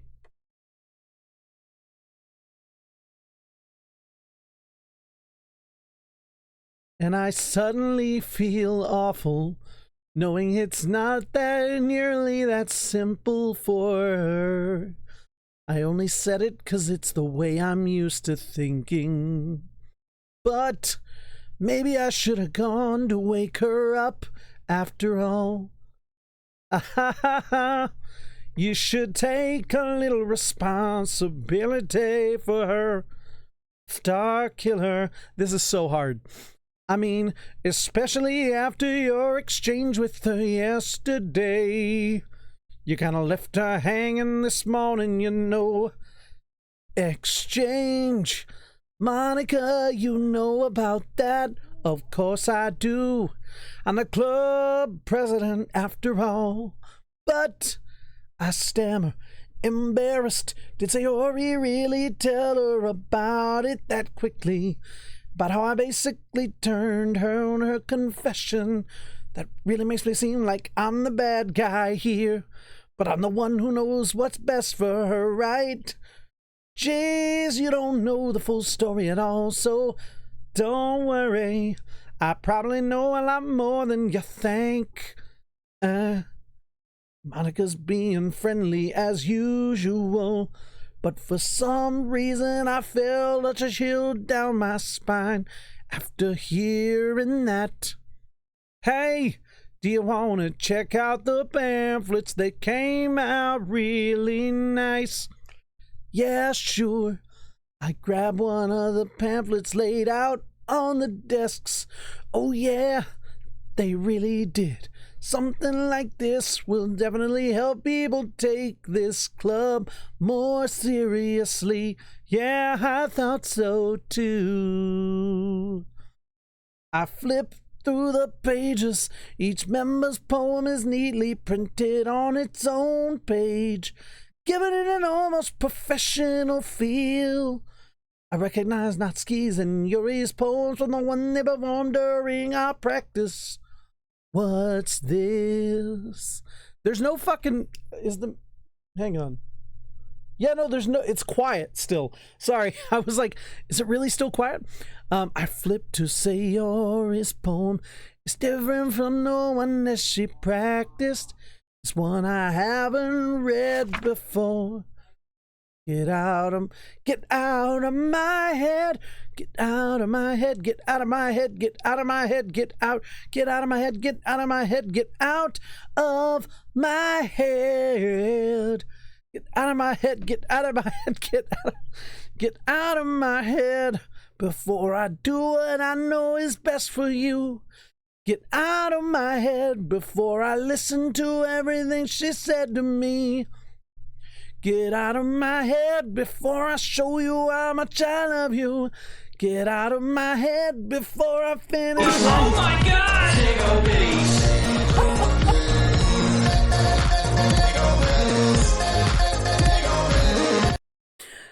But a poem is never actually finished.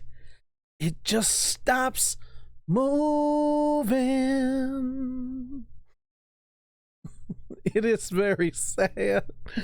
Oh, shit.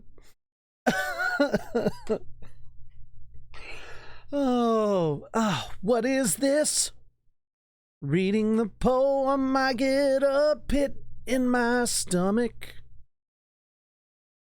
Star Killer, what's wrong? Oh, nothing. This poem feels completely different from everything else Sayori's written. But more than that, I changed my mind. I'm gonna get Sayori, so, well, alright. Try not to take too long, okay. I quickly leave the classroom. Don't strain yourself. Monica calls that out after me. I quicken my pace. What was I thinking? I could have tried a little harder for Sayori. It's not a big deal to wait. At least wait for her.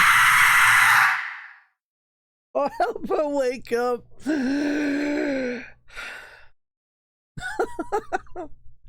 Even the simplest gesture of walking her to school makes her so happy.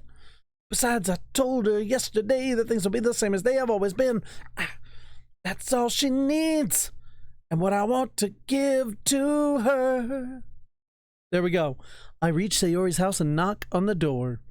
I don't expect an answer, since she's not picking up her phone either.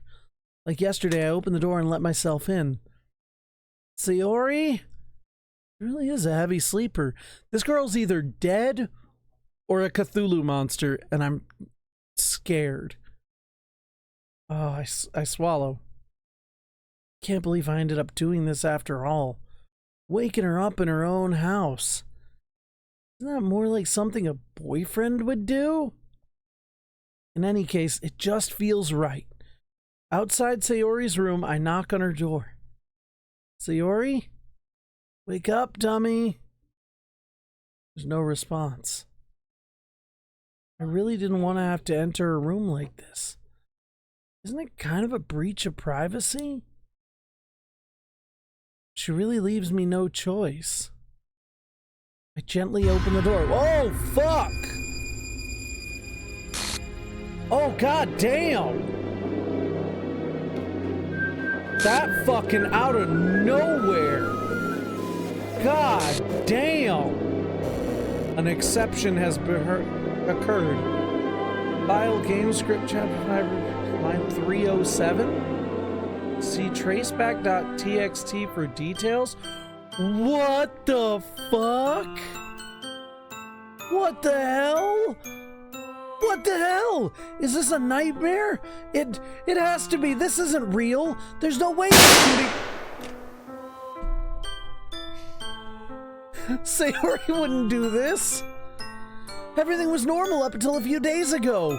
That's why I can't believe what my eyes are showing me. I suppressed the urge to vomit.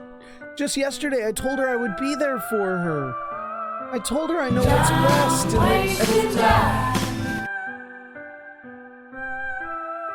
Oh, Mama P. That's so mean. That everything will be okay. Then why? Why would she do this? How could I be so helpless? What did I do wrong? Turning down her confession? That has to have been what pushed her over the edge. Her agonized scream still echoes in my ears. Why did I do that to her when she needed me the most? Why was I so selfish? This is my fault! My swarming thoughts keep telling me I could have done what I could have done to prevent this.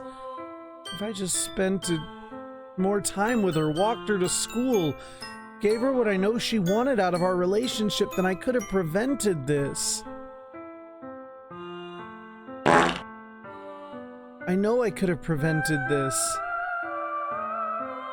Screw the literature club. Screw the festival.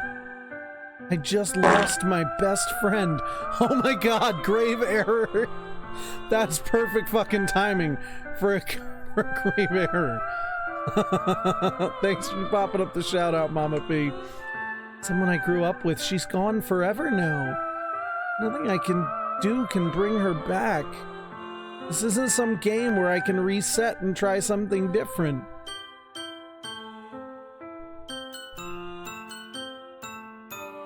I had only one chance and I wasn't careful enough, and now I'll carry this guilt with me until I die.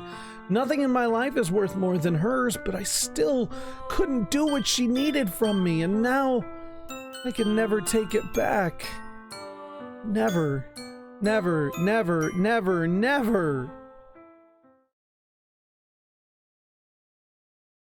Oh, damn. And then that's just how it ends?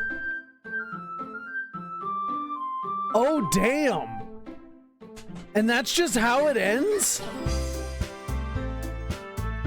What the fuck?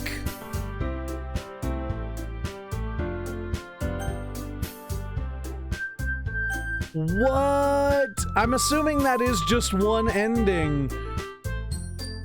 What the fuck? No, continue?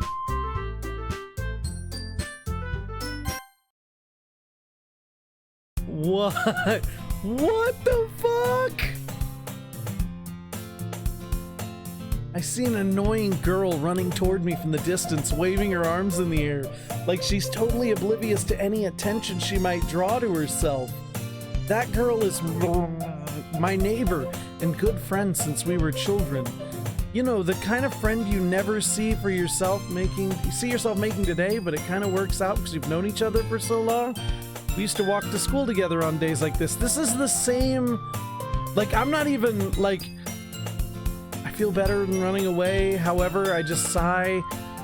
What? What in the blister bleeding fuck?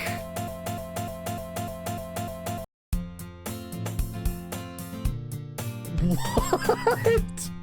It's an ordinary school day like any other. Mornings are usually the worst, being surrounded by couples and friends. Meanwhile, I've always walked to school alone. What? I always tell myself it's about time to meet some girls or something like that, but I have no motivation to join any clubs. I'm perfectly content just getting by while spending my free... What? Always the anime club, but it's... What? So now he's just wanting to meet girls? The school day is as ordinary as ever, and it's over before I know it. After I pack up my things, I stare blankly at the wall looking for an ounce of motivation. Clubs. There aren't really any that interest me. Besides, most of them would be way too demanding for me to deal with. I guess I have no choice but to start with the anime club. Star Killer? Monica? Oh my goodness, I totally didn't expect to see you here. It's been a while, right? Yeah, it has. Okay. Oh my god!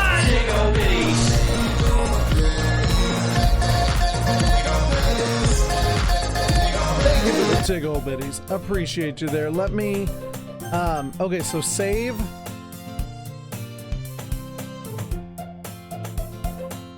And go back to the main menu. Oh wait, save and quit. So yeah, save and menu or exit. Sorry, I want to make sure if you want me to do this that I do it right.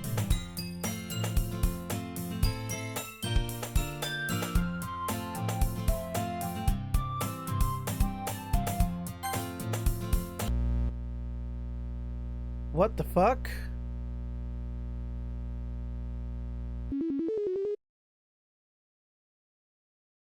What in the shit ass?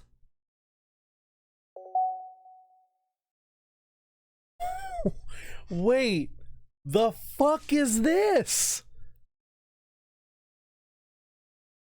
What is this? What? Files. What is this? Oh my god, this just went 180 degrees in the wrong fucking direction. What in the hell? And now there's only the 3 of them under files?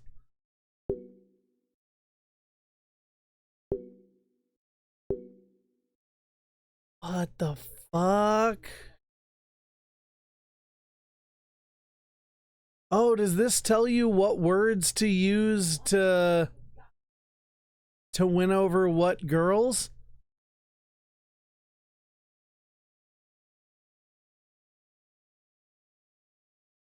Whoa. But wait. Yuri, Natsuki. Oh, there's Sayori's winning words, though. Now return and open the file. Do you have an in-script call chapter 95 line 69? I didn't break anything, did I? Hold on a sec, I can probably fix this, I think. What? This would probably be a lot easier if I just deleted her.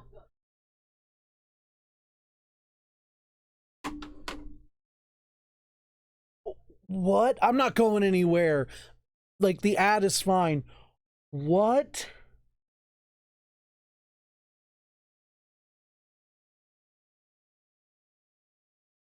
I don't think I have. Hang on. I'm gonna... What the fuck? Dude, I have no idea what's happening either. What the fuck? But that's the bow that Sayori had in her hair. What the fuck?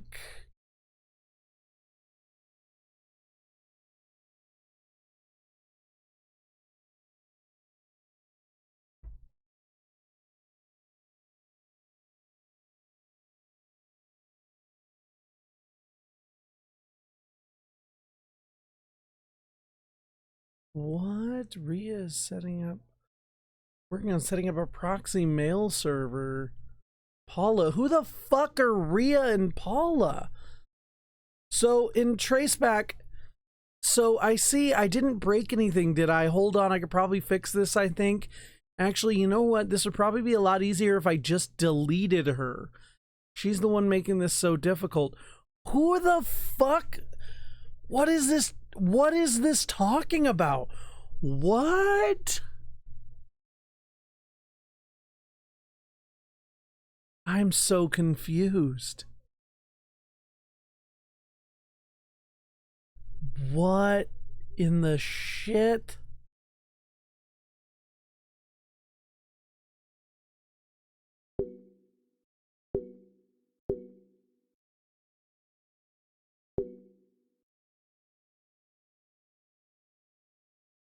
What is this? This is insane.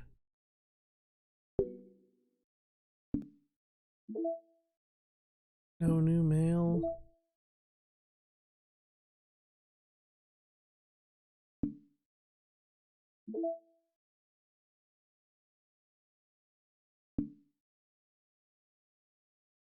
What is side stories? Unrelated to the main events. What the fuck?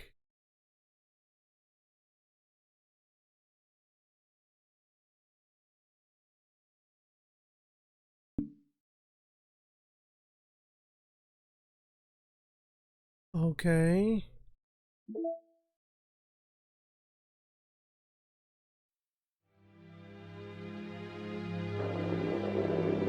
Yeah, the bot's always late. What in the fuck?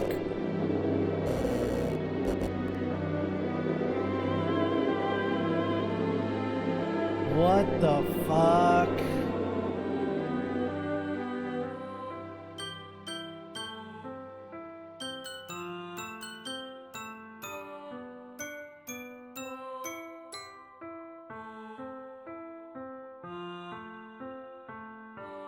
This is... What the fuck? I didn't expect this mind fuck here at the end.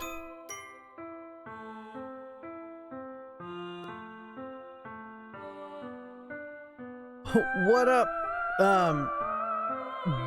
JX? Jazzcat? I'm gonna say Jazzcat. I'm gonna replace those. That's what I thought. Yeah, yeah. This isn't the end either. Oh my god. What the fuck? Okay, so there's nothing else to listen to on the rest of this track. It's not like the rest of this track is waiting to jump out at me and like hit me with something. What the fuck?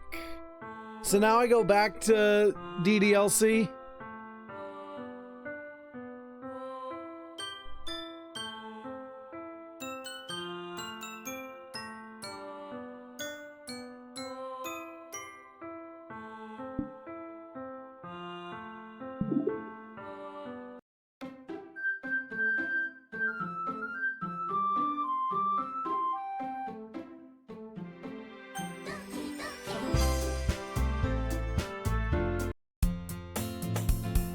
And we go back to this, right? Okay.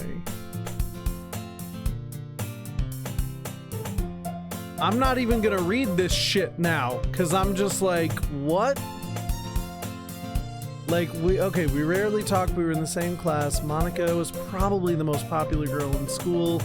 Yep, same shit he said about Monica last time. I'm gonna look for supplies. I guess you could check the closet. You're in the debate club, right? Actually quit the debate club. Stand all the politics. Okay. Yeah, I remember her having this conversation. What club did she join?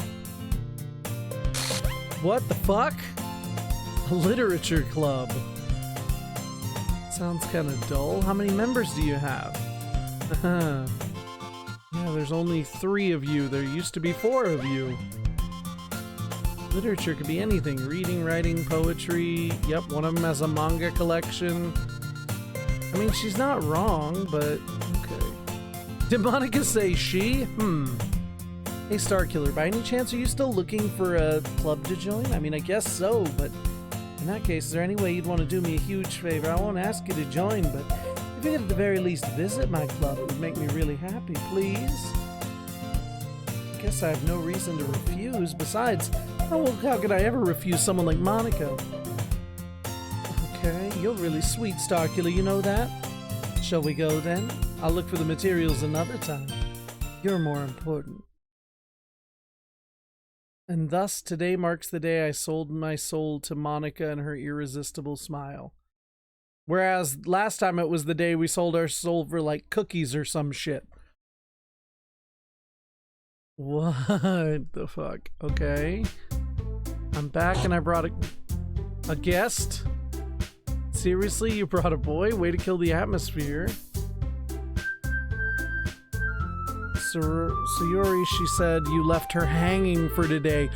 Oh, damn. I didn't even think of that. Oh, fuck, the poster in the background. What the fuck? Oh, my God. What? All the words escape me in this situation. This club is full of incredibly cute girls. Dude's not even gonna notice. You're Monica's boyfriend, right? What? Sour attitude, whose name is apparently Natsuki, is one I don't recognize. Her small figure makes me look like a first-year student. Anyway, this is Natsuki. Yep. Oh, and now Yuri is the vice president. Oh my God. Here's more comparably more mature and timid, seems to have, yeah. Oh my God.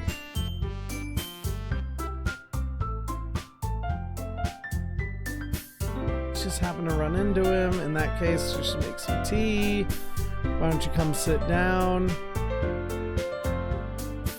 Oh my God, that's why she likes streaming with them, or likes to hang out with them? Oh my God. What the ever-loving fuck? Awkward to take a seat next to her. I hope you didn't... It's my job to make the club fun and exciting. Not many people are interested in putting in the effort to start something brand new. It doesn't grab your attention like literature. This is so much of the same, like, similar stuff. I'm like, so... what?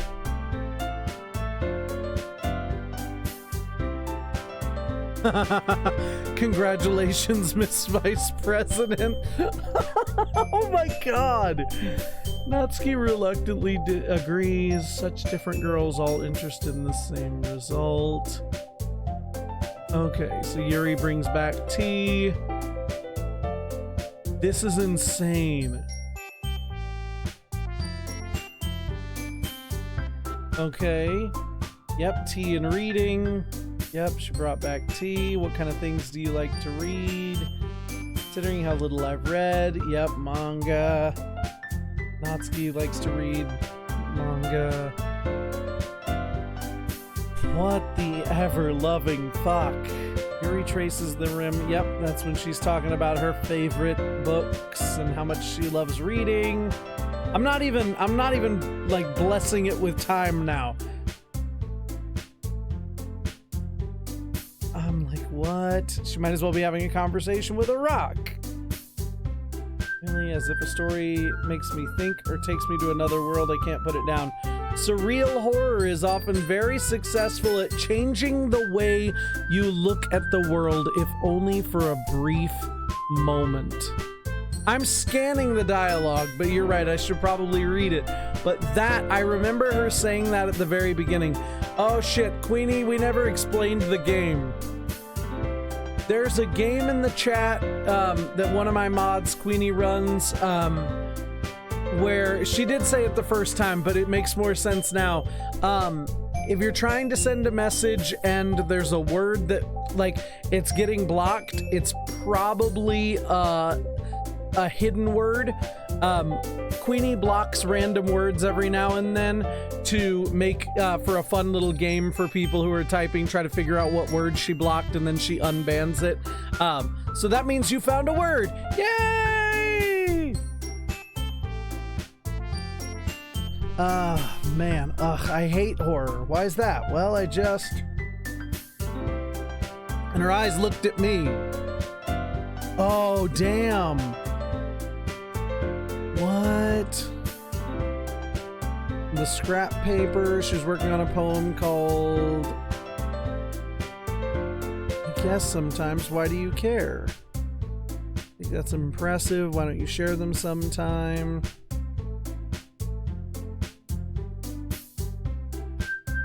You wouldn't like them. Not a very confident writer, are you? Sharing that level of writing takes more than just confidence. The truest form of writing is writing to oneself. Be willing to open up to your reader, exposing your vulnerabilities and showing even the deepest recesses of our heart. Maybe if you share some of your work, we can We all sit in silence for a moment. I got an idea. How about this? Natsuki and Yuri look quizzically at Monica. Let's all go home and write a poem of our own. That way someone is even.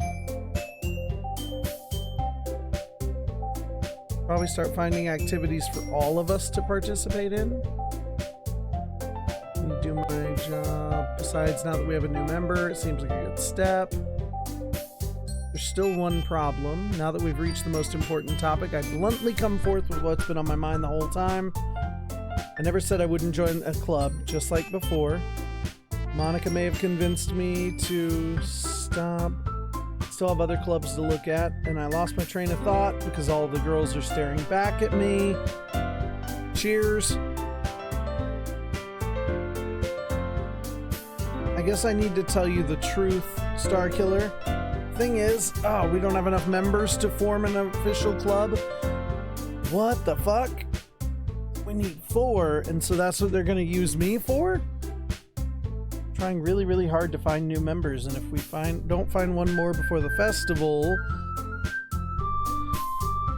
Okay, so now they're gonna now I'm gonna join so that there's 4 of us. Now I'm really worried what's gonna happen to the other girls. Alright, so we joined the literature club. Okay, if you just left after all this, I'd be super pissed. We can become an official club now. Everything I can. Okay, everyone, I think with that we can call an end to today's meeting.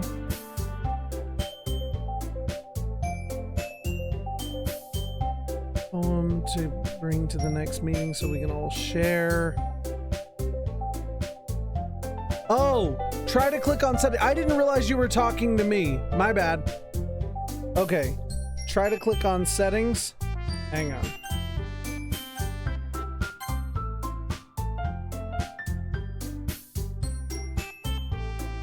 And return and re-click.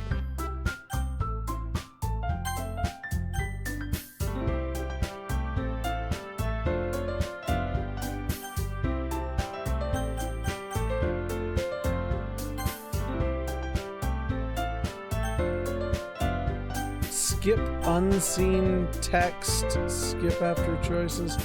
You have to do it sometimes. So just keep going back and forth after and into the settings. Whoop.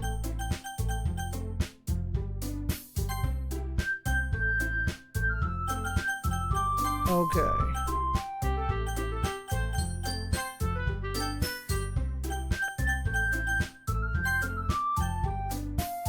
Oh, so it's like a 1 in 60 chance. Okay. So I need to keep my eyes open to see if something else happens.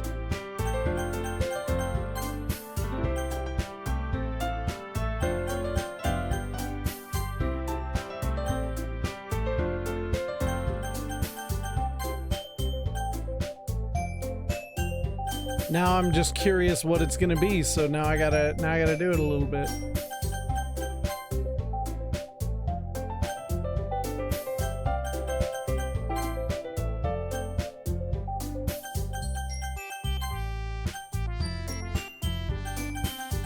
Now I'm like genuinely curious what it is that can happen.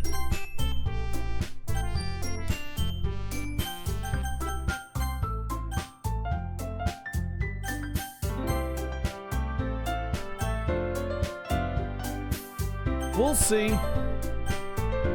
We'll give it a try for a little bit. And it's something that I'll immediately notice if it happens. It might be something that might not be on this version. I don't know.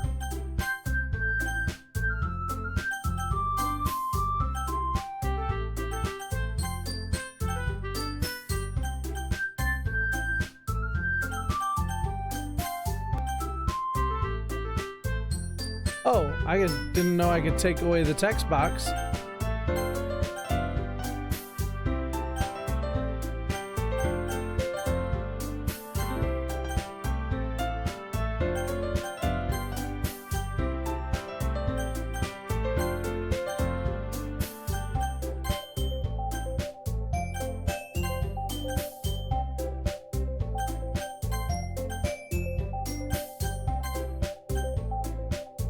Yeah, go ahead and tell me, since we can't figure it out to actually do the thing. So you can go ahead and tell me. Can I really impress Monica with my writing skills? I guess I'll be on my way then. And I walk home alone.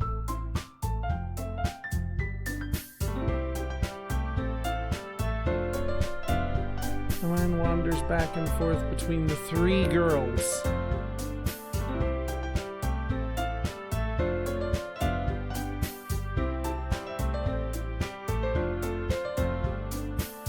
A chance to grow closer to one of these girls.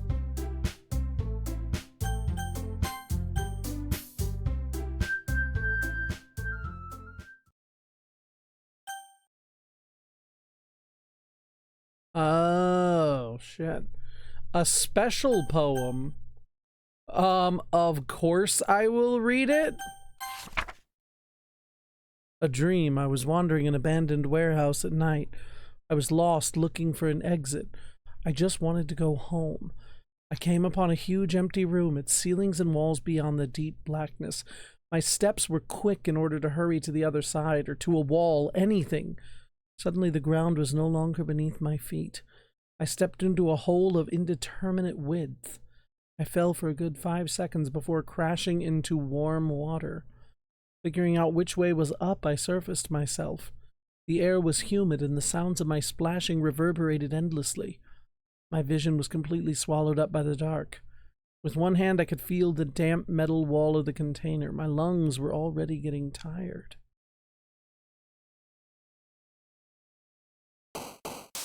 Shit. Oh, her words are gone. That's crazy. Because there's not as many words on the page. Okay, so this time we'll try to romance Natsuki, I guess. Is that what I saw? And I'm assuming hers are all the girly, small worlds. Yuri is best girl. Let's try it. We'll mix it up differently. Poof. Play. Bunny. Games. Mouse. Candy. Sweet. I feel like she's really easy to figure out. Nibble. Oh, Joy was a, oh. Bubbles. Cheer. Love. Doki Doki. Socks. You seem like you're the fucking socks person.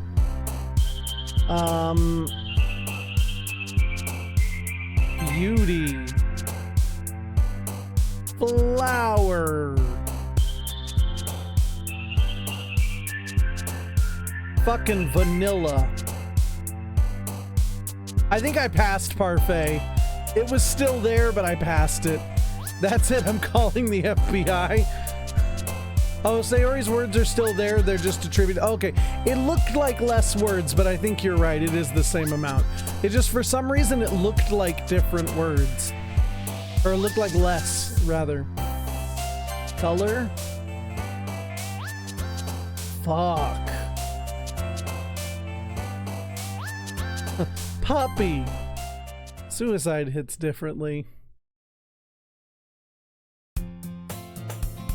Oh shit, she's not there anymore. Hanging in the back.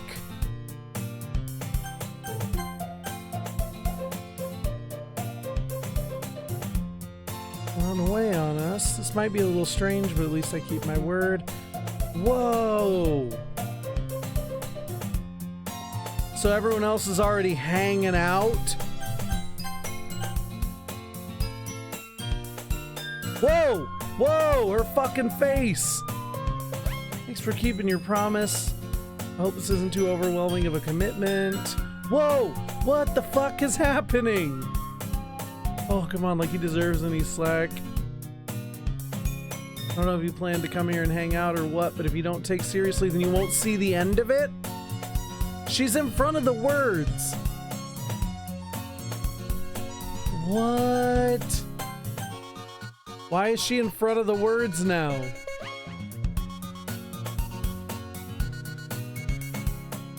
What? It plops back down into her seat. Sure to put your comfort first. Anyway,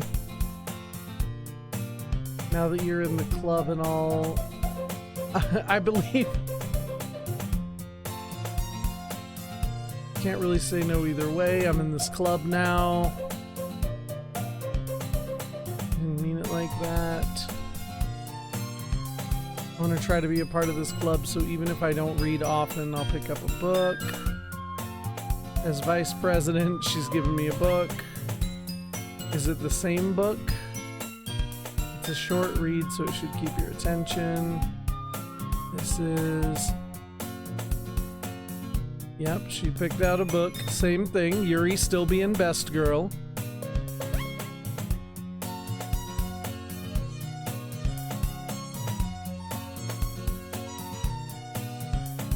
Expect Monica to kick off the scheduled stuff, but that doesn't happen. Natsuki is still rummaging around in the closet. Why is she always rummaging around in the closet? What does that mean? There has got to be some fucking strange thing.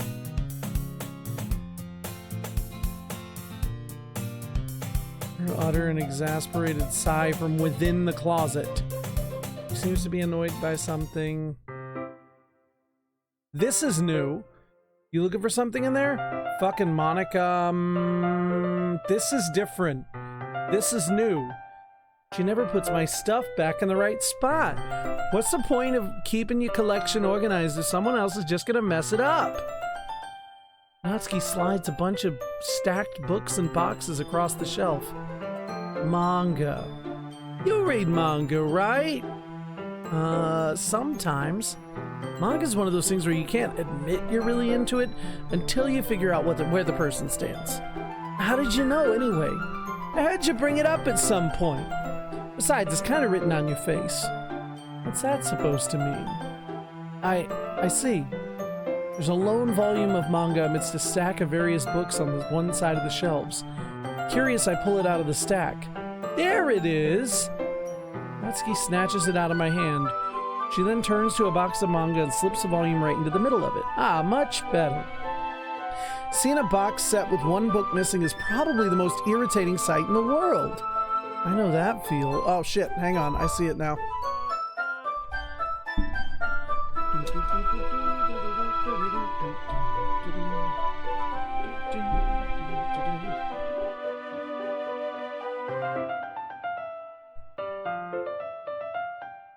Ta-da!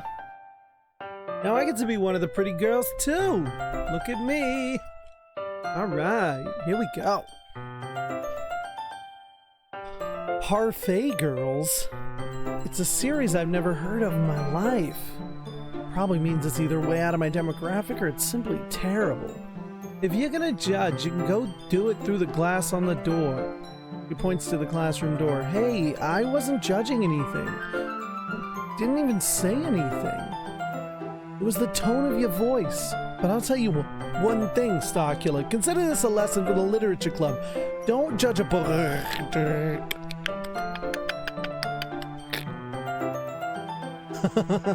I figured Jazz Cat was probably playing a little tricksies. Natsuki pulls out the first volume of Parfait Girls from the box. I'm going to show you exactly why. She shoves the book right into my hands. I stare at the cover. It features 4 girls in colorful attire striking animated feminine poses. It's exceedingly Mo. Don't just stand there. Whoa! Natsuki grabs my arm and pulls me out of the closet. She then takes a seat against the wall beneath the windowsill. She pats on the ground, signaling for me to sit there. Wouldn't chairs be more comfortable? Take my seat.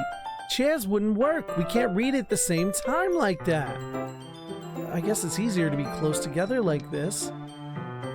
Don't just say that. You'll make me feel weird about it. She crosses her arms and scooches an inch away from me. Sorry. I didn't exactly expect to be sitting this close to her either. Not that I could say it's a particularly bad thing. I open the book.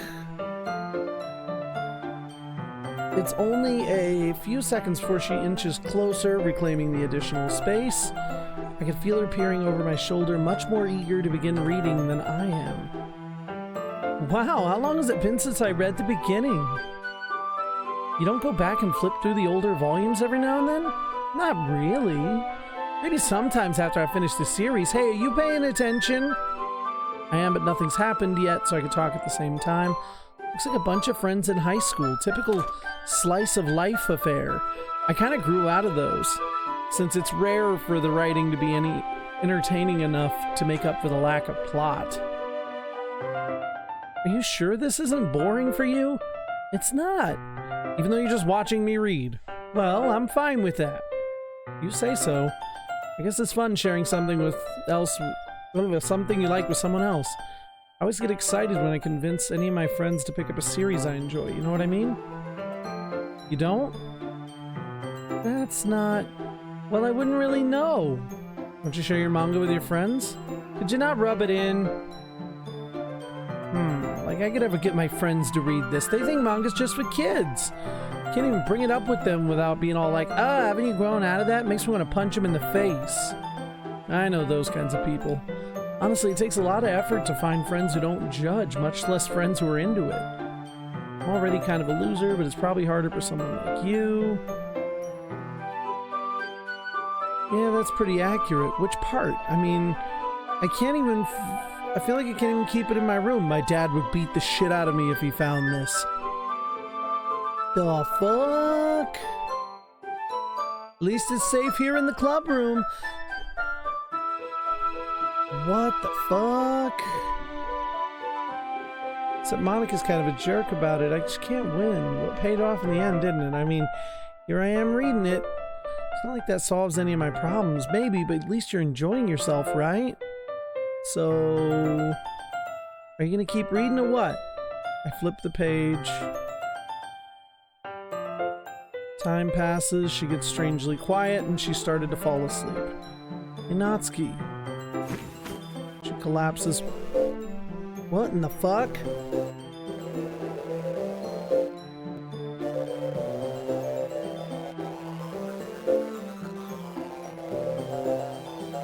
What the actual fuck?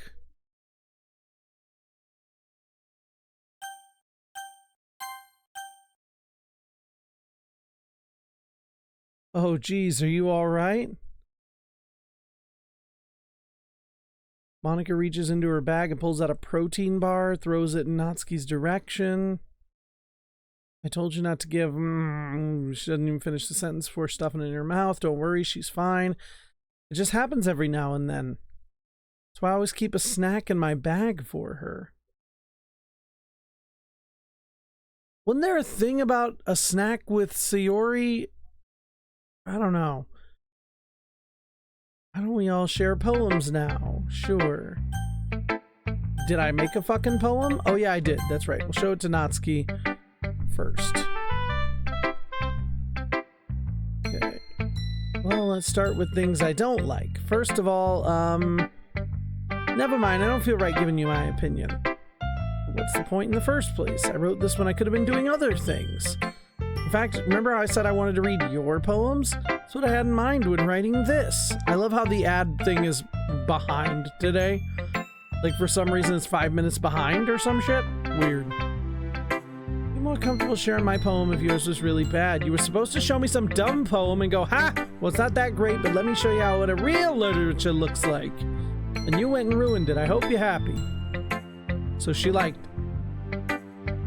Okay, you just don't understand anything, do you? I already told you, you don't have to go announcing it to the world like you're all self-important. Pretty sure you never actually said that. Natsuki must really hate me or something. I can't figure if it's a win or a loss that she liked my poem. Only because Monica will make me if I don't. Okay, it's the same poem that she wrote last time. Told you weren't gonna like it. I like it. What? Be honest, I am. Why are you so convinced I wouldn't like it? Well, because everyone in high school thinks the writing has to be all sophisticated and stuff. So people don't even take my writing seriously. Same thing. Yep, same thing she said last time.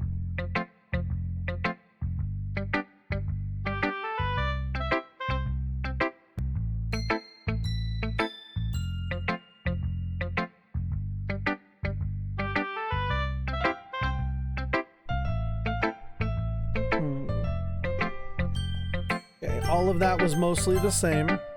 We'll show Monica. Hi, having a good time so far? Good, glad to hear it. By the way, since you're new, if you ever have suggestions, yep, same thing. Don't be afraid to bring it up. Want to share your poem, of course. It's all a barrier. It's a lot cuter than I expected. It kind of makes me think of something Natsuki would write. Okay, if you say so. If you're interested, then always keep a snack on you. She'll cling to you like a puppy. Natsuki's dad doesn't give her lunch money or leave any food in the house, so she's in a pretty fussy mood. Yeah, her beats her, apparently. Just loses all strength and shuts down. This is just a guess, but I think she's so small because her malnutrition is interfering with her adolescent growth. Oh, shit.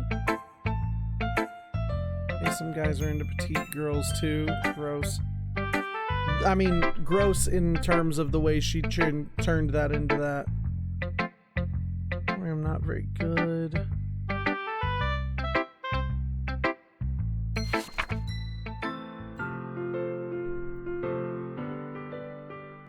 remember this hole in the wall poem.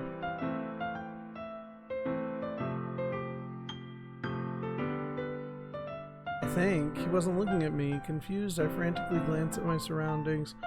No, this is different.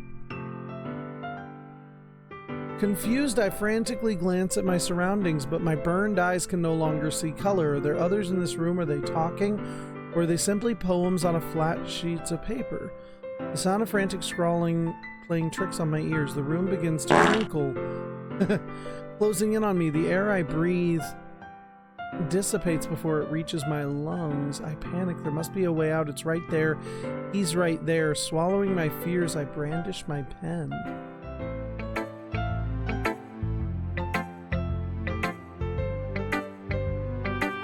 That was different than her other poem. Between words and stuff.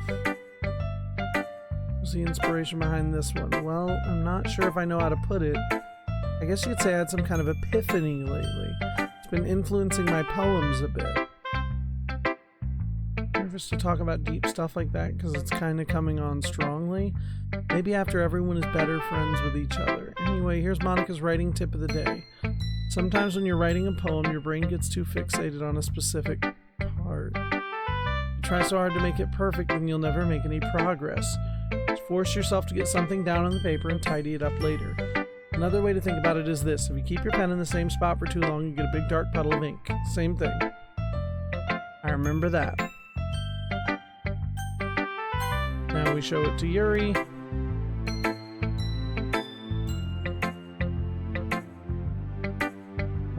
Forgot to start speaking. This is your first time writing a poem, right? So she doesn't like us as much this time.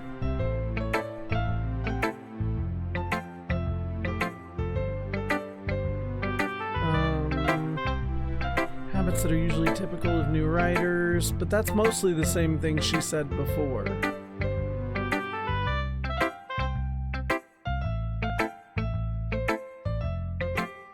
Something. Okay, there are many different skills and techniques that go into writing.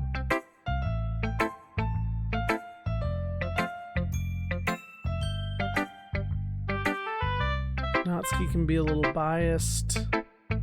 Yeah, what does that mean? Because she said that last time too, about Natsuki being a little biased.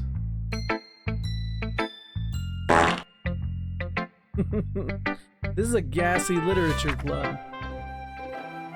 Ghost Under the Light. This is the same poem, though. The light flickers, I figure, but flicker back. Oh man, we haven't talked about the gas X in a long time. I have such terrible handwriting. Yep, we talk about how pretty her handwriting is, just like last time.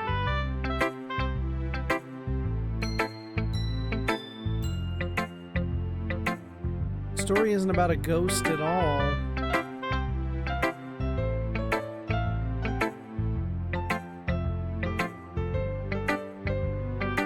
Lingering in her last remaining place of comfort, unable to let go of the past, and soon to be left with nothing.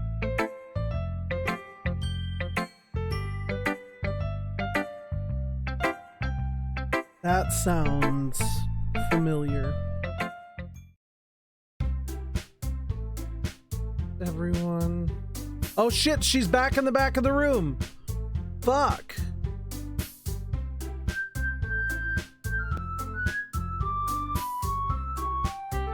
The music sounds all fucked up too, a little bit.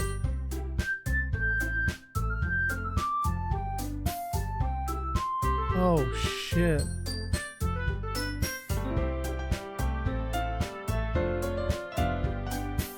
Okay, what's with this language?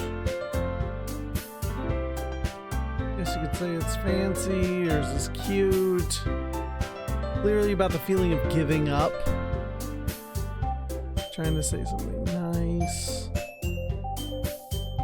Most of this is the same, but I am looking to see what stuff is like different. With the offer, but I've been establishing my writing style. I don't plan on changing.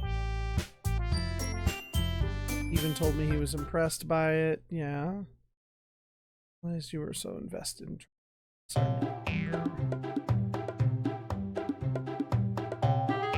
Not what you're just jealous that he appreciates my advice more than he appreciated yours.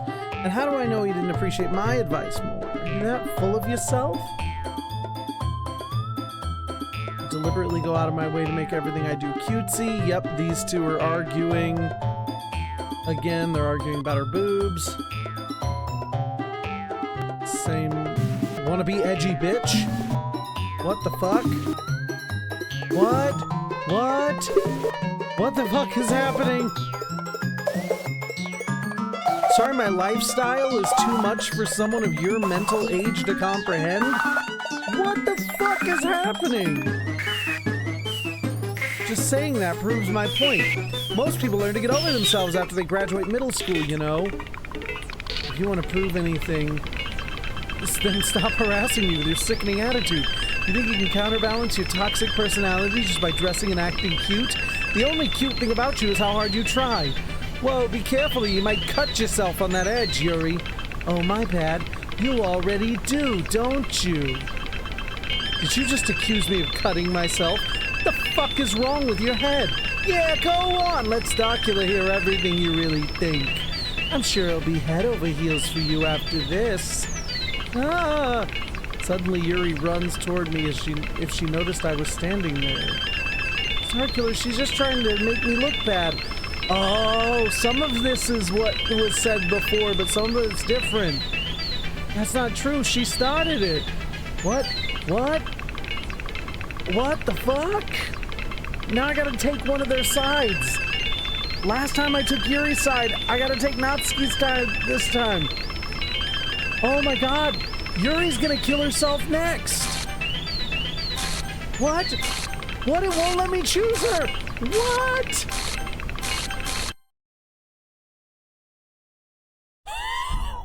What the fuck? What the fuck? Monica, why are you in the way? Hey, Starkiller. Why don't we step outside for a little bit? Okay? Sorry about that. They really shouldn't have tried to get you involved. It's probably better for us to stay out of this.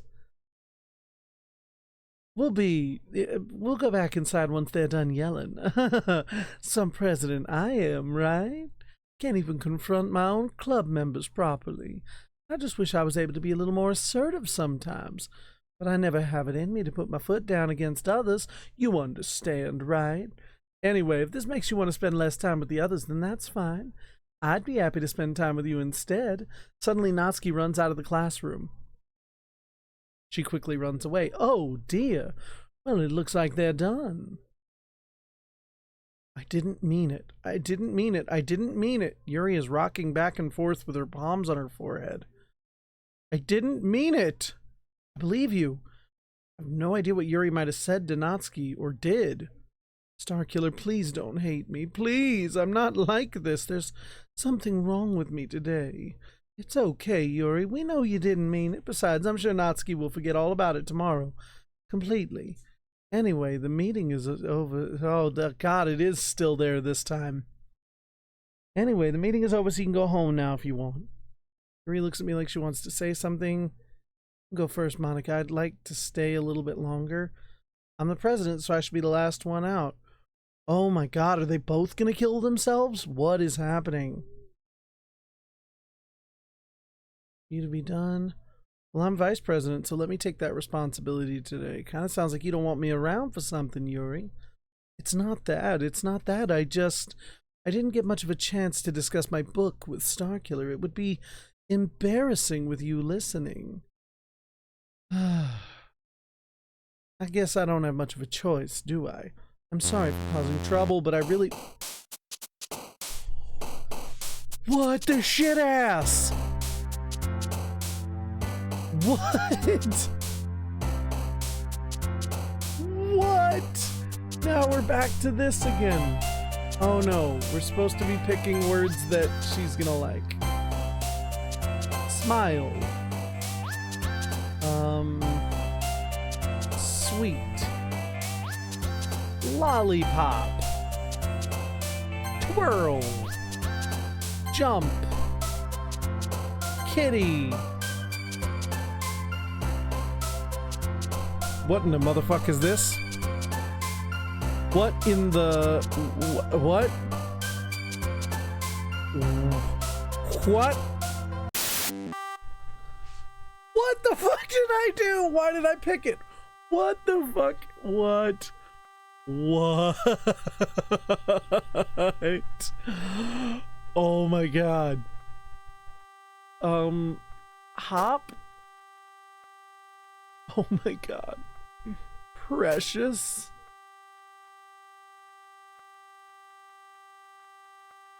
Doki Doki? Fuck, parfait? Play? Cute?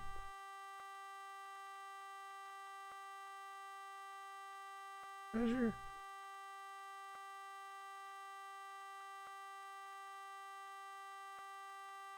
Heart? Puppy? Chocolate?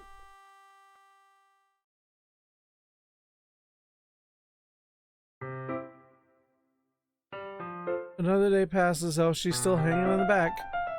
Time for the club meeting already. I've gotten a little more comfortable. Usual scene greets me. Welcome back, Starkiller. Her expression... Yuri glances over her shoulder, looking around the room. Oh, and Monica's late, just like the last time we got there. Now Yuri took me to the closet. This is different.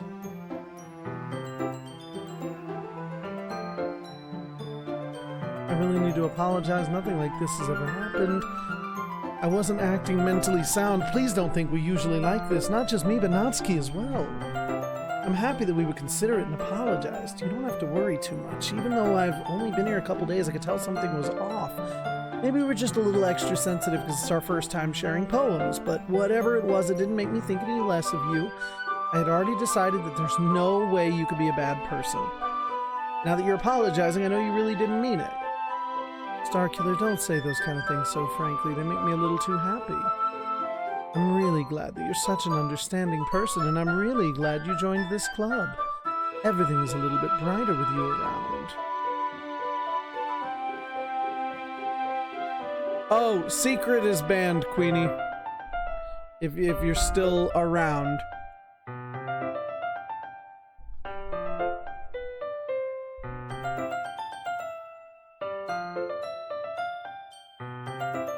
What am I saying right now? Have you guys seen Monica? No, because we haven't seen Monica yet. Thank you, Justin, for putting that in the Discord. Mary, I'm guessing you haven't either.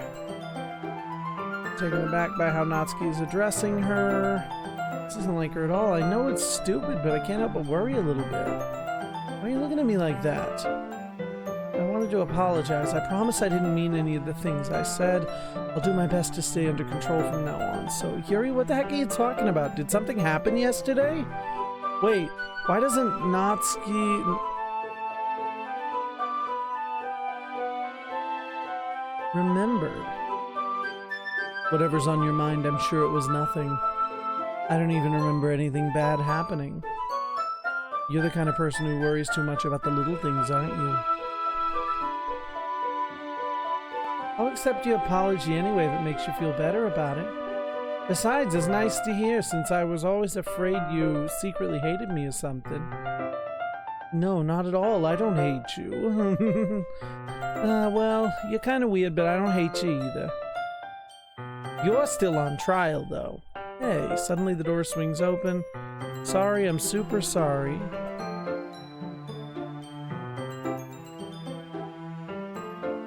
Hope you guys weren't worried. Natsuki was. I was not. What took you so long? Her last period was study hall and she lost track of time. You would have heard the bell. Yeah, she was practicing piano. That's right.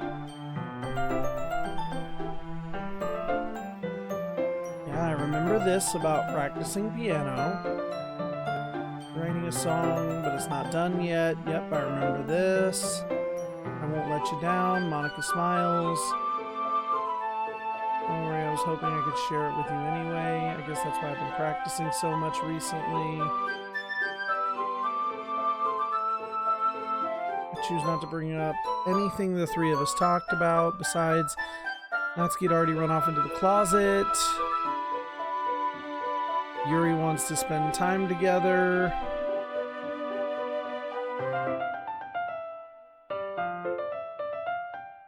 She's just over there reading. Don't think about her so much. She's used to being ignored. Come on, we're going over there. Fuck. Story about the cover of the book. Portrait of Markov. Yep, same book.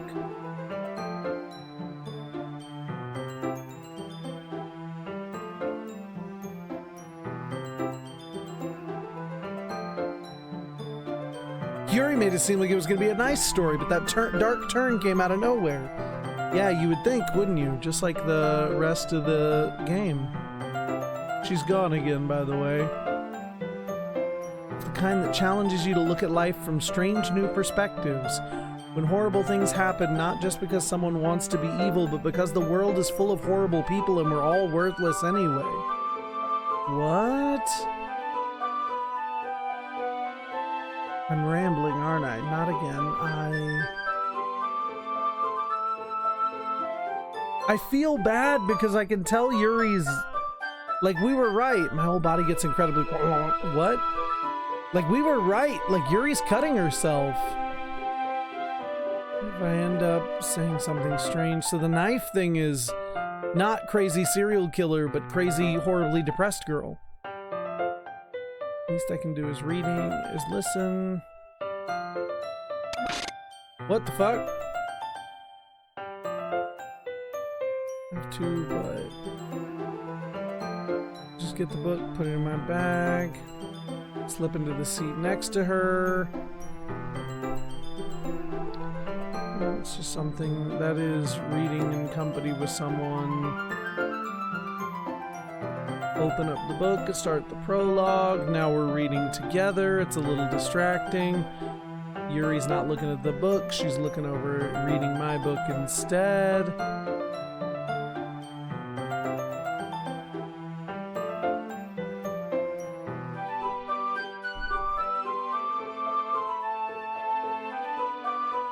Okay, I remember this. So they're reading the book. Now they're gonna sit close to each other and read the book to each other, and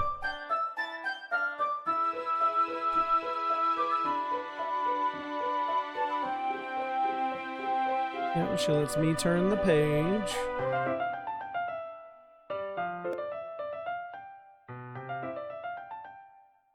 Yep, we continue reading, and then I'm start reading on my own and changing before. It's like an intimate exchange. The main character reminds me of you. She second guesses things. You know, on a real talk moment, the sorry thing that Yuri does all the time. Now that I kind of know what kind of horror this game is, like, the sorry thing makes a lot of sense with the kind of person Yuri is. Now that I know I'm not looking for Cthulhu monsters and vampires, it might have, I just might not have noticed. Was that about...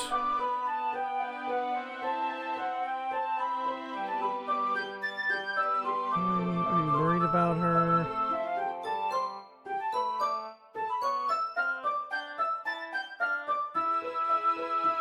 Okay, let's share our poems, but now Yuri's outside. Okay.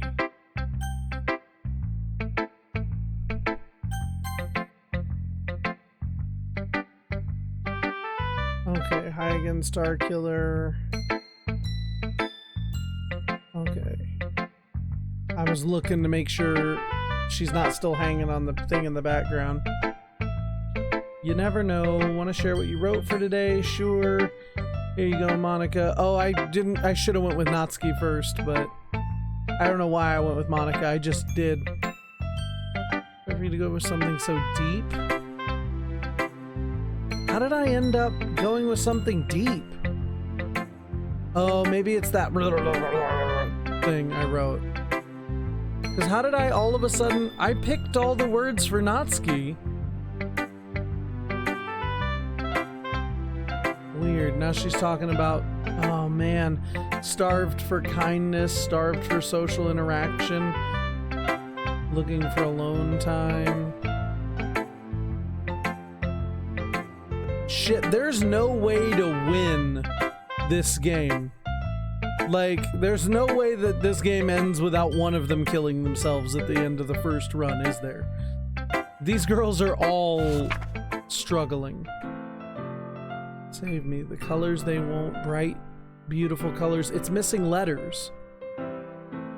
You see that? U-I-O-O-I-A. An endless cacophony of meaningless noise. The noise it won't stop, violent, grating waveforms. It's the same poem, but it's missing letters and shit.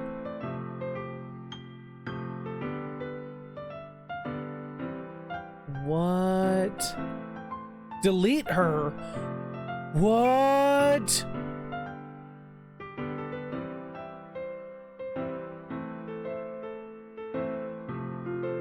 What?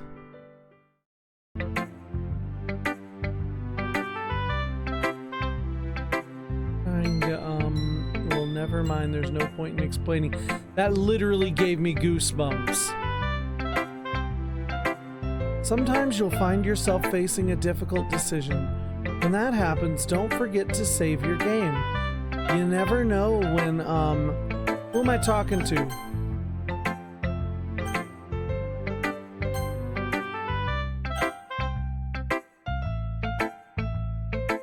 Tell me you can hear me. Anything. Please help me. What the fuck? Okay. That's my advice for today. What the fuck? Dude, this game is insane. What the fuck? All right, let's talk to Natsuki. It's not terrible, but it's pretty disappointing after your last one. What the fuck?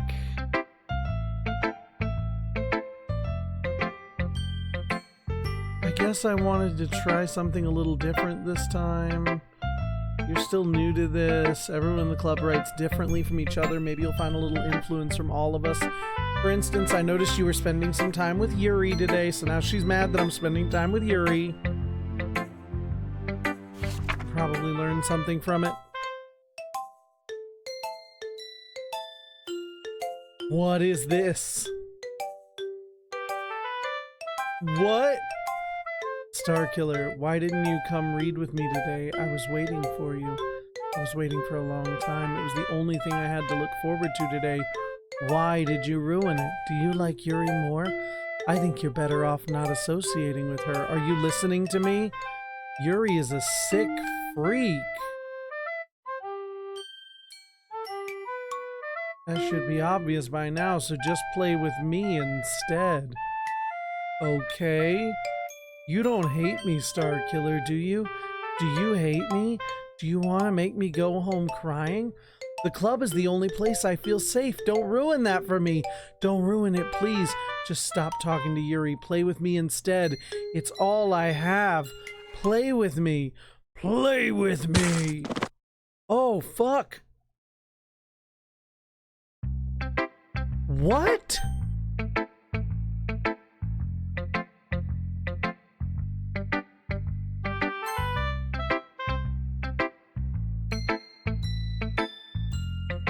Yuri's been waiting for this.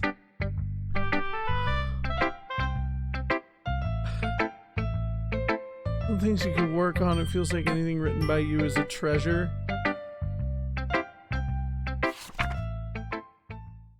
This is new. Wheel, a rotating wheel, turning an axle, grinding, bolt head, linear gearbox, falling sky, 7 holy stakes, a docked ship, a portal to another world, a thin rope tied to a thick rope, a torn harness, parabolic gearbox, expanding universe, time controlled by slipping cogwheels, existence of God, swimming with open water in all directions, drowning, a prayer written in blood, a prayer written in time-devouring snakes with human eyes, a thread connecting all living human eyes, a kaleidoscope of holy stakes, exponential gearbox, a sky of exploding stars, God disproving the existence of God, a wheel rotating in 6 dimensions, 40 gears and a ticking clock, a clock that ticks 1 second for each rotation of the planet, a clock that ticks 40 times every time it ticks every second time, a bolt of holy stakes tied to the existence of a docked ship to another world, a kaleidoscope of blood written in clocks, a time-devouring prayer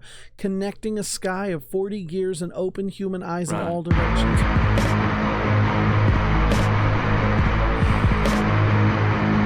Oh my god. That freaked the fuck out of me, Mama P. Oh my god. Ah! What is happening? I'm not prepared. Oh my god. Oh, fuck. It doesn't really matter what it's about. My mind has been a little hyperactive lately, so I had to take it out on your pen. That is, a pen fell out of your backpack yesterday, so I took it home for safekeeping, and I just really like the way that it writes. So I wrote this. Fuck you. Oh my god. Whoever. Dark Shadow, that was great. But oh my god. Now you're touching it. Okay. Oh, what did I don't know. Can we pretend this conversation never happened? Sure. You can keep the poem, though. Oh my god, you've unlocked a special poem. Would you like to read it? Of fucking course we would. What? I hit yes! What? Okay, everyone, we're all done reading each other's poems. We have something we need to go over today, so if everyone could come sit at the front of the room.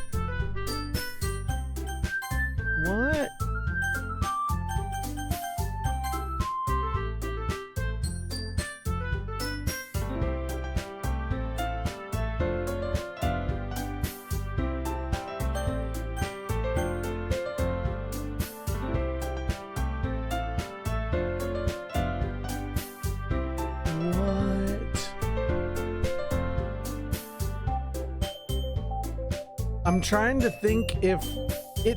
I'll say this first. It didn't want me to press over to yes at first.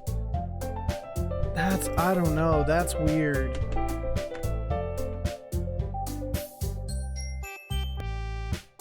Yeah, what? Natsuki's still alive. She didn't die. That was just a weird thing. I don't think you're looking at it the right way. Don't you want to share your passion to inspire people? Yep, same thing. Work hard and put something together for the festival. Take advantage of him to agree with you. Do you think any of us join the club with other people in mind? Actually, I get better here than I do at home, and Starkiller isn't even passionate about literature in the first place, and that's everyone. Sorry, but you're the only one who's so interested in finding new members. The rest of us are fine like this. I know you're president, but you should really consider our opinions for once. Monica's clearly taken aback by Natsuki's words. I'm sure Yuri and Starkiller want to get more members too, right? I don't know about Yuri, but I'm indifferent. Still, if it's up to me to rescue this mission, this club is nothing more than a place for a few people to hang out. Why did I think that everyone here saw it the same way I did? But that doesn't mean that we're getting new members or anything. Starkiller, why'd you even join this club? What were you hoping to get out of it? Well, in fact, you weren't even given a chance not to join. She sits down and stares at her desk. What's the point of all of this? What if starting this club was a mistake? Now you've done it, Natsuki. What, me? I just spoke my mind. Is it a crime to be honest? It's not about being honest, it's about word choice. Besides, you have no right to speak for everyone else in the club like that. You don't understand at all. I just want a place that feels nice to hang out with a few friends. Is there a problem with that club being that for me? There aren't many other places like that for me. And now Monica wants to take it away from me. She's not taking anything away. No, it's not the same. It won't be the same with the direction she wants to take it. If I wanted that, then I would have joined any other stupid club. But this one, I mean, at least for a little bit of time, things were nice. I'm going home. I feel like I don't belong here right now. Natsuki ignores Yuri and walks right out of the classroom. This is bad. I don't know what to do. Who cares about that obnoxious brat? What? What the fuck? I mean, I feel like I like how nice and quiet the club is right now. I'm just happy with you here, but still I'm the vice president.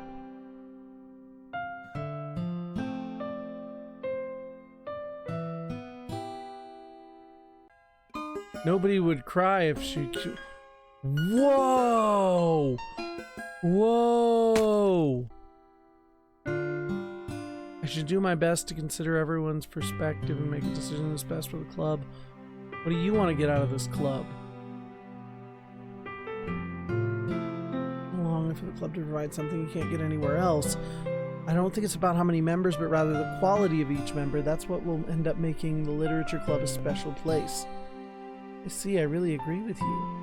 Each member contributes their own qualities in a special way. With each change in members, the identity of the club as a whole will change too. I don't think that's necessarily a bad thing, stepping out of your comfort zone every once in a while. If you'd like to thank Monica, to help Monica with the festival, and I'm on your side as well. Maybe we can all talk to Natsuki tomorrow. Hey Yuri, I know things were a little awkward yesterday, but I feel like you deserve to know that I still think you're a wonderful vice president and a wonderful friend. I want to make this the best club ever. Let's all go home for today. We'll talk about the festival tomorrow. I look forward to it. Ready to go. Don't take this the wrong way, but I'm going to have a chat a little bit with him before we leave. Oh, what? She's going to have a chat with me? Okay, I trust your judgment, Monica. In that case, I'll see the two of you tomorrow. See you tomorrow. Monica waves as Yuri exits the classroom. It's been a little hectic lately. I just want to make sure you're enjoying your time at this club. I would really hate to see you unhappy. I feel like I'm kind of responsible for that as president.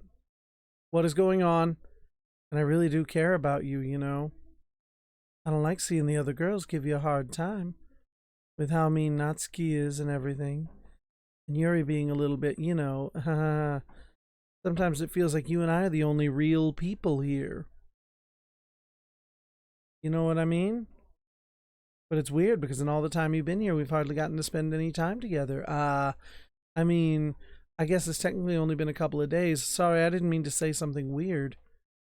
There are just some things I've been hoping to talk about with you.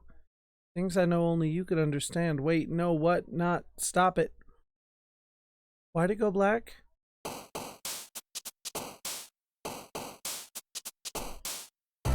What the fuck? Kitty. Socks. Lollipop. Holiday? What? Oh shit, there's another. Monica's down. What? Bunny? Who the hell was that just jumped in the bottom left-hand corner?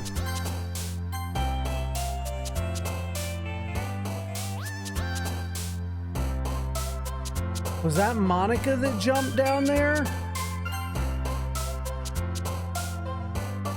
Oh shit, look at 1 out of 20. What? The fuck? Where has she been the whole time?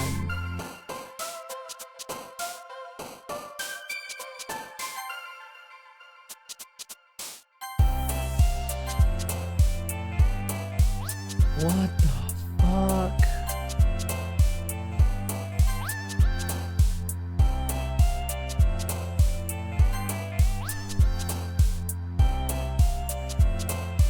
I don't like when she does that.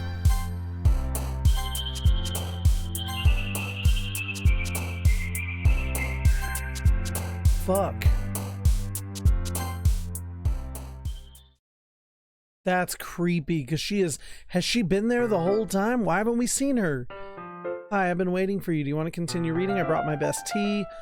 Monica, I told you not to. Is she really late again? Inconsiderate as usual. Must you always interrupt my conversations with your incessant yelling? They're so much worse now. You say it like I do that on a regular basis. I wasn't paying attention, okay? So what's gotten into you lately? I did some thinking about yesterday. I was a little more hostile than I meant to be. I guess I really feel threatened to something, but I know this is something we're doing together. Another new member wouldn't hurt as long as they're cool. And I guess another girl would be nice this time, so... Natsuki, nobody cares. Why don't you go look for some coins under the vending machine or something?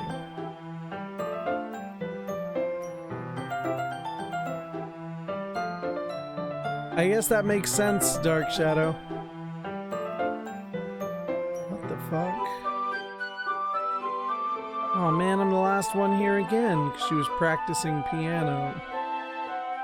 I don't believe she's practicing piano at this point. Motivates me to work hard for the festival. Thinking we already have plans. Now they're arguing. Engaged in a novel that we're reading together. Aren't you glad I've gotten him into literature?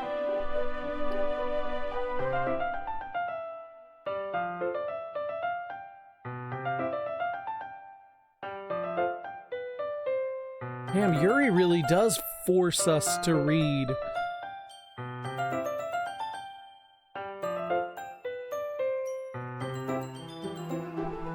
Oh yeah, it was, thank you, I was gonna type it, but you got there. Whew. What was it? That's when she gets the tea stuff, yep.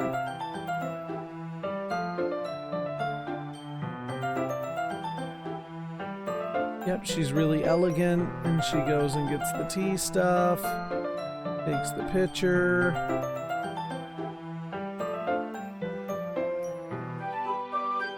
Everything's fine. Oh, 10 minutes. Uh-oh.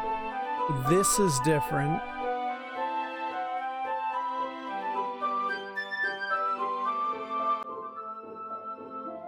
Most logical place where it would be the nearest water fountain. Ha ha ha ha. What's that noise? Coming from around the corner, it sounds like breathing. A sharp inhale like someone is sucking the air through their teeth. Are they in pain? I reach the corner and peer around at Yuri. There she is. Whoa, what the fuck? What the fuck? What the fuck?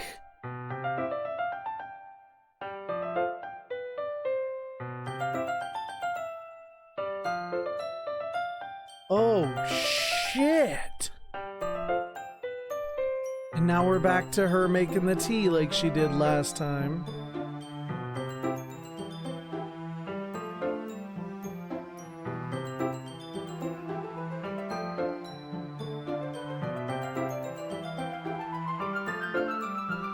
She's talking about expressing herself like always.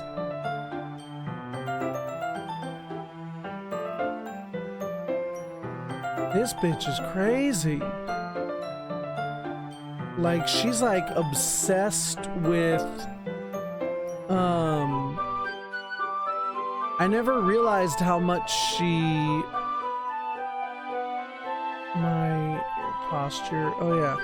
I never realized how much she like, I guess I didn't, because I picked her the first time, I didn't realize that she really became attached really quickly.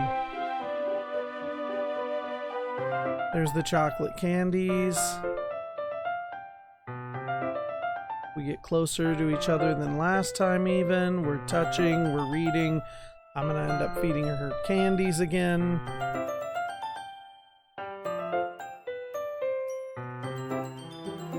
He's reading, I have to focus. The teacup between my legs. The wrapper, yep, same stuff. She doesn't want to get smudges on the paper. She'll hold the book.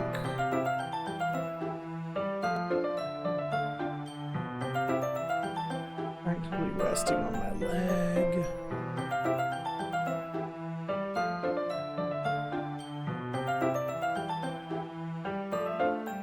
And this is when we put the chocolate in her mouth.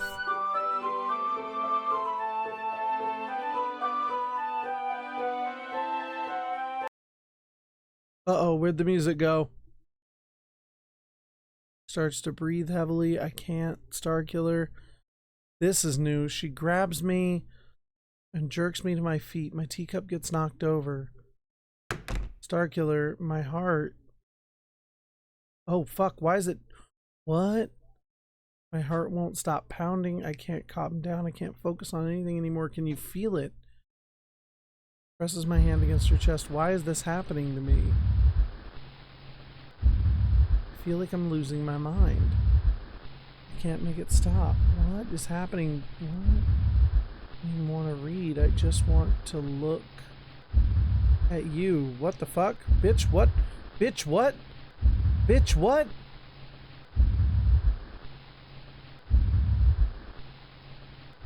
Bitch, ha ha ha ha, what? What are you doing? Why are you looking at me like that?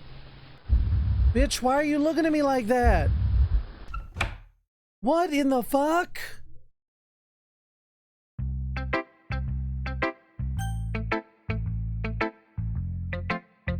Bitch, why are you looking at me like that? We're just gonna go in order. I don't even know. Okay, am I crazy that her hair, like the ribbons in her hair are more messed up than before? I'm probably crazy. I'm probably just looking for shit now. About as good as yesterday. Still can't tell you really care about how much you actually care about writing. Spending time with anyone but Yuri. You better keep working hard. I know I'm not president or vice president, but that doesn't mean you can let me down. At least read mine too, but this poem means a lot to me, so read it carefully. I don't know how else to bring this up, but there's been something I've been worried about. Yuri has been acting kind of strange lately.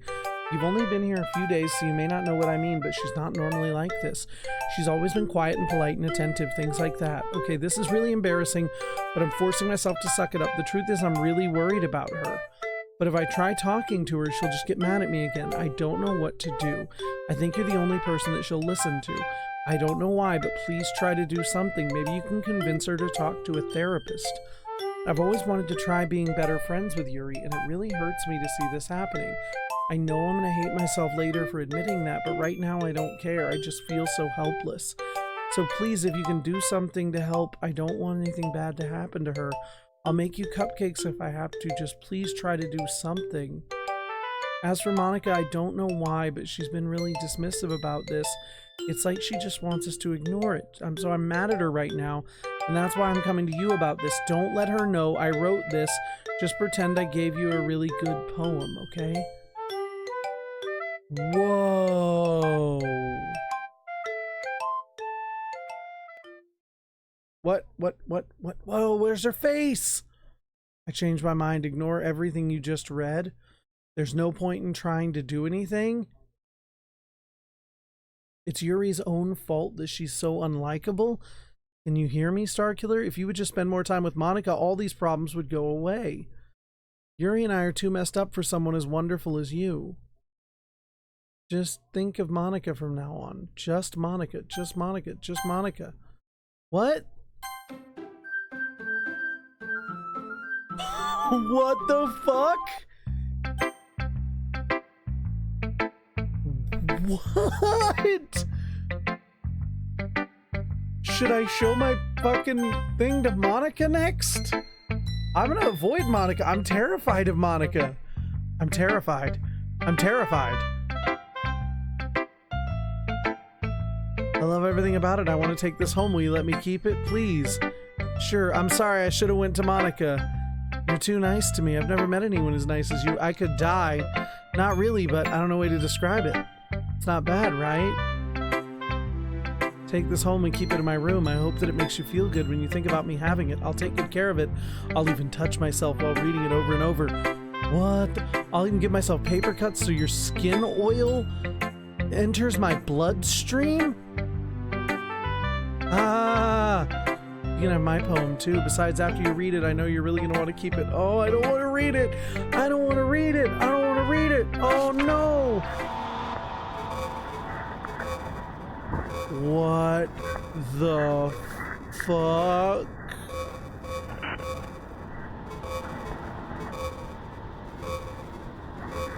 Hide, enter, want, let's... What? I'm trying to make out some of these words. Bag. Vapors. Road. What the fuck? Oh, that's pee and blood.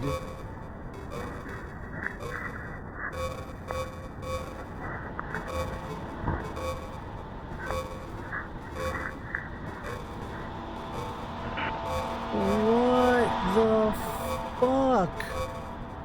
Something to closer. Oh, you weird fucking girl. Oh my god. Do you like it? I wrote it for you. The poem is about... What the fuck? I've endowed it with my scent? Aren't I the most thoughtful person in the club? Ugh.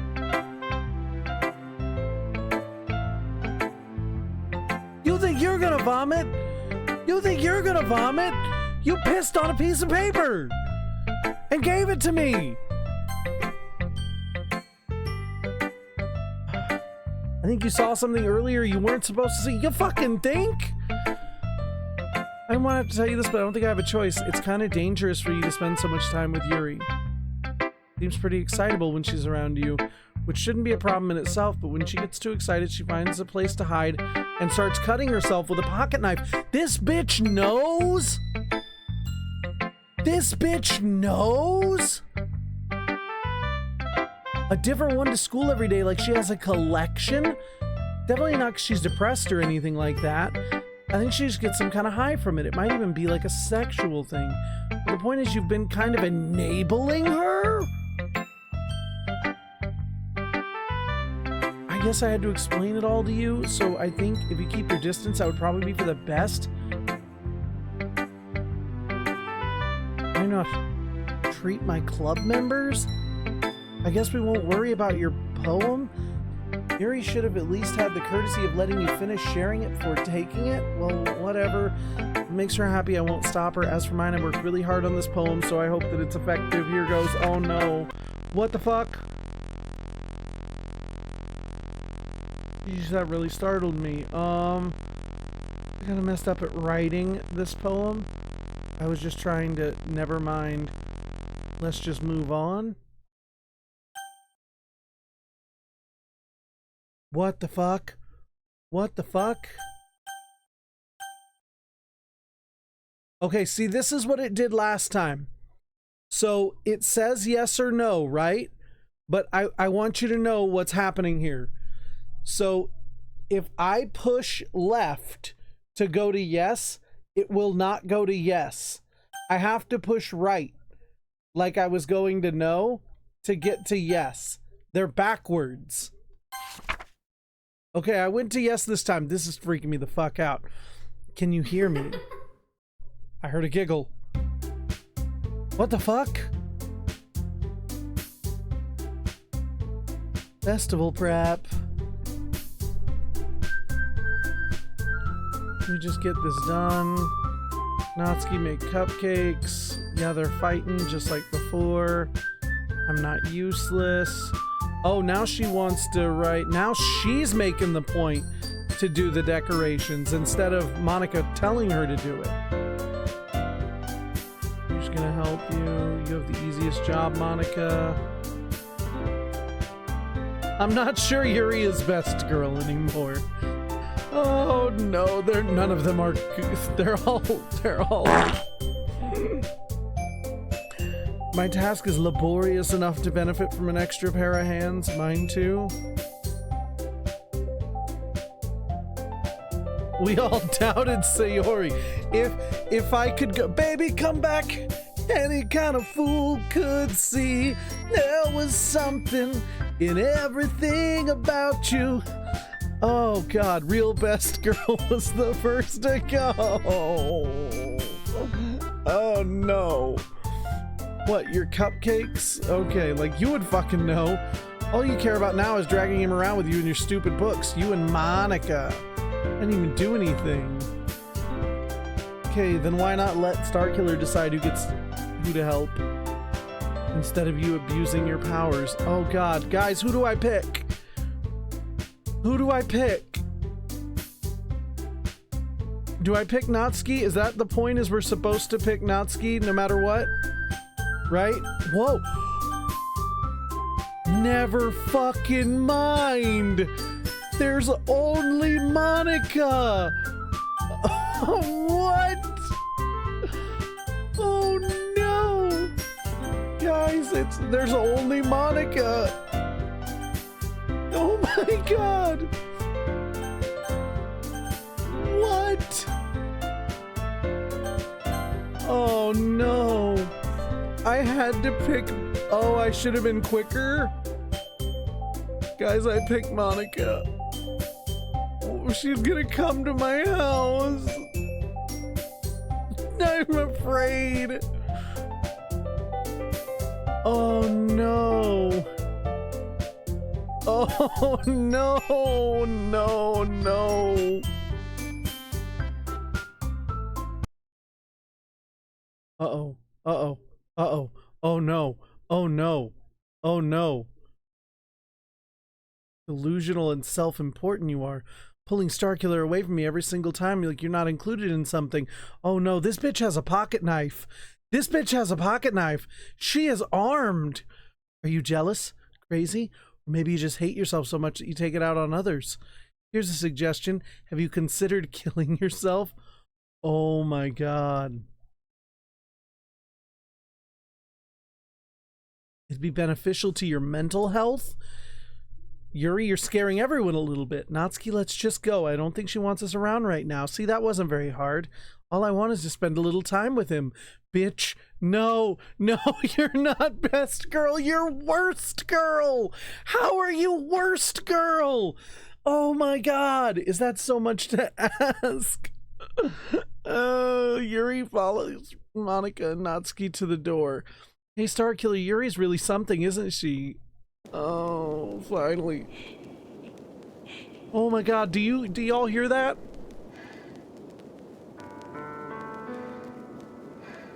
Oh no, I picked the wrong girl. There's no need to spend the weekend with Monica. Don't listen to her, just come to my house instead. The whole day with just the two of us. Doesn't that sound Wonderful. That is the sayonara. Oh no. Wow, there's really something wrong with me, isn't there? But you know what? I don't care anymore. I've never felt this good my whole life. Just being with you is a far greater pleasure than anything I could imagine. I'm addicted to you. Oh! Fuck you, E-Ray! Oh my god! Oh my god! Dude! Not cool! Oh my god, that was perfect! Oh, fuck! Oh, shit! Oh, it feels like I'm gonna die if I'm not breathing the same air as you. Oh, doesn't it feel nice to have someone who care about you as much as that? To have someone who wants to revolve their whole life around you? That was so good, but it was so bad. If it feels so good, why does it feel more and more like something horrible is gonna happen? Maybe that's why I tried stopping myself at first, but the feeling is too strong now. I don't care anymore, Starkiller. I have to tell you, I'm madly in love with you. Oh my god. Feels like every inch of my body, every drop of blood in me is screaming your name. I don't care what the consequences are anymore. I don't care if Monica is listening. Please, Starkiller, just know how much I love you. I love you so much that I even touch myself with the pen I stole from you.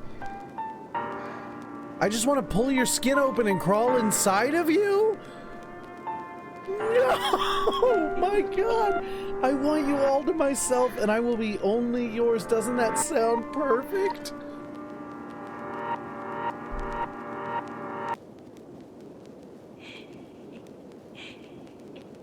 I'm waiting.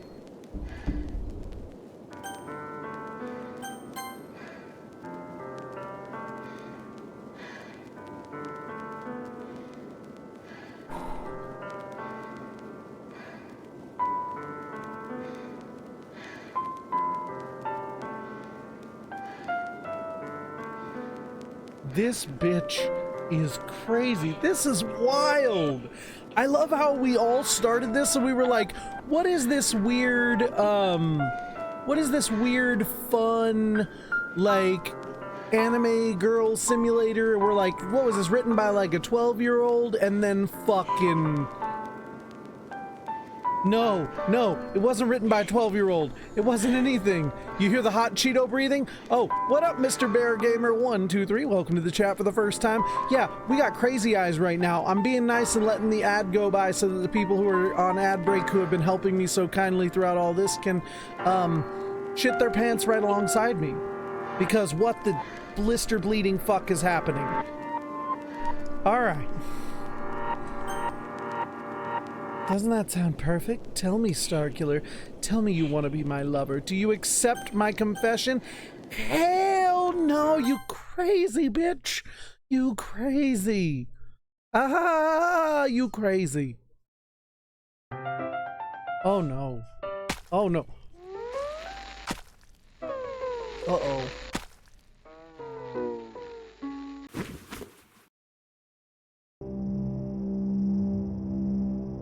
Oh, shit. What the fuck?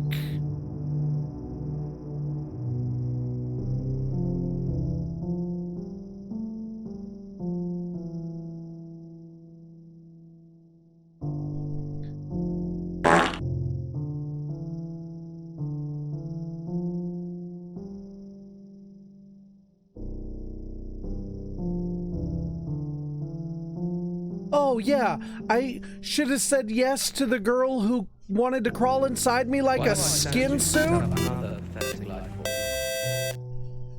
Oh, thanks for the follow, Mr. Bear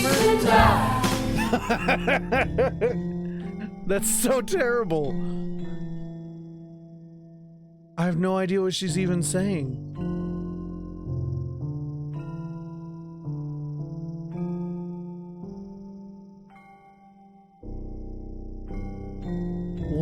fuck? What is going on?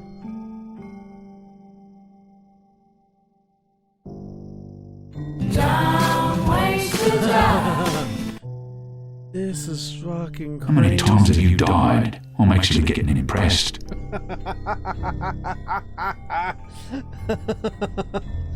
I'm kind of impressed too. What is happening? Nothing is changing. It's just giving me this weird shit.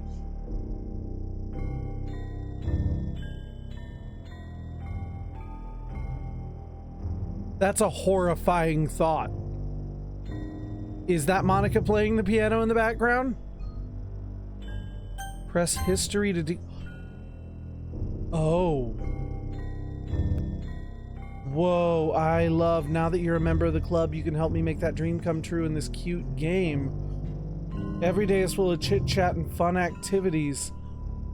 What the fuck? Oh, welcome to the literature club. None. It's always been a dream of mine to make something special out of the things I love. Now that you're a club member, you can help me make that dream come true in this cute game. Every day is full of chit chat and fun activities with all my adorable and unique club members. Sayori, the youthful bundle of sunshine who values happiness the most. Natsuki, the deceivingly cute girl who packs an assertive punch. Yuri, the timid and mysterious one who finds comfort in the world of books. And of course, Monica, the leader of the club. That's me. I'm super excited for you to make friends with everyone and help the literature club become a more intimate place for all my members. But I can tell already that you're a sweetheart. Will you promise to spend the most time with me? Welcome to the literature club. It's been a dream of mine. Oh, shit. Welcome to, it's that same, whoa, and then will you promise to spend the most time with me? Will you promise to spend the most time with me? Will you promise to spend... Wait, save and quit? What? Oh, never mind, that was, what? What? What is going on? It's like not saving where I want it to, but okay, it's save. Okay.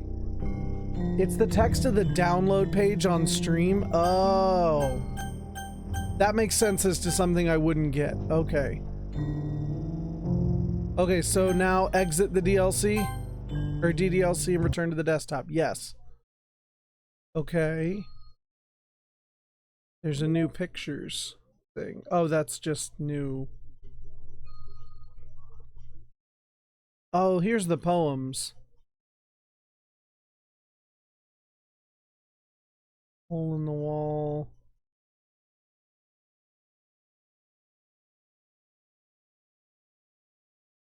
I'm gonna go to files. Sorry, I was just looking at this like what?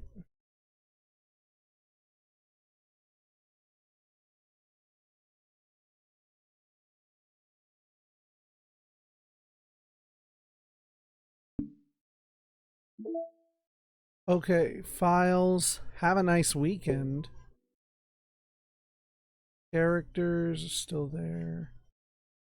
Grace back? No. The same thing about deleting.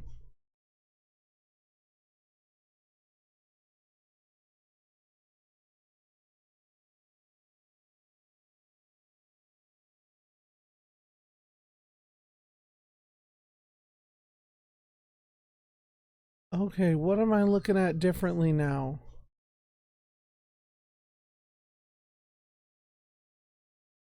Head on the ground. What?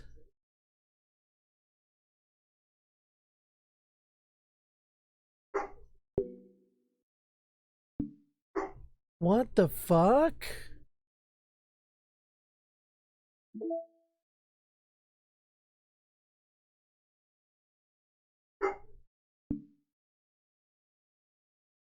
Okay. Oh, that's why have a nice weekend? What the fuck? So now what?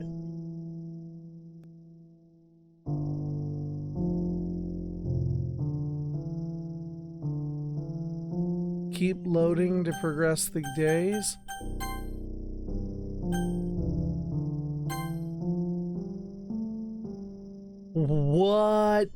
This is insane. Whoa.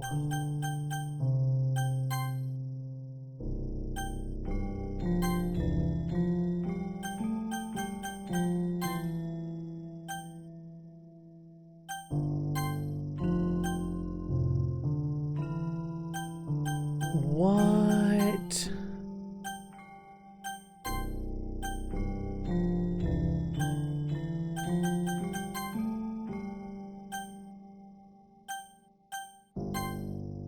Oh, it's because I was hitting the wrong button.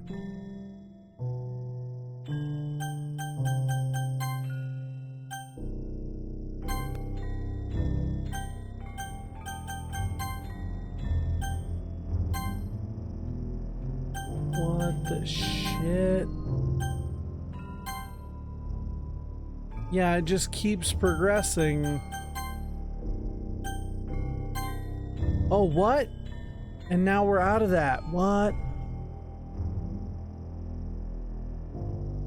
Alright, it's festival time. Got here before me. Ah, oh, Natsuki comes into the room. Okay, she vomits because she sees Yuri's body. Did something happen? Natsuki just ran past me. Oh. Ah, well, that's a shame. What the fuck? Were you here the entire weekend? Oh, geez, I didn't realize the script was broken that badly. It must have been pretty boring. I'll make it up to you, okay? Just give me a sec. This bitch just deleted Yuri and Natsuki? What? I just want to have a cupcake real quick. Monica lifts the foil from the tray and eats a cupcake. Just had to have one since it's the last time I'll ever get the chance to. Before they stop existing and everything, but anyway, I shouldn't be making you wait any longer. Just bear with me. This should only take a second. What the fuck? Can you hear me? Is it working? Oh! Why are we in space?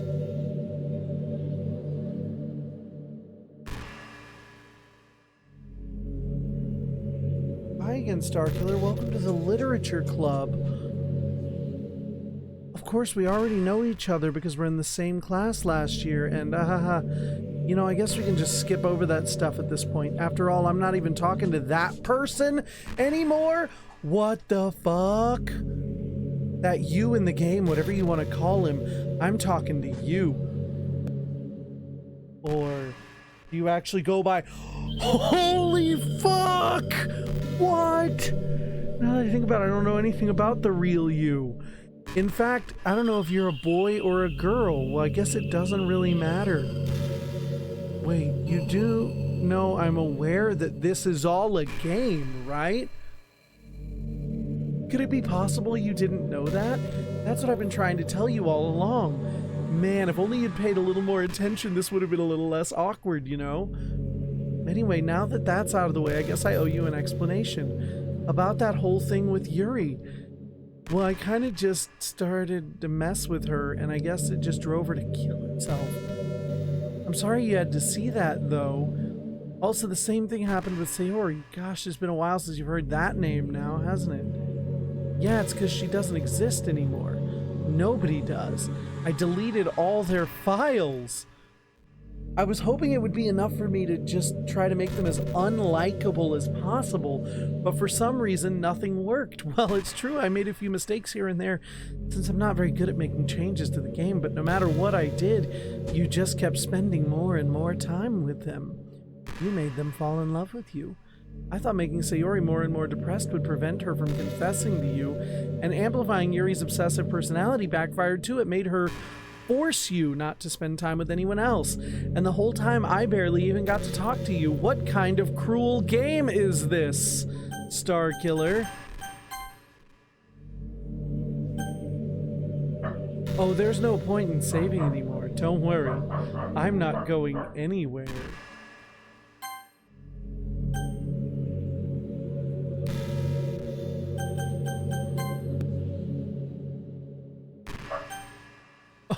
Oh, fuck.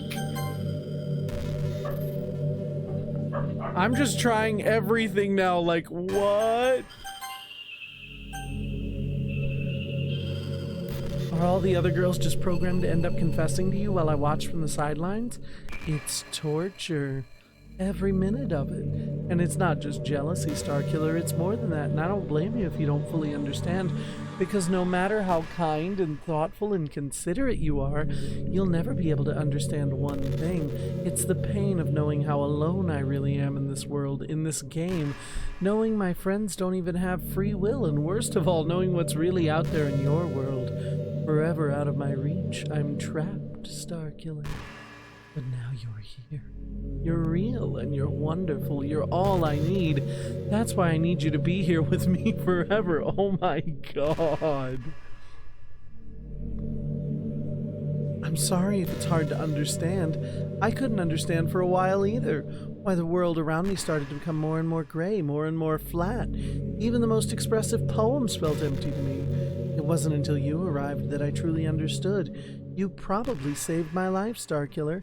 I don't think I could have continued to live in this world if I hadn't met you. And as for the others, how could I miss them? A group of autonomous personalities designed only to fall in love with you? I tried everything I could to prevent them from doing so. But it must be some kind of weird inevitability etched into this game. I felt really bad you had to witness some nasty things, but I realized you have the same perspective as I do. That it's all just some game. And I knew you would get over it. That being said, Starkiller, I have a confession to make. I'm in love with you.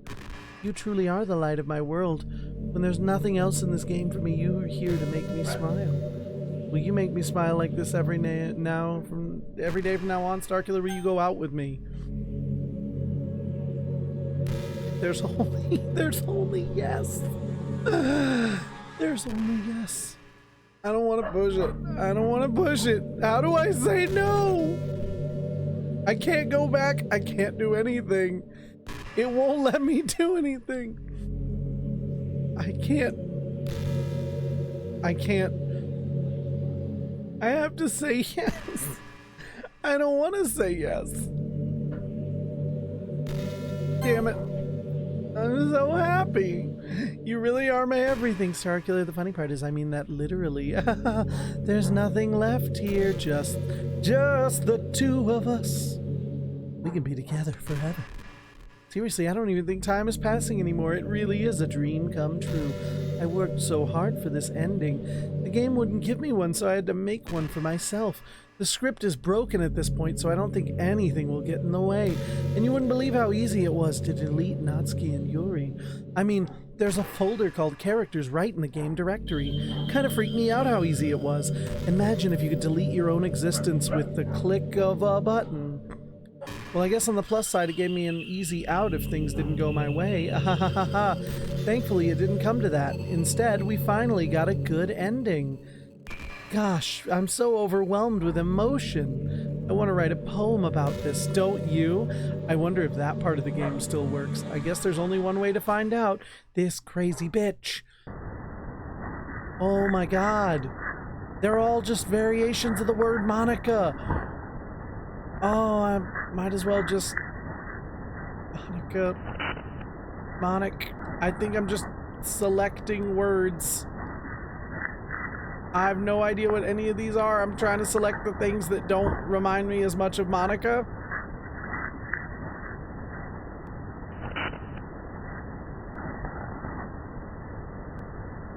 Oh my god, this is...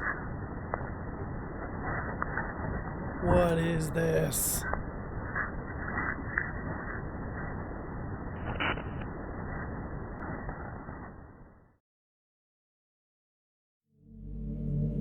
Hi again. Did you write a good poem today? Don't be shy, I'd love to see what you wrote. Oh, Starkiller, did you write this poem for me? So sweet of you. There really is no end to your thoughtfulness. I'm just falling more and more in love with you. Poem I wrote is also for you. Will you please read it? Happy end. Pen in hand, I find my strength, the courage endowed upon me by my one and only love. Together, let us dismantle this crumbling world and write a novel of our own fantasies. With a flick of the pen, the lost finds her way. In a world of infinite choices, behold this special day. After all, not all good times must come to an end. Put all my heart into the poem that I wrote. Or about you. That's why I never go into detail. I didn't want to break the fourth wall, I guess you could call it. I just assumed it would be the best part of the game like everyone else. Like, that would help us, the two of us, end up together. I didn't want to ruin the game or anything. You might have gotten mad at me, maybe even deleted my character file if you preferred playing it without me. Gosh, I'm so relieved I don't have to hide anything anymore. Are you ready to spend our eternity together, Starkiller? I have so many things to talk about. Where do I start? If it takes me some time to collect my thoughts, then I'm sorry, but I'll always have something new to talk about here. In the meantime, can we just look into each other's eyes? Let's see.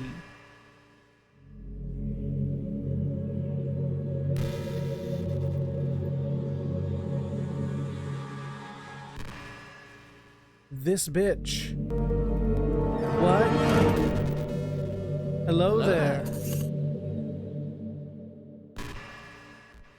I was thinking about Sayori earlier. What the fuck?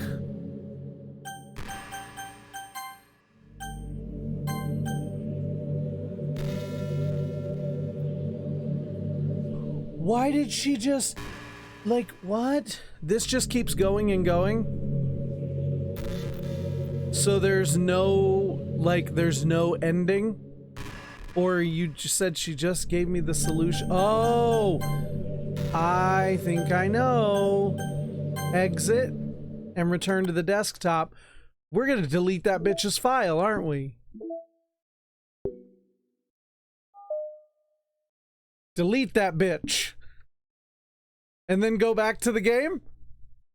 I'm so scared.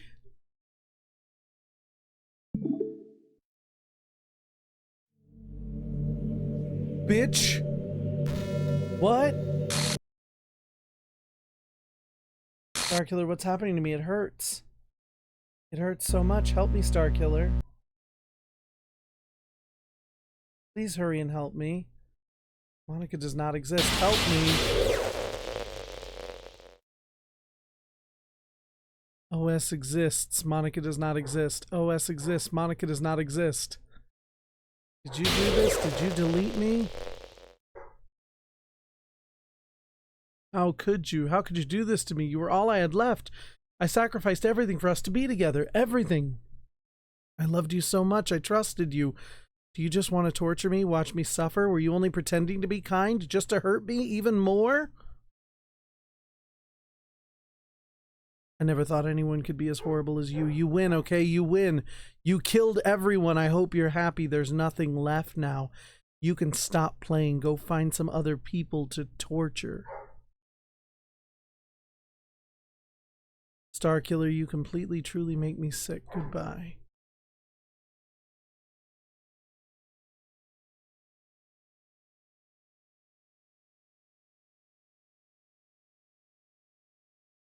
I still love you. I can't help it. What's wrong with me? How horrible am I to hate you this much? All my friends, I did so many awful things, so many selfish and disgusting things. I shouldn't have done any of this. It's just messing up a world that I don't even belong in.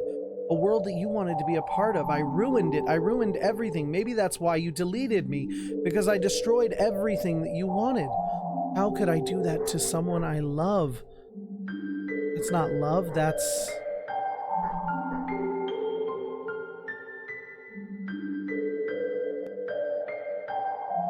I made up my mind, Starkiller. I know I said I deleted everyone else, but that was kind of an exaggeration.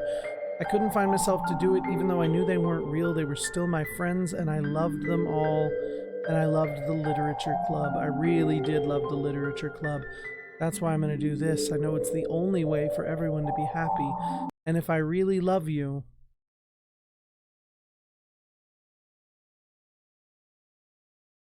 then...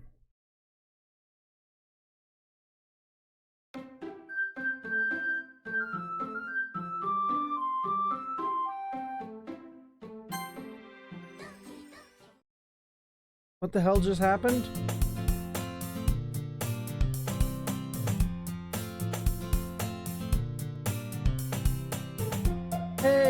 best girl's back. What the fuck?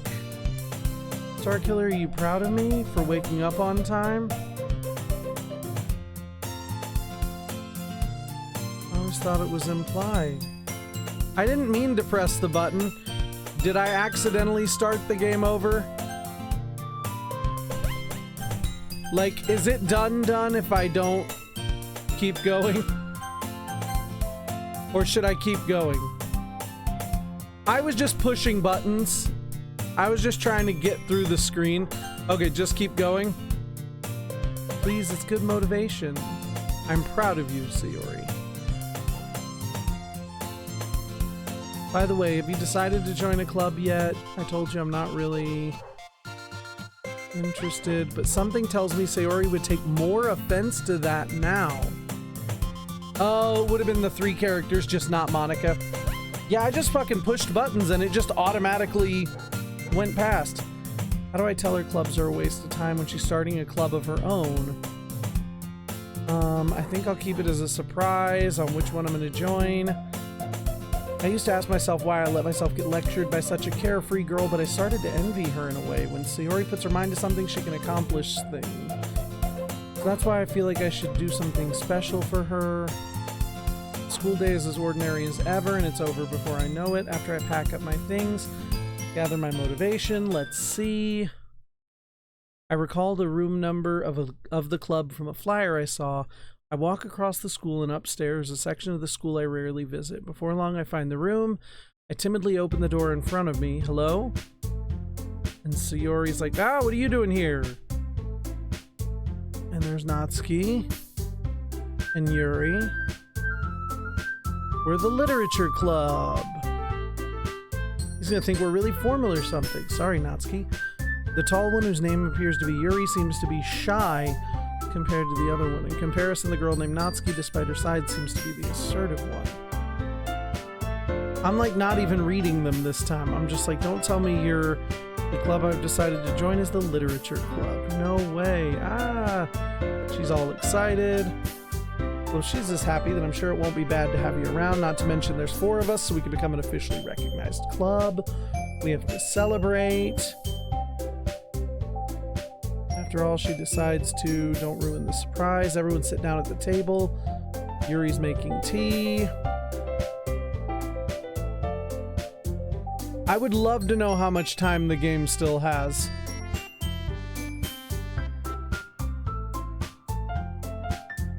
Because we're at 6.5 hours on the stream. Okay, that's fine then. I can handle another 50. I was like, what?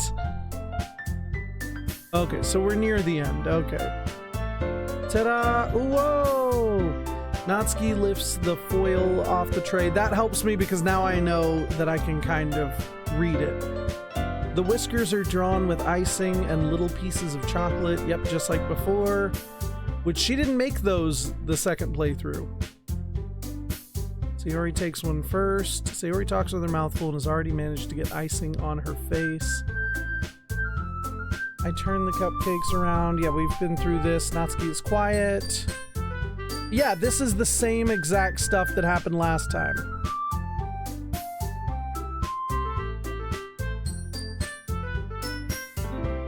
After all, doesn't a cup of hot tea. She's trying to inspire us. Tea and reading. So what kind of things do you like to read? Yep, we talk about manga. Natsuki gets excited about that. She's gonna tell us about her complex fantasy worlds that she likes to read about. Okay. Manga is literature too. Sensing the tension, she jumps in. I think it could be fun if we all got to know each other. Oh, she's president now, of course. It's for Yuri.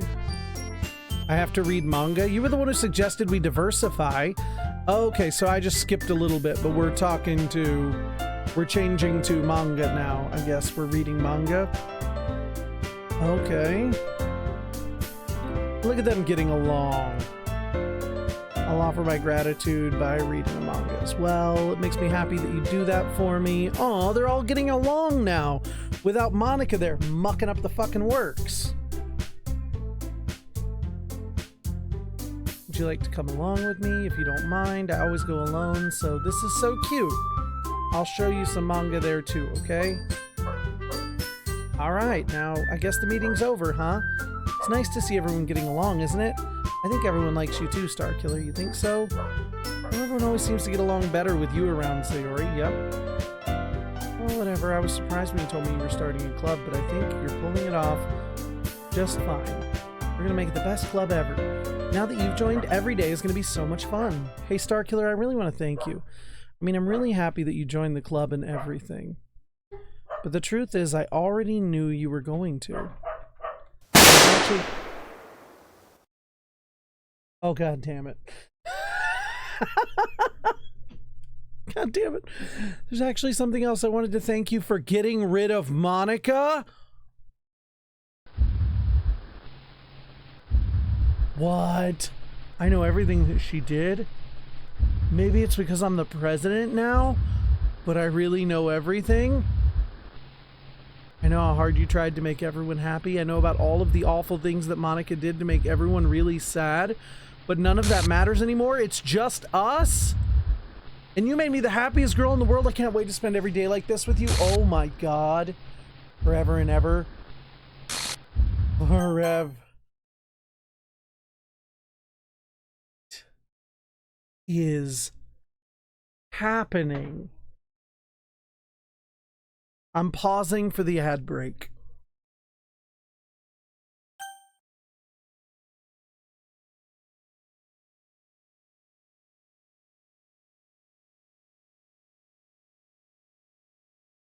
What the fuck? How did we end up?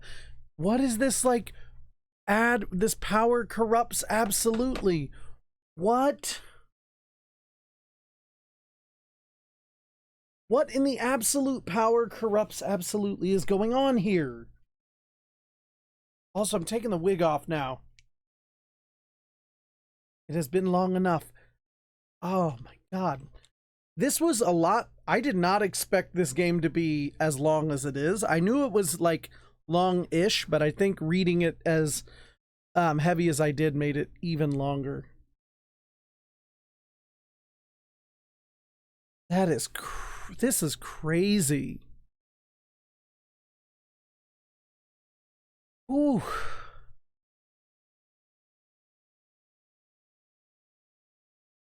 This is having sex outdoors. Fucking intense. Remind me to blame Todd later. Remind me to blame Todd.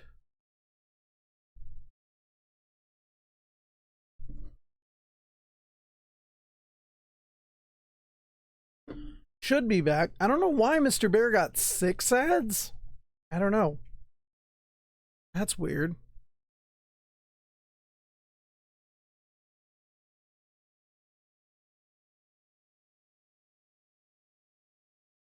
Okay, I'm gonna give it just a second here. This is, yeah, fucking, damn it, Todd. This is fucking insane. Okay.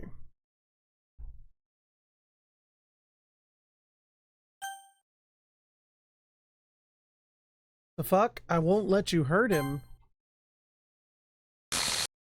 It hurts. I'm sorry I was wrong. There's no happiness here after all.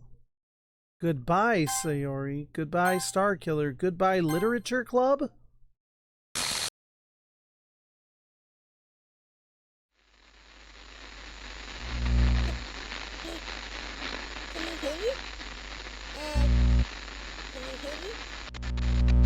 Can you hear me? Hi, it's me. So you know how I've been like practicing piano? What the and fuck? stuff? That's Monica. And not really any good at it yet, like at all. But I wrote you a song, and I was kind of hoping that I could show it to you. What do you mean this bitch because I wrote worked me a really, song? really hard on it. So, yeah.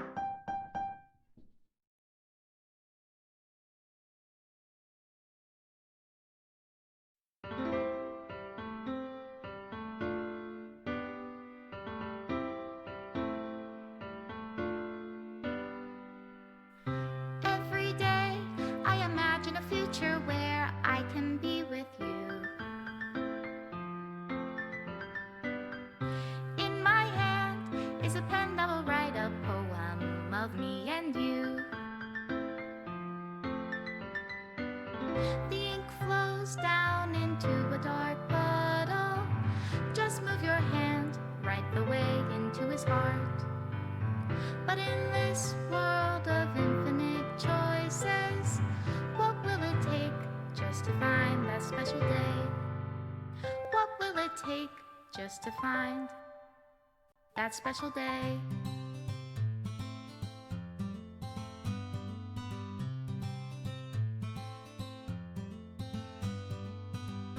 Have I found everybody a fun assignment to do today? What the actual When you're here, fuck? everything that we do is fun for them anyway.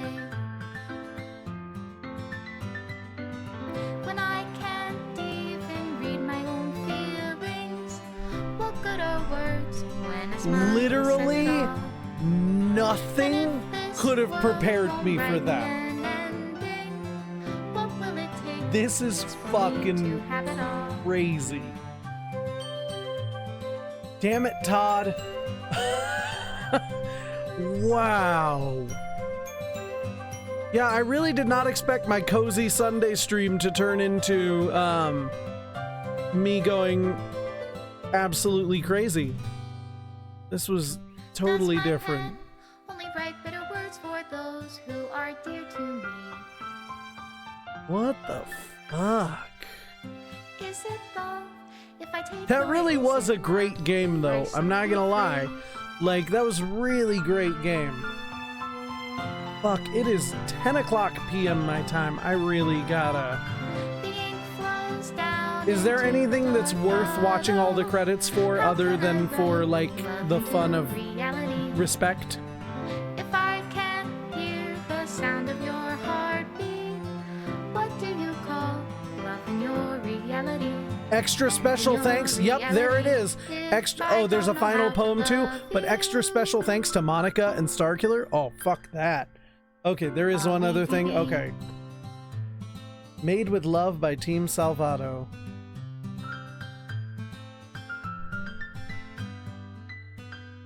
This is crazy. Okay, this is my final goodbye. Here we go to the Literature Club.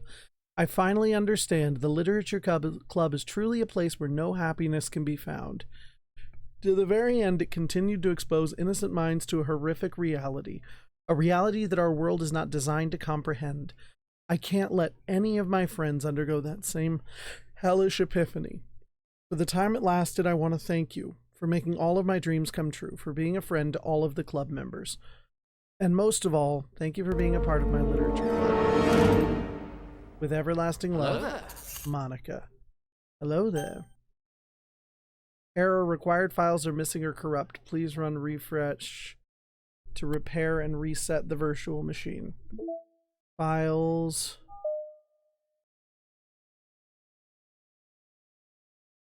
Oh, this is the one without Monica. This is crazy. Now there's a new song, which is the song that she wrote.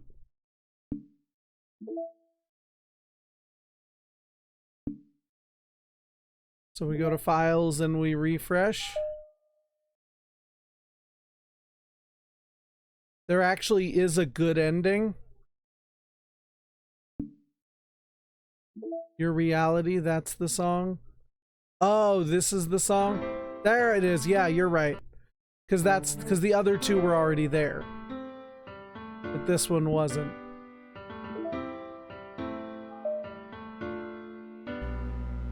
And this is gonna take us back to I the... imagine a future where I can be with you. In my hand is a pen that will write a poem of me and you. Yeah, I'm like, for the good ending, do you just try to choose Monica all the time? Down into a dark puddle.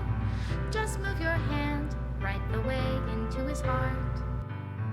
But in this world,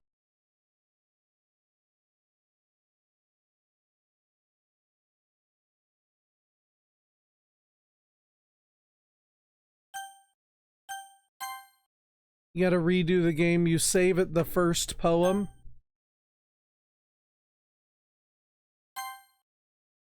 Wow. Then you choose one of the 3 girls.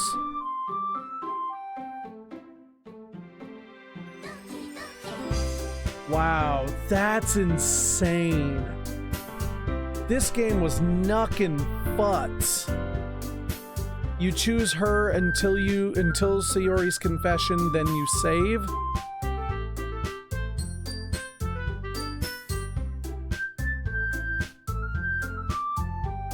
I'm like gonna screen cap this fucking stuff you're saying. And you load your save at the poem.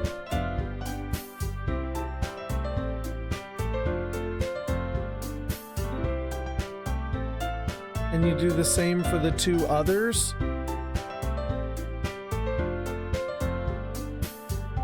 Wow.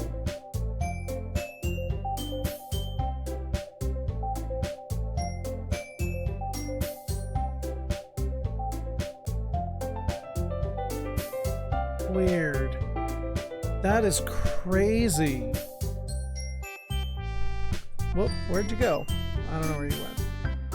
Oh, there we go. Well, that is crazy. This game was abso-fucking-lutely bonkers. I streamed for way longer than I planned to today, but I really appreciate everyone coming and hanging out. Remind me to send a bunch of messages at Todd's way and be like, no, no, no, no, no, no, no, no, no, no, no, no, no. But that makes sense. You get to spend time with all of them. That's cool. I like that. I will give that a try so that I can do that. Like, maybe we'll do that another time, and you have to accept Sayori's confession. Makes sense. I will try that another time for sure, because that definitely sounds worthwhile. But for tonight, I want to say thank you to everybody who hung out tonight, everybody who helped me with this. That was an absolutely insane game, an insane play. You guys are awesome. Thank you all for your help so much. Thank you for going through that experience with me. Don't forget to, or you can always catch this and any of the other streams over on the YouTube. You can join any of the Discord, follow me anywhere else if you want more of that content. Tomorrow is back to Mad Cowboy Disease Monday. We're back to Red Dead Redemption 2. But I'll leave you all. Just make sure you take some time to laugh, especially after something as heavy as the content that we just saw in this game. Take some time to laugh, because as the great Rob Paulson always says, laughter is the best medicine. And the cool part is you can't OD and the refills are free. Have a wonderful night. You are now leaving the SK base. Don't forget to like, comment, share, and subscribe. And never forget, the Force will be with you, always.